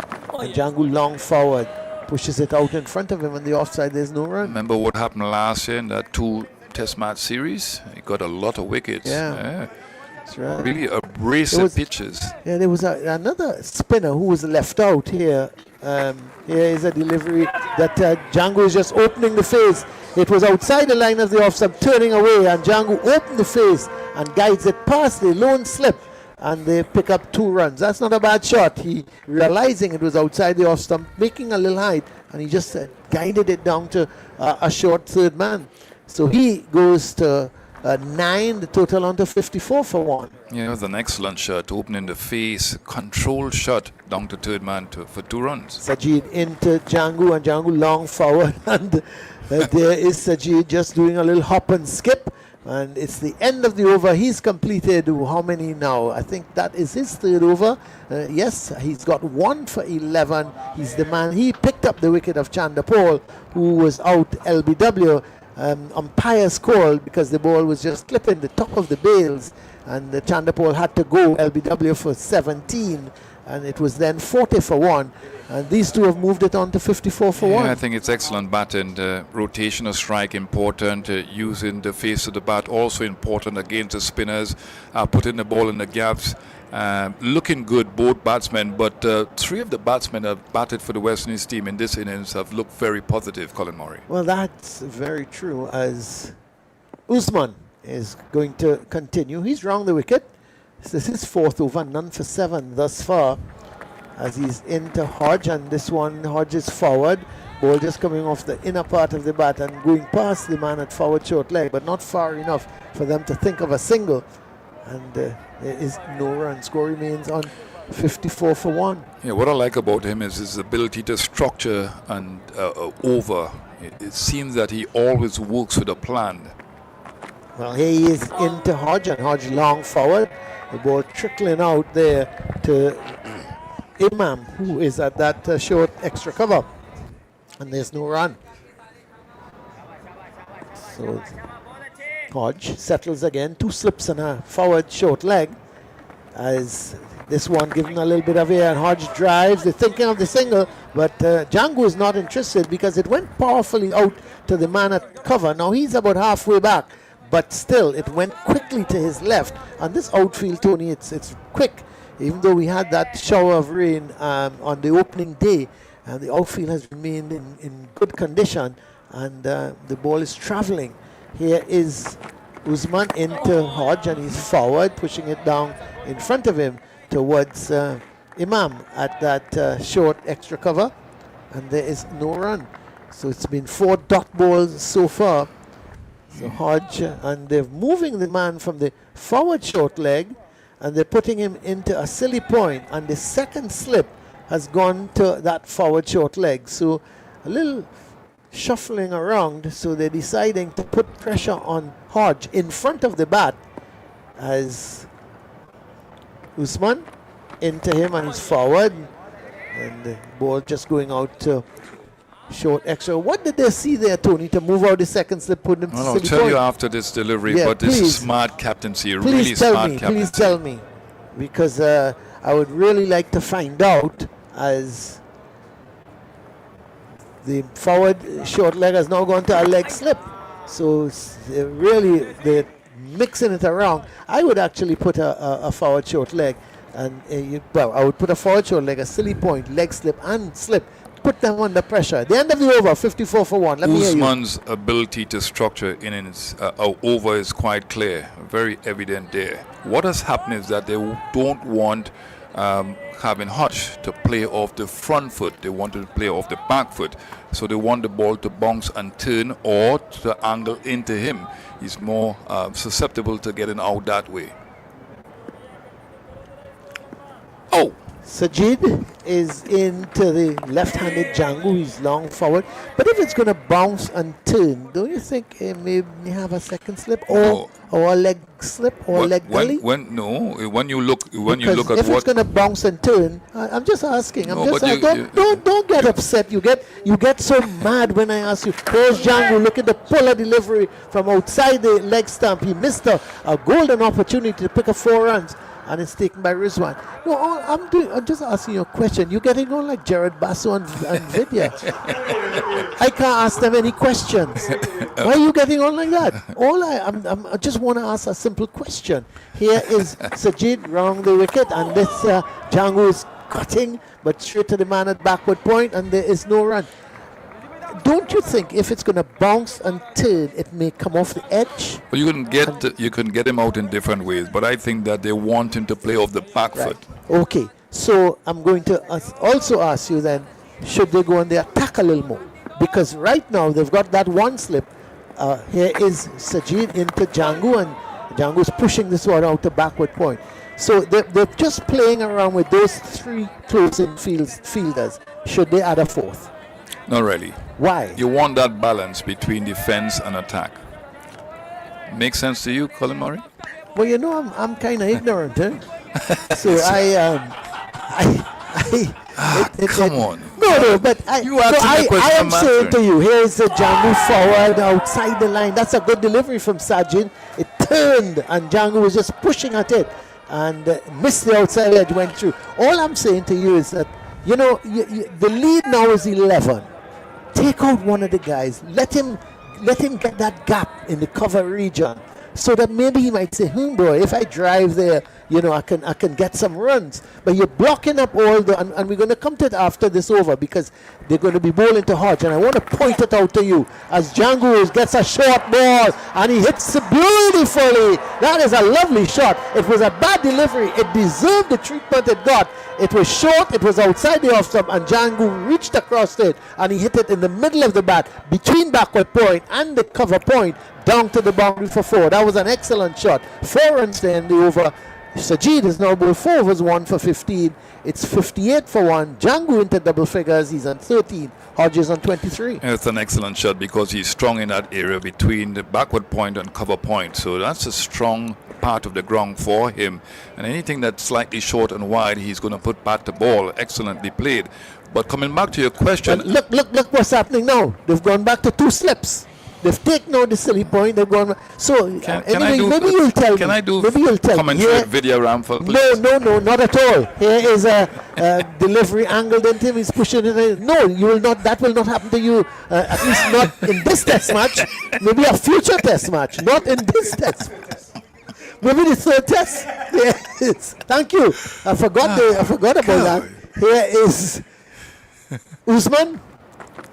And then Hodges forward, and the ball running off the outer part of the bat and goes out to a short point.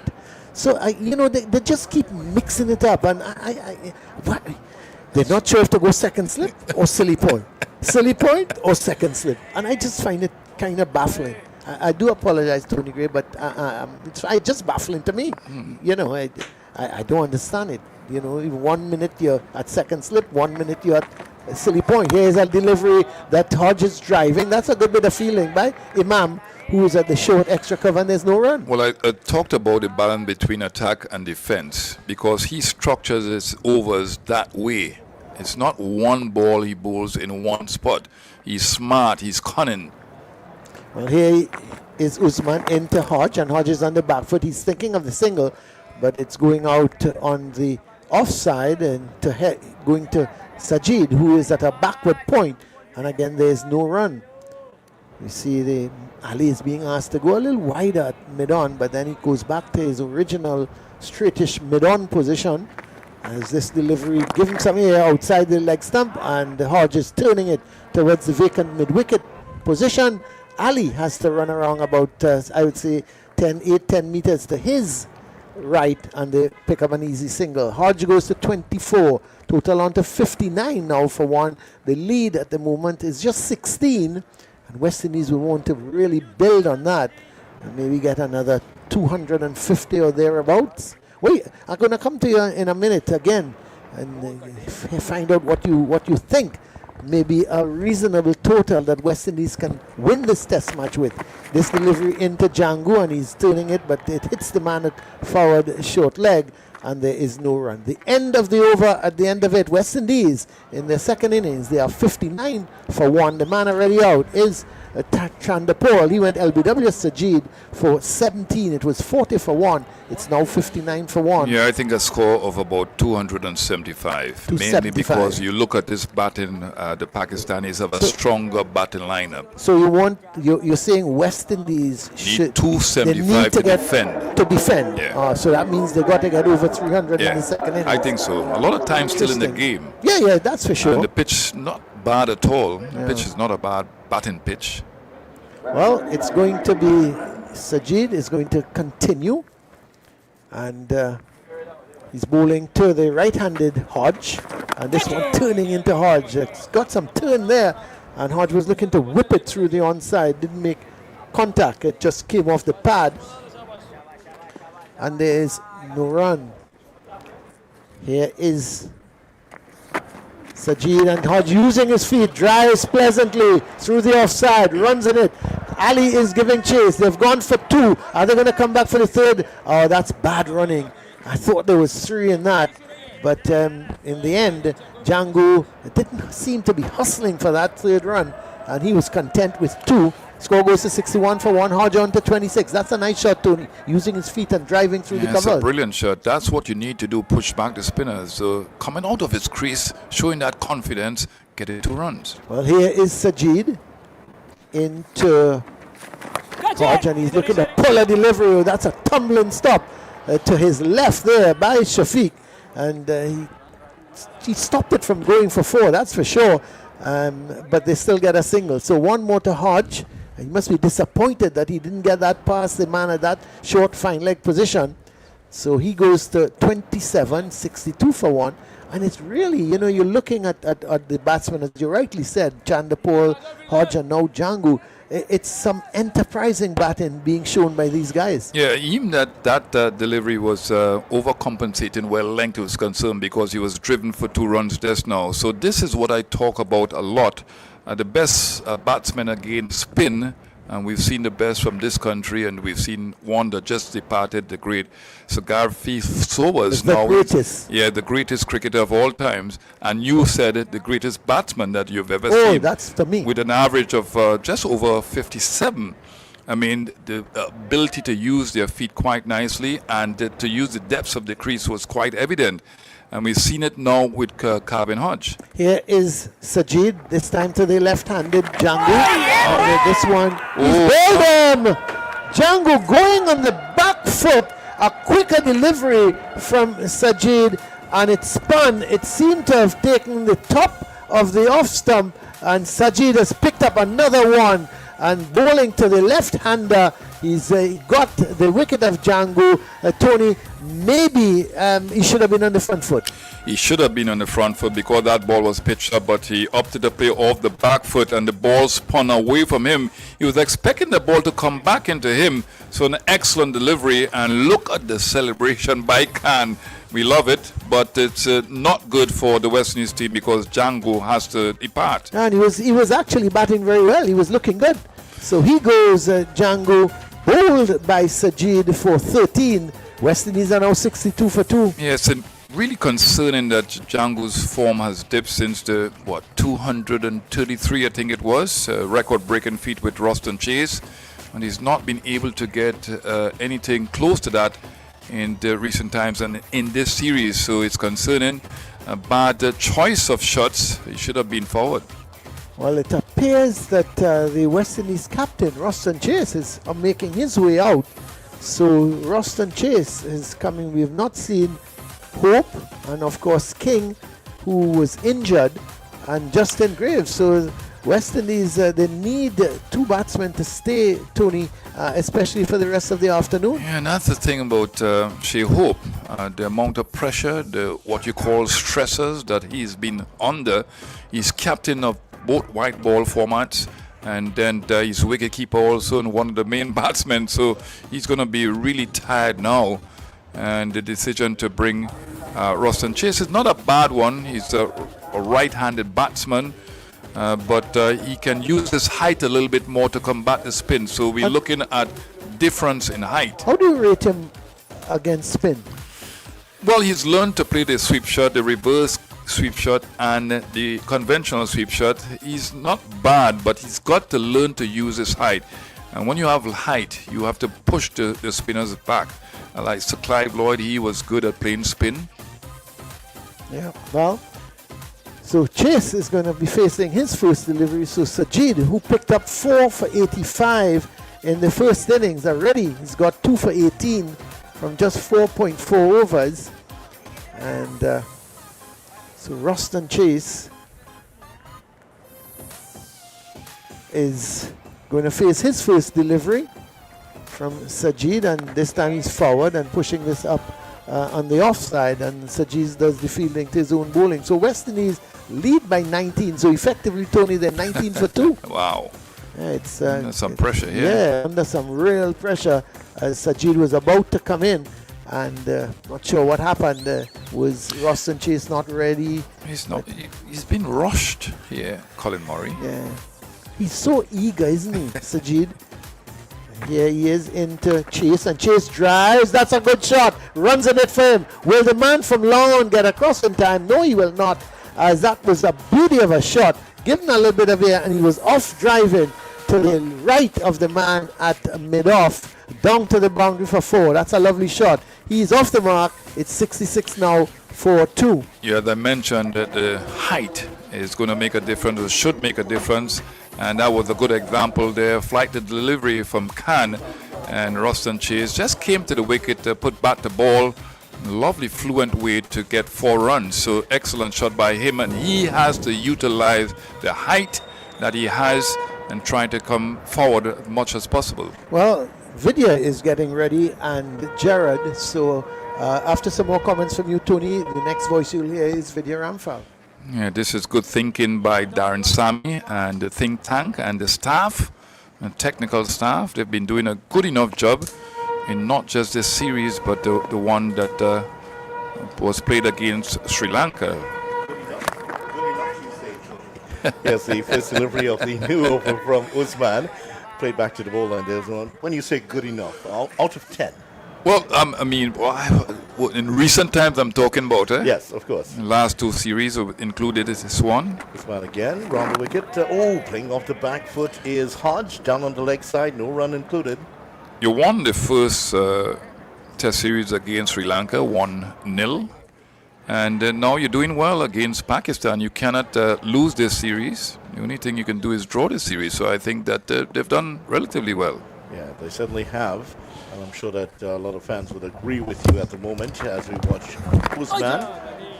Forward to it is Hodge, plays it on the leg side, and there's no run. Just to remind you, West Indies bowled out for 344 in their first innings. Pakistan replying with 387. They have carved out a lead of 43. West Indies they've really wiped that out at the moment. 66 for 2 as Hodge plays that square the wicket, goes for a quick single and gets there. Khan had a long way to go to get to it and didn't do so in time, so they complete the single. So that is 28 for Hodge. Chase, the West Indies captain, is on now 4 of 2 deliveries, and West Indies are 67 for 2. And they have a slight lead now on Pakistan, but already 2 wickets down. The wickets to go: Chandapal LBW to Khan for 17, and Jangu bowled by Khan for 13.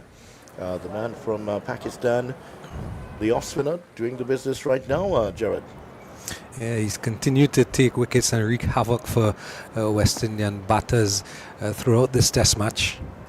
As Usman trying to create some havoc of his own, and chases forward to it with those long legs of his. He can get it when he goes forward. You're talking about maybe 2 or 3 feet down the track. That's a significant advantage for the batsman. And as we watch Usman in now, around the wicket, 2 slips and a back pad in place. He plays it square of the wicket, doesn't go for the run. Hodge was interested in coming down for it, but he's sent back. Hodge is 28, chases 4, and it is the Pakistan team that hold the cards right now. West Indies 67 for 2. Remember, West Indies have a chance to win their first Test series against Pakistan since 2000. 26 years have gone by since the last time the West Indies have beaten Pakistan in a Test series. That's a long wait indeed for a series victory. The lead just 24 runs at the present moment. So having Roston Chase at the crease now should help the West Indies, because he as the captain would know what they're looking for. Yes, Khan was trying to ensure that that doesn't happen for the West Indies. Forward to the first delivery, there's no run. And West Indies, if they can avoid defeat, they will have 1 consecutive Test series after winning the Sri Lanka series 1-0. There's Khan again round the wicket. Hodge getting onto the back foot, plays it down. Babla does well to make the stop at that leg gully. He tripped, and he was stumbling around as though he'd been to Areopita Avenue last night. Tony Gray at the back of the box laughed immediately when it happened. Now everyone knows why. And here's the next one. He's sweeping it around. Oh, that's going to run away for 4. It's between Baba and the bat pad, and that goes into the ropes there with some speed. Hodge 32, Pakistan are 71 for 2. More and more every delivery he faces, Kevin Hodges looking more and more confident. He's looking more and more assured. He's certain of what he's about and what he's going to do. He's come forward when he needed to. He's hung back in his traditional manner when he needed to, and he's played the shots to bring him the runs and the boundaries. 65 deliveries. He's well set in his innings now, and the expectation is to carry on. Here's the next delivery. Oh, Hodge almost plays that on. It was one he was playing back again, making the same mistake Django did, and luckily just chopped that one past the off stump. Khan was almost through him again. Yeah, and the 2 wickets actually, I'll come back to it. Yeah, just coming back to it. And this one, he's sweeping away again. It's going to be straight to Ali. Baba had adjusted Ali a little bit finer, and he collects it. It goes straight to him, and just the one. Chases 4, Hodges 33. Pakistan have reduced the West Indies to 72 for 2. And the 2 wickets that have fallen, Chanderpaul and Django, was indecisiveness, not going forward when you probably should have gone forward, not sure if to be back and fully back. Here's Khan, followed to it is Chase, and there's no run as that one is played out to mid-wicket to end off the over. At the end of it, the West Indies lead by 29, 72 for 2. Latest score here at the Queen's Park Oval. Now, if the West Indies avoid defeat, they would have won consecutive Test series. The last time they won 2 Test series, with neither victory coming against Zimbabwe or Bangladesh, was nearly 3 decades ago. That's when they beat India and Sri Lanka in back-to-back series in 1997. That would have been on the subcontinent. That India and Sri Lanka 1997, we'll have to check that to make sure, but I believe you are in fact right. But they're well. I think even though they've lost the 2 wickets so far, though, the West Indies are still well poised to make a fist of this and really take the bull by the horns and control the game and determine the outcome for themselves. Here's Usman round the wicket and flicked away into the gap on the leg side, and Hodge, who's looked very good, 33 of 67, 68 in fact. He has pushed the West Indies on to 73 for 2. And of course, it's in a new role for him as well, because he's never opened the batting at international level, at least. And with the injury to Brandon King, he came out, he was asked to do a job, and he's been doing that job. He's moved on to 34. Yes, Usman to Hodge, who is to Chase, who's playing forward, playing it down to mid-on, and there is no run. There are several records like this that we're seeing that the West Indies, many people saying they're hoping this is some sort of a turnaround, seeing the West Indies defeat Sri Lanka, and hopefully now they will be able to get past hold on and beat Pakistan here. That one is played past the slip fielder. Chase just sort of dropped the bat on it, and it went low past the slip fielder, and he gets 1. I wouldn't hasten to say it's a turning point for the West Indies yet. I think we're still too young in this tenure with this management team a year later. But there are positive signs that we can look at and take from the series. It is the next delivery. That's a quicker one into Hodge, and he does well. Nimble feet getting back towards the stumps and keeping that out. That's a good ball from Usman, trying to prise open his defense. Because, of course, when Darren Sammy took over, the hardest test was against Australia last year in Jamaica. Important series here for Pakistan. Here's Usman cutting at that one, straight to backward point. Khan is there, he makes the stop. And we're just seeing a little bit of impetus here from Hodge, feeling that he needs to push the scoring rate along, or at least prevent the bowler from getting into a rhythm here. He's facing up again with a slip and a silly point in play. Oh, he looks to turn that one. He's hit on the pad. He might also be run out. Well, they're turning it down. The Pakistanis look like they want to do the review. Babar Azam is asking the opinion, and is he going to go for the review? What's Rizwan going to tell him? Rizwan has the best view of it. He's still asking, and they go... Yes, he goes for the review with 2 seconds remaining on the clock. Now, there was an attempt to run out Hodge also, but they missed that one. So the review has been taken. Let's see how it goes, and let's see how close that run-out chance was. Yeah, 74 for 2, potentially 74 for 3 here. Just looking at it live, actually, it looked kind of straight, actually. It looked like it hit him on the boot directly, a foolish delivery. Similar to the one previously that he kept out. Correct, and we are afforded the opportunity to look at the replay. Well, here's the replay, and looking at it, it is hitting the pad very low down. Now, is that going to go on to hit the stumps, though? It was pitching maybe about middle and leg and turning in. Is there a possibility that one's missing leg stop, Basil?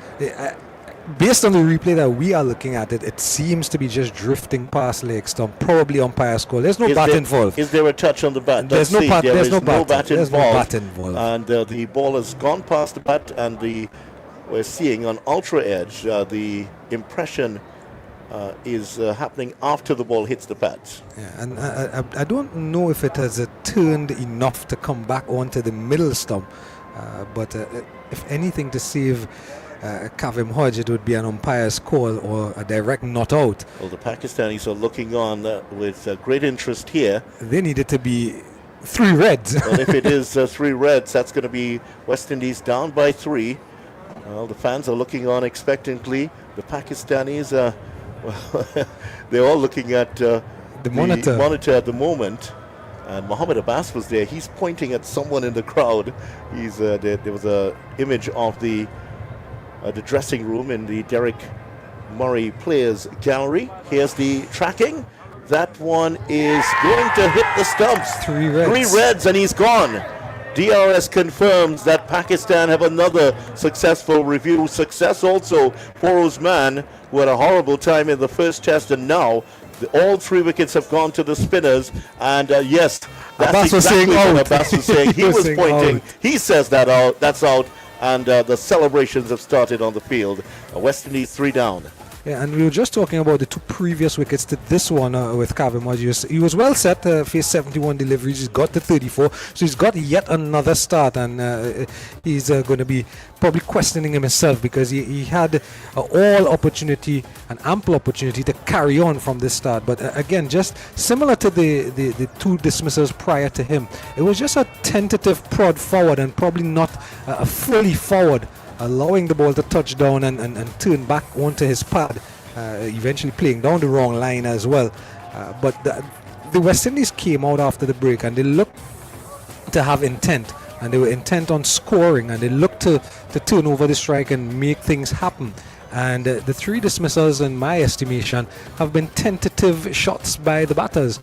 So to me, they've all 3 of them given away their wickets once they've gotten starts. Shea Hope is the new batter, and he's coming out at the moment. Shoulder injury that showed up in the last game, and he seems to have been okay in this one. 49 matches for Shea Hope, just over 2,500 runs, averaging just over 28, 750s and 500s, 300s and 250s since he came back into Test cricket in 2025. Yeah, he's taken back to Test cricket like a duck on water, Shea Hope. And there you can see, we get to see it, and you can see that the ball was there that Kavim Hodge could have actually gotten a little further forward than he did. It's kind of odd to see Shea Hope with an average of just about 28, 29 runs. But of course, that's in due part because he's had 2 tenures in Test match cricket. He started off, of course, we all remember that back-to-back hundreds in England, and then he had a time away from Test cricket, and now he's back. And he's been really good since he's been back, Shea Hope. Sajid Khan is at the southern end. He's in now, bowling to Chase, flicking this through the gap between the 2 close in fielders, and gets 1, ambles out to the other end. And Chase is 10. Had his struggles with spin in the past, shows some improvement, using his height to good effect there to negate the spin, getting closer to the line of the deliveries and the length, of course. A bit of a change in the field for Shea Hope. The fielder who was down at the 3rd man position has now been put into the cover position, as it's the off spinner Khan into him now. And this one is turning back into it. Plays it out to the cover fielded and there's no run. And that fielding change tells you that Pakistan have done their homework, because that's one of the areas that Shea Hopes loves to play the ball. He does in the white ball game. He does it all the time. He plays it on the up. He plays it through that area. Sometimes uppishly, as they think, is Sajid, and Hope is forward to the next one and puts it out in front of him away his fields, and there's no run. This is a critical partnership with the West Indies crumbling here. 3 wickets falling for 34 runs for the West Indies after a start of 40 without loss within the first 10 overs. Here's Sajid again, and Hope that one maybe kept a little bit low, stayed very low with the vertical bat and played it back to the ball. And he tends to play that shot in the air into cover early in his innings more than anything, because early in his innings his hands tend to get away from him and out in front of his body. Sajid to him, he's on driving. Hope he's off the mark with a nice fluent drive down to long on. Will get 1, and Sajid certainly has been a big part of why Pakistan are looking good at the moment. A couple of wickets for him, 1 for Usman and the spinners. He wasn't included in the last game. A good return to the team for him. Chase is playing the next one down into the ground, and that's a good stop in that bat pad position. Awais does well to dive away to his right and knock it down. Over has come to an end. West Indies 76 for 3.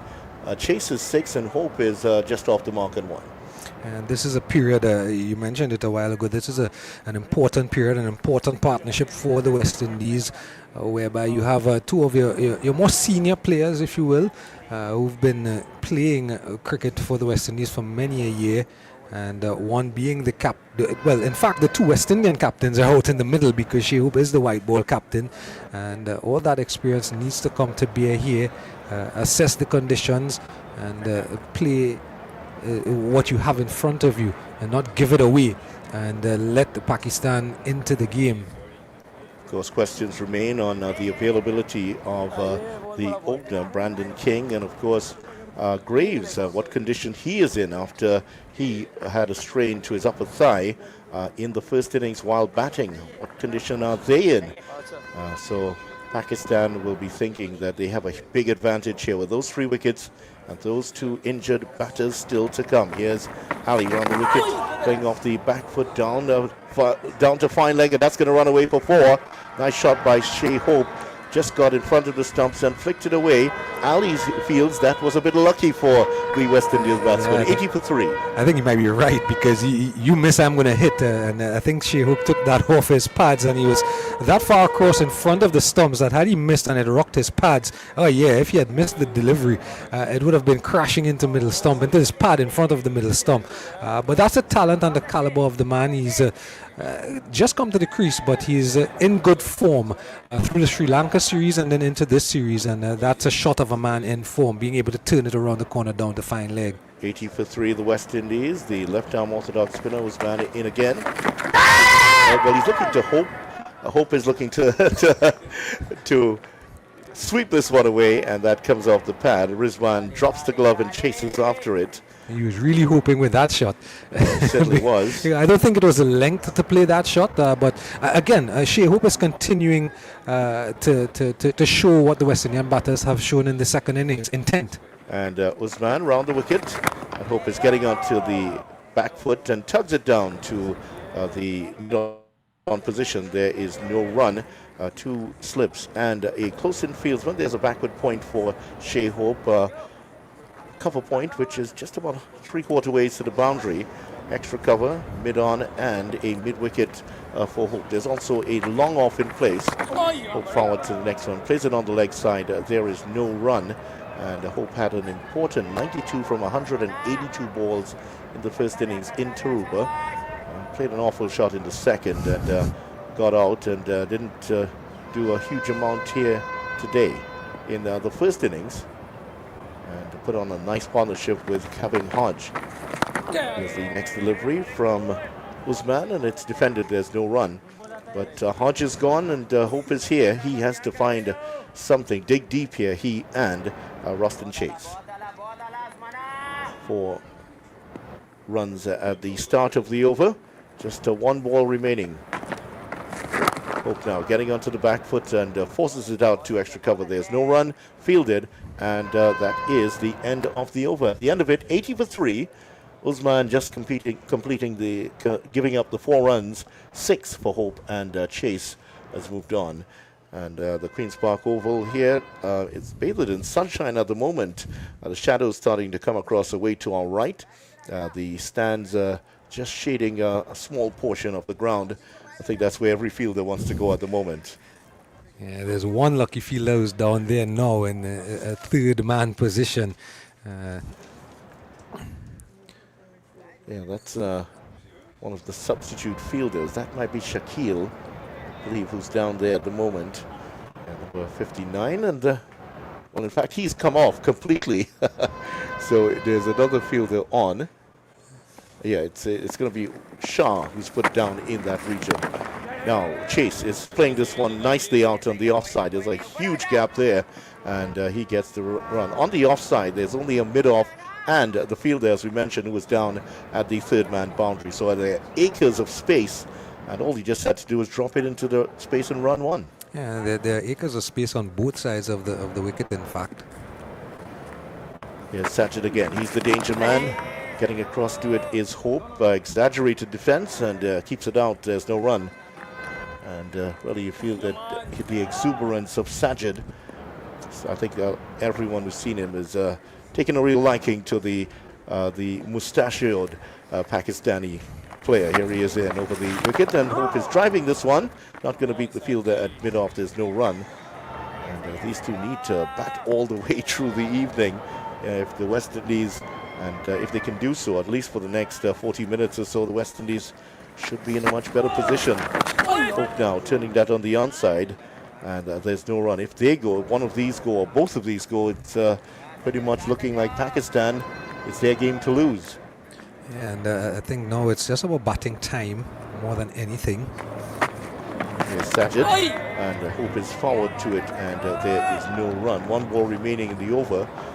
Mr. Gray reckons that it's 275 the West Indies need to lead Pakistan, so that's close to 300 plus in this innings. Yeah, I actually was thinking 250. 250 is your reckoning. We'll record both of those. Next delivery is driven out to wide of mid-off. It's fielded. There's no run.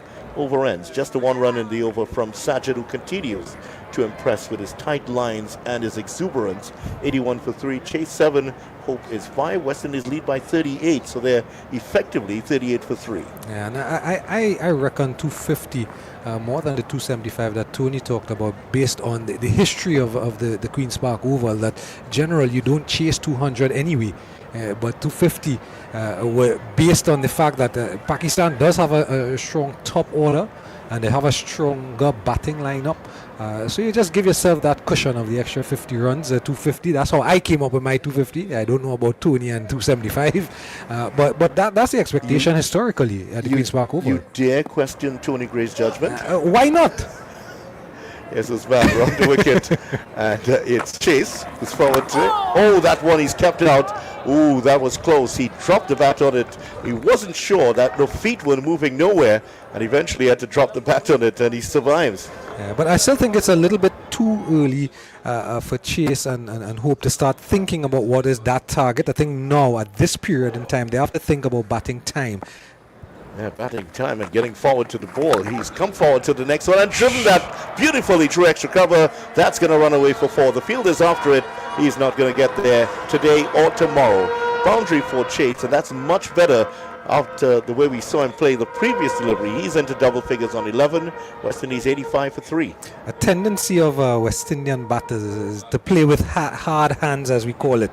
The one before, the hands got away from him. This one, Roston Chase allowed the ball to come to him, and when he played the shot, he played the ball from directly under his eye line, and what he did well was pick the gap, the important part. That was a little bit fuller too, so that certainly helped. Playing off the back foot this time, forces it out to Baba, who is collecting at that short extra cover position, and Baba must be pretty happy with the way things are going for his team, and it really has justified his decisions of the changes that he's made to the team. He was well criticized on the first day, and now we're seeing a difference here. Chase getting that big left to boot forward and driving down to mid-off, to long-off and picking up one. And we talk about his counterpart, Roston Chase, who's at the wicket. What Chase might be thinking, Shea Hope as the white ball captain for West Indies, what they might be thinking in terms of a target and so on. But Babar Azam will be thinking the same thing. What do we know that we can chase down on a 4th and 5th day wicket, a 4th and 5th day pitch? What can my batting unit get? What can my bowlers restrict the West Indians to make it easy for us to chase in the 4th innings? Usman round the wicket, 3 men crouching along with the wicket keeper. And Hope is forward to that, turned away from the bat. Good delivery for Usman, who's really enjoying his time here in Port of Spain. He might as well have been bowling in Karachi the way he's looking at the moment, at fizz past the edge. Yeah, good revolutions on the ball as it came out of the hand, and he found that spot where you can't exactly get fully forward to the delivery. Here's Usman round the wicket. Again, shadows lengthening, and Shea Hope is driving this one fluently down the ground, but there's a fielder down there, so he's not going to get much more than a single. That's all he's going to get. The over has come to an end, and Hope has pinched a strike. He is on 6, Chase is on 12, and the West Indies 87 for 3. So the West Indies, just to remind you of the scores, West Indies 344 in the first innings, and Pakistan 387. The lead of 43, West Indies currently 87 for 3. And we're seeing a stat here that the most test matches at a ground in the West Indies, that honor belongs to, drum roll please, the Queen's Park Oval, 64. And Collins' drumming is not up to mark. I don't think we're going to include him in our studio sessions anytime soon. Kensington Oval next there. But 64 matches by a long way away. This one is ballooning up in the air. They're appealing for a catch at the wicket. He's been given. Shea Hope has been given out. Potentially the 4th wicket down. And Sajid may have had a 3rd. He has reviewed it. And let's see what happens here. Shea Hope is looking at a spot in the pitch, the very same spot that we saw the bowling unit looking at earlier. Sajid, his figures 2 for 30. Is it 3 for 30? Is this the end of Shea Hope's innings? Let's see what the review says there, Bassel. Your first impression. Well, Shea Hope automatically, as the finger went up to give him out, he automatically reviewed, which tells me that he doesn't think he hit it. And there's such a space. There's such a space between the bat and the ball. You can probably pass a truck through that space. But the umpire gave him out, and I'm not sure why. Because this is an LBW, but then it was so high as well, because down the leg side. That didn't look convincing at all. There's nothing really going for it. It is a distance away from the gloves. It missed the bat by 3 or 4 inches. Hit the thigh pad. That's a hip. It hits the the thigh pad, the upper part of the thigh pad. Let's just put it that way. And I think the Pakistanis say, well, yeah, it is. Well, that was one of the strangest ones we've seen here in this Test match. 87 for 3. Hope immediately reviewed it, and the West Indies retain that review. 3 remaining reviews for the West Indies, 3 for Pakistan. Here's Sajid again, and playing down the track, and Sajid fields. He has a stare at Hope. Hope stares back, and there's no run. Well, of course, the umpires are human too. They are allowed to make errors. Some of the umpires, we forget that they are human. But Shea Hope's back is to us, so we couldn't see where the ball hit.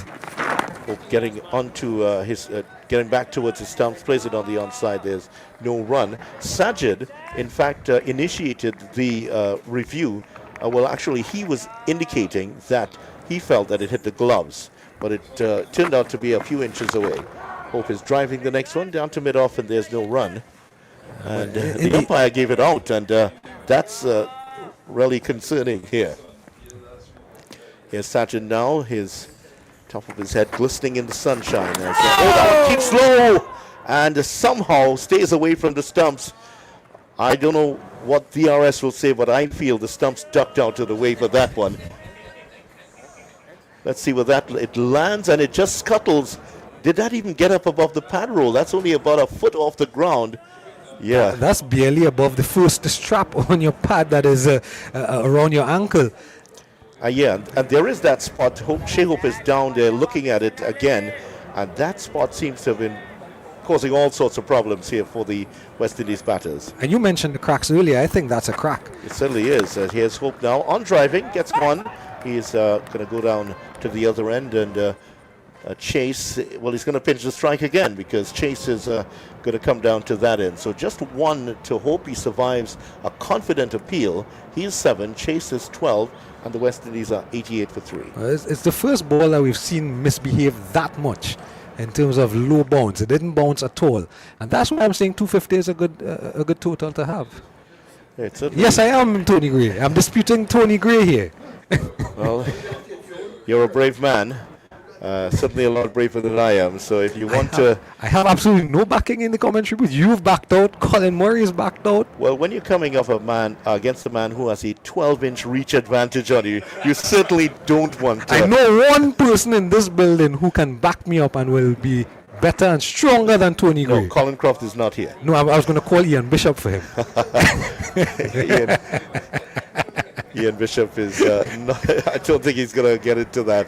Here is this man. This one's outside the off stump, and Hope just shuffles across, allows it to nestle into the gloves of Rizwan. There's no run. 88 for 3. So 250, you reckon. Tony Gray, 275. I wonder what Colin might think. He might tell us when he comes in. But if that 200, he says. If that delivery that we just saw is any indication of what's going to happen on the day 4 and 5, it is definitely concerning for Pakistan. Yeah, here's Usman, and Hope playing off the back foot. Did that come off the body of Awais? It seemed to have done, and that flew down to backward square leg actually, and Rizwan chased it down. Did that hit? I think that hit the man in front. Yes, it did. Oh, that hit him straight in the knee. Well, technically you'll call that a catch, but you'd have to be very, very cruel to say that Awais should have taken that. That's self-preservation more than anything. Yeah, that's the kind of shot that could absolutely ruin your knees forever. Here's the next delivery from Usman. Forward to it is Hope on the onside, but there's a fielder there. It's no run. That was hit powerfully by Hope. And Awais was just jumping. And couldn't, he could get out of the way of that one. Luckily, he prevented a run from being scored. So Colin reckons it's 200. Tony Gray says 275. And that disparity might come in for some discussion here. Here's the next delivery, which played down the track. 75-run change. And we will keep note of this, of course, Gerard, as with your 250, and we'll see who is right at the end of it. That's going to be an interesting one. And, of course, you can express your opinion, too, as you're listening to this. This one is driven away to the cover region. 1 for Hope. Hope on to 8, and the West Indies 89 for 3. Just one ball remaining. Colin is going to come in next, and Colin is essaying off drive next to me with the appropriate click with the tongue. Somebody asked me that once. Why is it that when men imagine a shot, they do the clicking? Say at least you must hit at least an imaginary ball. If you want to have that gone through, they're appealing for a catch at the wicket. The Pakistanis think that he's out. They're going to ask for a review. Rizwan is convinced, in fact. He thinks that is out. He thinks it's hit the glove. And what is Baba going to do? Yes, he says yes. So with 6 seconds on, Baba wasn't sure at all, but Rizwan seemed absolutely convinced that that is out. And 89 for 3, potentially 89 for 4, Chase on 12 and Hope on 8. I'm going to let you, Gerard, talk through this one, and Colin is going to give his verdict on it after. Looking at it live, in fact, I thought that it passed the battle before Chase even got a chance to play the shot, because it was a quicker delivery. But of course, Mohammad Rizwan was convinced that the ball touched the bat. He was the first one up in appeal as he caught the ball. And we get to look at the replay as the umpire is looking at it on that review from Babar Azam. And again, just without Snicko or Ultra Edge, you can see that there's a gap between batter and ball on the replay that is being played on the big screens. Here's Ultra Edge now, and as it goes past the bat, flat line. So definitely no bat involved. Whether there was a sound, what did Mohammad Rizwan see? What did he? But I said earlier in the day when he had his hand up, he was the only one. asking about an LBW, and I say, Right. Mohammad Rizwan, like a good wicket keeper, he appeals for everything. Yeah, And I he's tell very you, excitable and expressive. the umpire did well actually because he did say not out. I've had my little questions about the umpiring in this second innings. The LBW with Chandapur and this umpire. Well, you know my situation in umpire score, right? I'm not going to go through it. But I thought Chandapur he's unlucky because had the umpire said not out, he would have been not out. Yeah. And then the Hope decision where Hope was given out and the ball coming off at the That one was strange. Oh, I mean that. I usually give them grace because they're human and they're allowed to make mistakes, but the umpires. But that one was kind of strange to me. The Shea Hope one. Strange? Because I was looking I at thought it. you'd been kind. Yeah, well, I mean that ball. I'm trying. It was way away from the bat. Maybe he's losing concentration. I think the umpires, because That's the human I tell side. you what. I tell you what. It's umpires. I feel for umpires because it's a difficult job. It is. That's why I like technology. I think the technology coming into the game is really great, and which would help them. And I just feel they should use the technology a lot more than they do. I mean, but people talk about, for example, that umpire's call. I mean, people talk, you have to keep the umpire involved in the game. Human So, aspect yeah, of the it. human aspect. But, For the human error. Yeah, but my point is, if you have the technology, use it. You know what I mean? Forget about umpire's call. Is the ball hitting the stumps or it's not hitting the stumps? And you use that technology for that.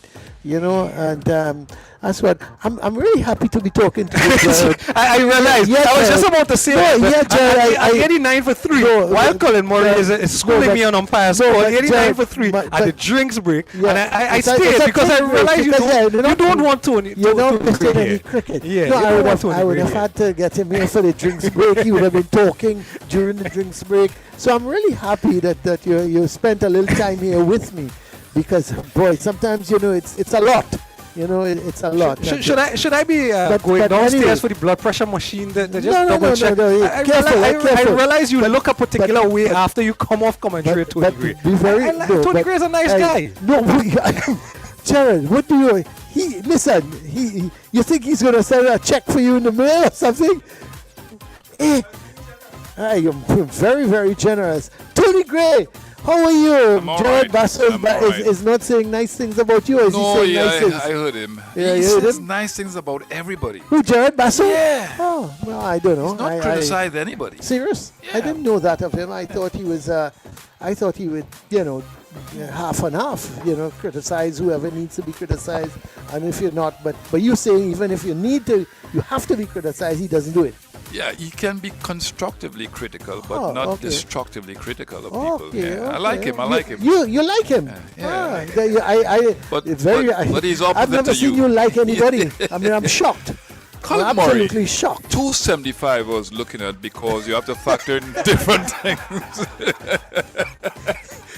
Okay, You have to Tony, factor in yeah. different things. Okay. You have to But factor Tony in. Gray, I want to tell Oh, you boy. because to get 275 here, Tony. Let's No, be realistic. listen. They've got to score over All 300. right, so think about it. Okay. What's wrong with the West Indies bowling attack? Well, what's wrong with it? Yeah. Well, there's nothing wrong with it except you're missing Greaves, and then there should have been another spinner. And Roston Chase. Well, yeah. Well, Roston, I don't know So how long he can bowl for. I'm saying that the amount of work that Jomel Warrican had to do in the first innings, he will be a little tired. The fact is that the faster bowlers have not been as penetrative on the surface. So you have to factor in everything. The amount of time that you have in a game, Colin Murray. I know that most of the listeners will agree with me, especially Andrew Mason. To get to 275, a target of 275, you're telling me basically that West Indies, they've got to get They'll probably have a 318. day and a quarter to get it. And you think they can get 318? No, I'm saying that is a good score to defend. 275. Well, I am Come saying on. to you, I don't think West Indies can get to 300, over 300 to set Pakistan 275. But if they bat well, it depends on King. It depends also on Justin Greaves if they can come out and bat, and maybe Kemar Roach staying with them. Here is a change in bowling as the spinner has come off, and This man running into bowl is Muhammad Ali from the Brian Lara Pavilion, and he's had 4 overs, none for 23. And the first delivery, Hope is driving sweetly straight out to cover, though he didn't find the gap. No run. And the other factor is that when you asked me the question, I don't think that wickets fell.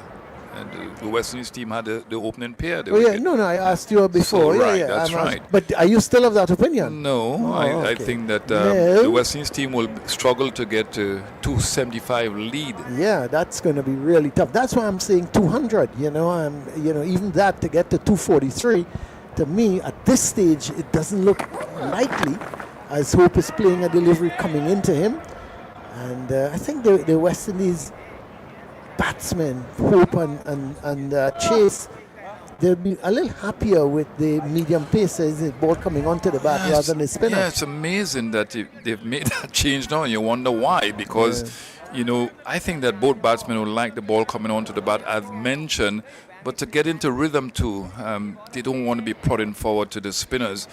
And I think this would be releasing some of the pressure that the Pakistanis have put on the West Indian batting.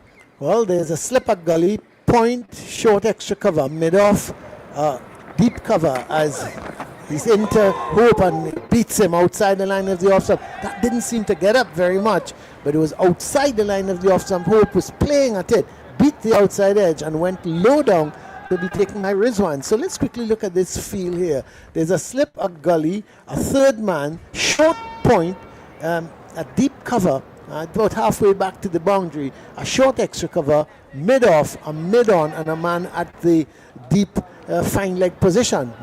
So the total at the moment, 89 for 3. The lead is 46 as Hope settles, waits on Ali, who is on his way to bowl to the right-hander, and he's driving, but it's going down towards third man, because as he went into the drive, he opened the face of the bat, and it went down to that third man position, and they go through for an easy single. One more to the total. It's now 90 for 3, and Hope goes on to 9.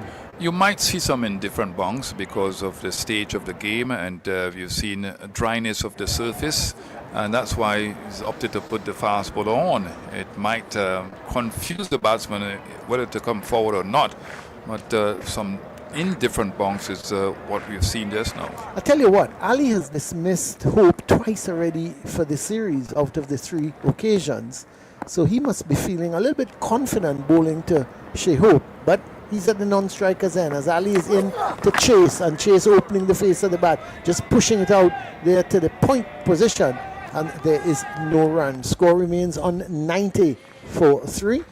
The good thing about Roston Chase is that he gave the West Indies team a good half century in the first innings. He spent some time at the crease, and let's see what will happen again. But this is a different situation, and he must compartmentalize things and not think about the pressure that his team is under, but play each ball in its merit. Well, they must look for a captain's knock from Roston Chase. And of course, Shea Hope is the white ball captain. So this is keeping a little bit low outside the line of the opening. Tell you what, Tony Gray, I'm talking 200, but some of the balls are now keeping low. And who knows if West Indies can actually get to 200, 150 on this, and if late on the 4th day or even on the 5th day, could be really tough getting. It's the end of the over from Ali, so he's completed his 4 overs, none for 23, and it means that I'm looking to see who's going to come into the attack. If it's going to be Usman is going to continue. I would think so. Yeah, Usman is going to continue. Ali Usman, he's had 5 overs. I'm looking to see if it is going to be Ali Usman or if they're going to make a change, because he's picked up the wicket of Hodge. Usman. Hodge went for 34. He was batting very well and very enterprising was Kevin Hodge, and then he was dismissed. So Ali Usman is going to continue. He's got 1 for 22 from 10 overs.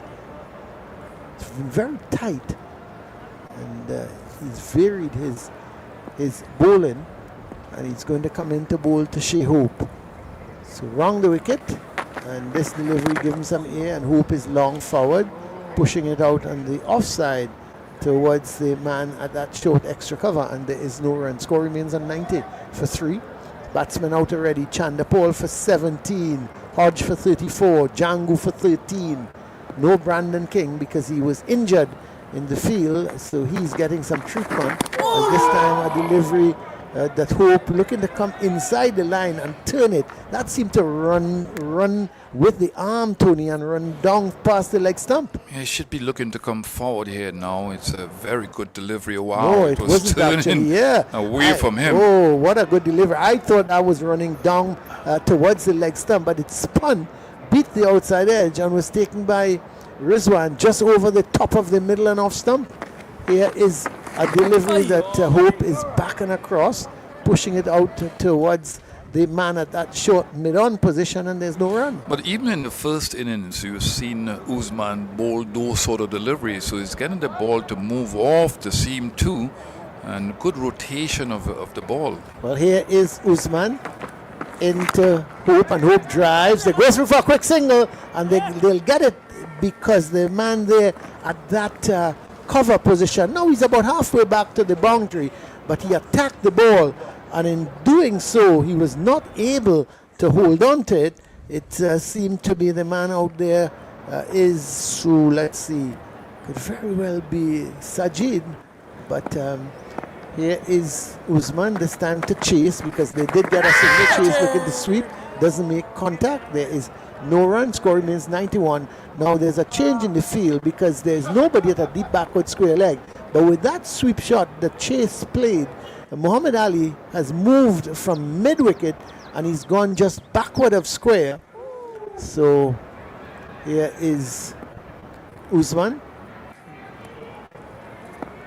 into the West Indies skipper, and he's on driving, but goes just to the right of man at a mid-on position in Shah, and no run. The end of the over from Usman. He's completed 11 overs, 1 for 23.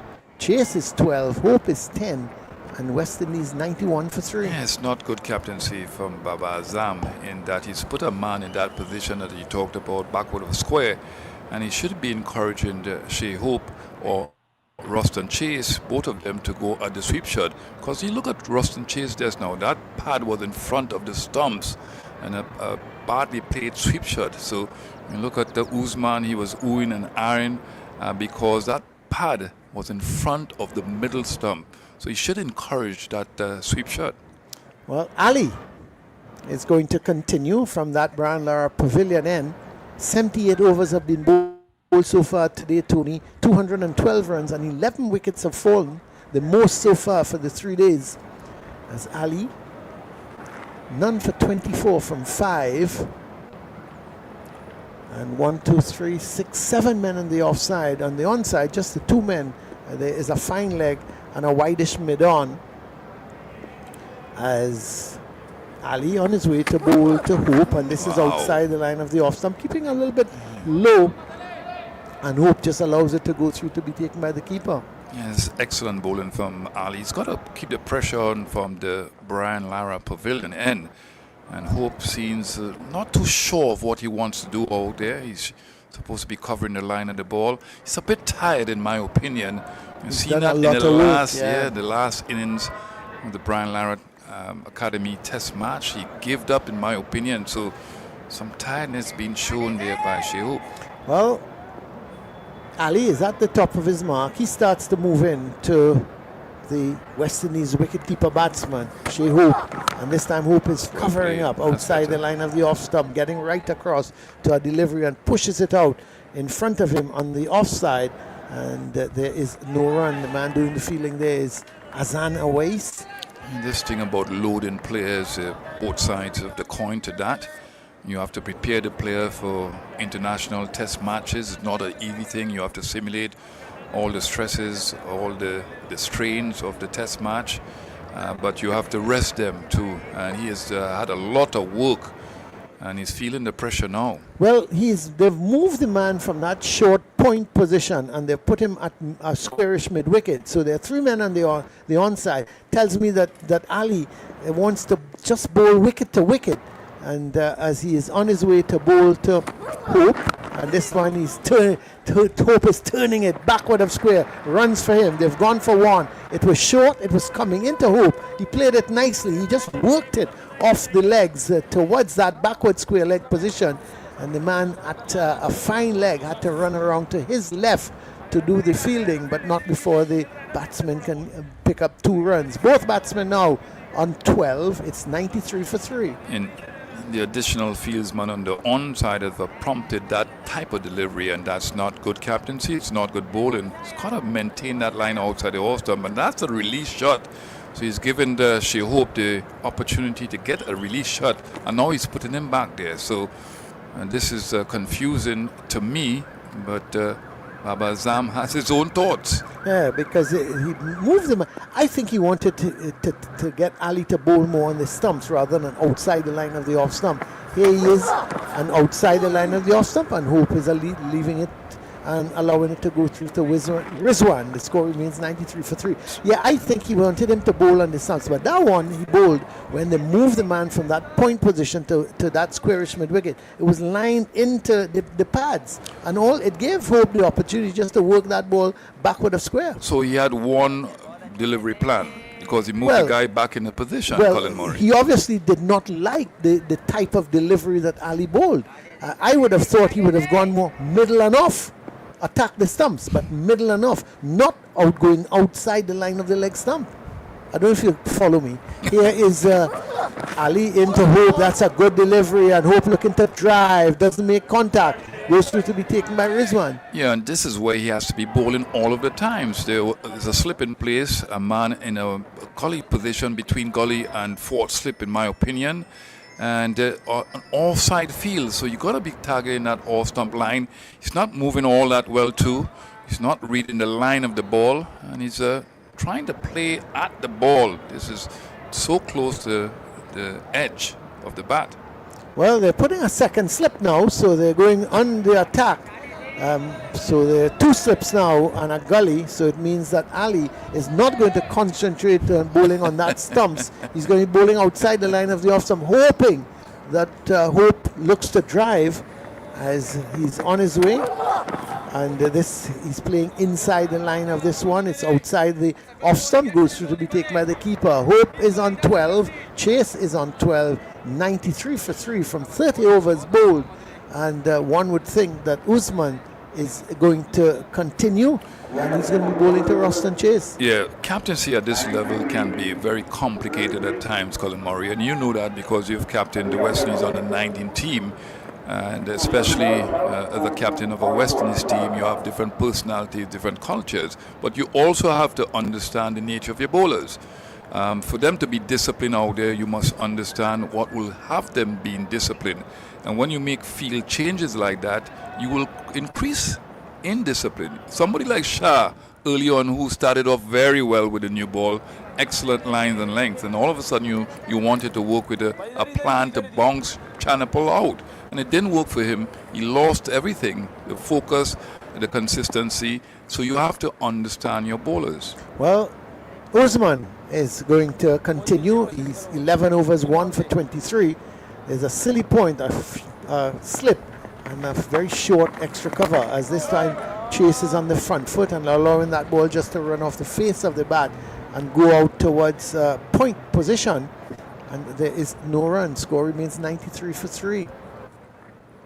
As Usman, back at the top of his mark, runs into bowl to Chase, and Chase is forward, comes off the inner part of the bat, and they're going to go through for a very easy single, because there's the forward short leg, and let me just have a look. No, there was nobody at that forward short leg.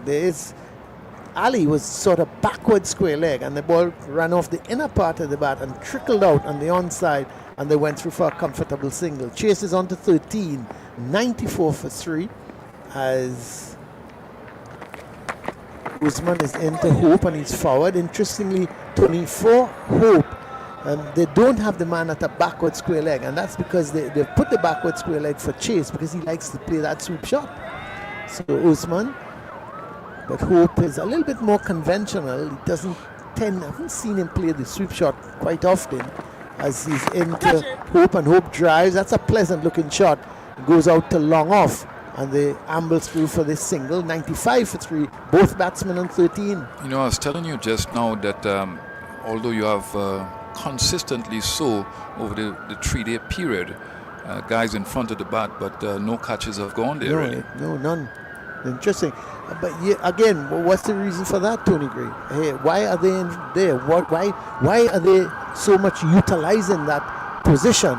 Here is Ali Usman, and Chase is driving powerfully straight back to him. He partially stopped it, but had that gone past him, there is nobody at a long on position, and it certainly could have gone into the boundary. So Usman did well. Here's Ali Usman again, and Hope and Chase is driving. It strikes the man at that silly point position, and there is no run. The end of the over, 95 for 3. Chase is 13. Hope is on 13. Yeah, I was saying, lead now is 52. Yeah, I was saying that, Colin Murray, because you want to be coming forward as a batsman. As the game unfolds, you have to learn what's happening during the course of the match. Nobody has been caught in front of the bat in those positions, silly mid-off and silly mid-on positions. So, in my mind, as a batsman, you can be safe coming forward. Although some balls have bounced, but generally speaking, they've kept very low. And somebody like Roston Chase and even Shea Hope should be looking to come forward a little bit more because of what has happened. The stats should tell you that you can safely come forward. Well, Ali is going to continue at 95 for 3. As we see, they're going back with this man at a mid-wicket. So you're looking at the onside. There's a wideish mid-on, a squarish mid-wicket, a man at fine leg. Then on the offside, 2 slips, a gully, a man out at a squarish third man, short cover and a mid-off. Here is Ali into Hope. A delivery coming into the right-hander, and he's pushing it out towards mid-on. And there is no run. He remains on 13. The score remains on 95 for 3. Yeah, when the ball is bowled on his stumps, middle stump line, leg stump line, he's very adept. He can work the ball through the onside, but you've seen here very good defensive efficiency being shown by Shea Hope. So when the ball is pitched wide of the off stump, he's not moving in line, and he's more susceptible to getting out in the slip area. Well, Ali on his way again, as the sun has left us here at the Queen's Park Oval, and this time into Hope and angled into him, and he's just pushing it out towards mid-on. There's no run. Once the ball is sort of in that angle, Tony, coming into him, he seems comfortable playing it. Well, it seems like it has an echo here, because I just said that. Did you? Yeah, I just said that, Colin Morris. Pay attention. No, why should I pay attention? You probably have 5 minutes to go, or even more time than that. But more? What is more? Use something else, Colin Murray. I just Ali said that, and you're repeating what you just said. Well, I thought he looked so comfortable with that. He looked so comfortable playing that delivery after you said it. Here is a delivery outside the line of the off stump, and you just said when it's outside the line of the off stump, he doesn't look as confident, and he certainly didn't look confident playing that delivery. Yeah, because he's not moving his feet at all. Now, Roston Chase is another one that doesn't move his feet to get inside behind the line of the ball. So a lot of times these guys get inside the line of the ball. But this guy, Shea Hope, he moves his feet, but he's very tired.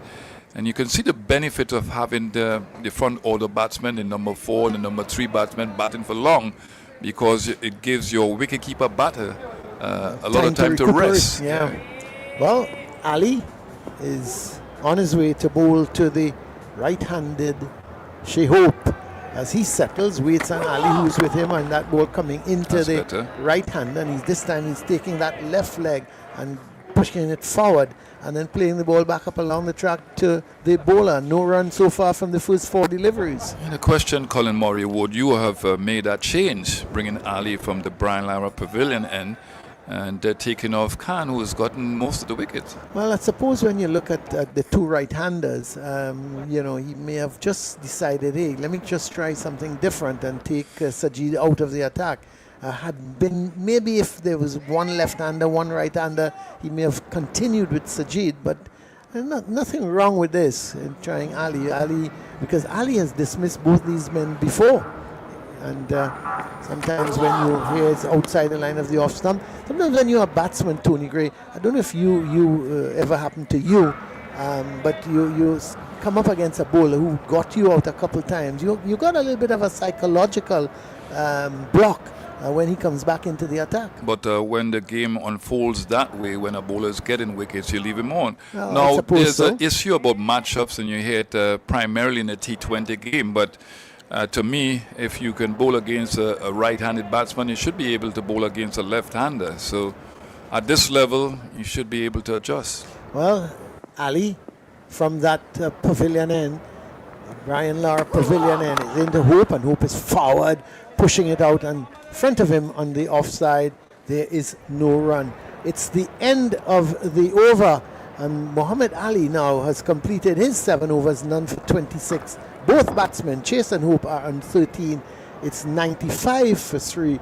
I would think that Ali Usman is going to continue, and to continue with the broadcast here, Tony, after some comments from you, it'll be Vidya Ramphal together with Jared Basu. Well, I think that obviously the Pakistanis will be looking for another wicket here.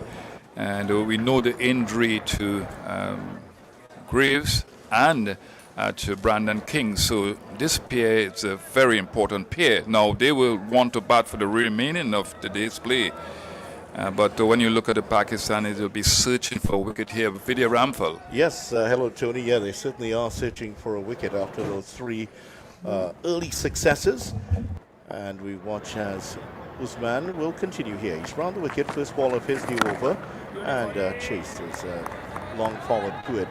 And he plays it out to Baba at that short extra cover position. There's no run. One slip and a silly point in place. There is a backward point cover, just about 3/4 way to the boundary, and an extra cover and a short extra cover also.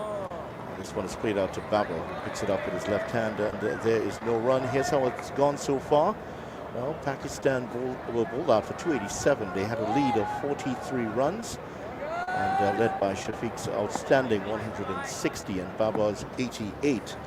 So far, the West Indies have lost 3 wickets. Here is the next delivery by Usman, and Chase is playing that one up to cover. There's no run. Chandapal, LBW will can for 17. Kevin Hodge, LBW Usman for 34, and Amir Janglu bowled by Khan for 13. Those are the 3 wickets to go so far. Disappointing position for the West Indies here. But Chase getting a single out to mid-on, the next one on the line of the leg stump. And so he has moved on to 14 correction. West Indies 96 for 3. Wickets falling at 40, 62 and 74. And as we mentioned, Khan, he has been the star of the show again. After taking 4 for 82, a couple of wickets for him. And Jared Basu has been very impressed with him so far. Hello, Vidya. Hello, everyone, wherever you're locked on around the world. Usman round the wicket here, and this is on the line of the leg stump. Hope may have missed out on that one. Maybe enough room for him to flick that one behind square. Maybe a touch onto the pad, and there's no run. Ali is at that mid-on position. Last ball of the over coming up here. Just a 1 run in it so far. Usman again has been impressive with his left arm orthodox spin, driving that out to the extra cover region. There's no run. Just 1 in the over, and Usman continues to impress here. And his 13 overs have cost him only 26 runs, and even my ordinary arithmetic will tell you that's 2 runs and over. 1 for 26 his figures with 2 maidens. He has been very good. Yeah, not only Usman, you said there's a lot to like about him, but not only him. I think I've been impressed with the Pakistan team. They've shown that they are a team that would compete and can compete, and you think about some of the players in the team, and you look at their performances even in this short 2-match series, and you wonder why they're languishing at the bottom of the WTC table, the World Test Championship table, because they have a very strong batting lineup, obviously, with the likes of Shan Maksud still to come back into the team whenever he's fit again, Babar Azam, Mohammad Rizwan, and then you look at this bowling unit, and you wonder why they're not winning more Test matches than they have. Well, Ali is at the top of his mark. He is bowling from the southern end. He wrestles in to bowl to Chase, and who is chopping this one through the cover region. Will pick up 1. Field already picking it up, so Hope will be back on strike. 15 Chase, Hope 13. West Indies 97 for 3. Yeah, and Pakistan certainly, I guess the answer to that is they've done it well, but only in parts. Some areas, there are some aspects of their game that have been absolutely distressing to their fans. Just look at the way their innings just fell away. Their last 4 wickets going down rather cheaply. In fact, only 17 runs. And the last 3 wickets going down for 0. That's well on course for what their average is, their lower order batting average. That is, yeah. Yes, as we watch the next delivery from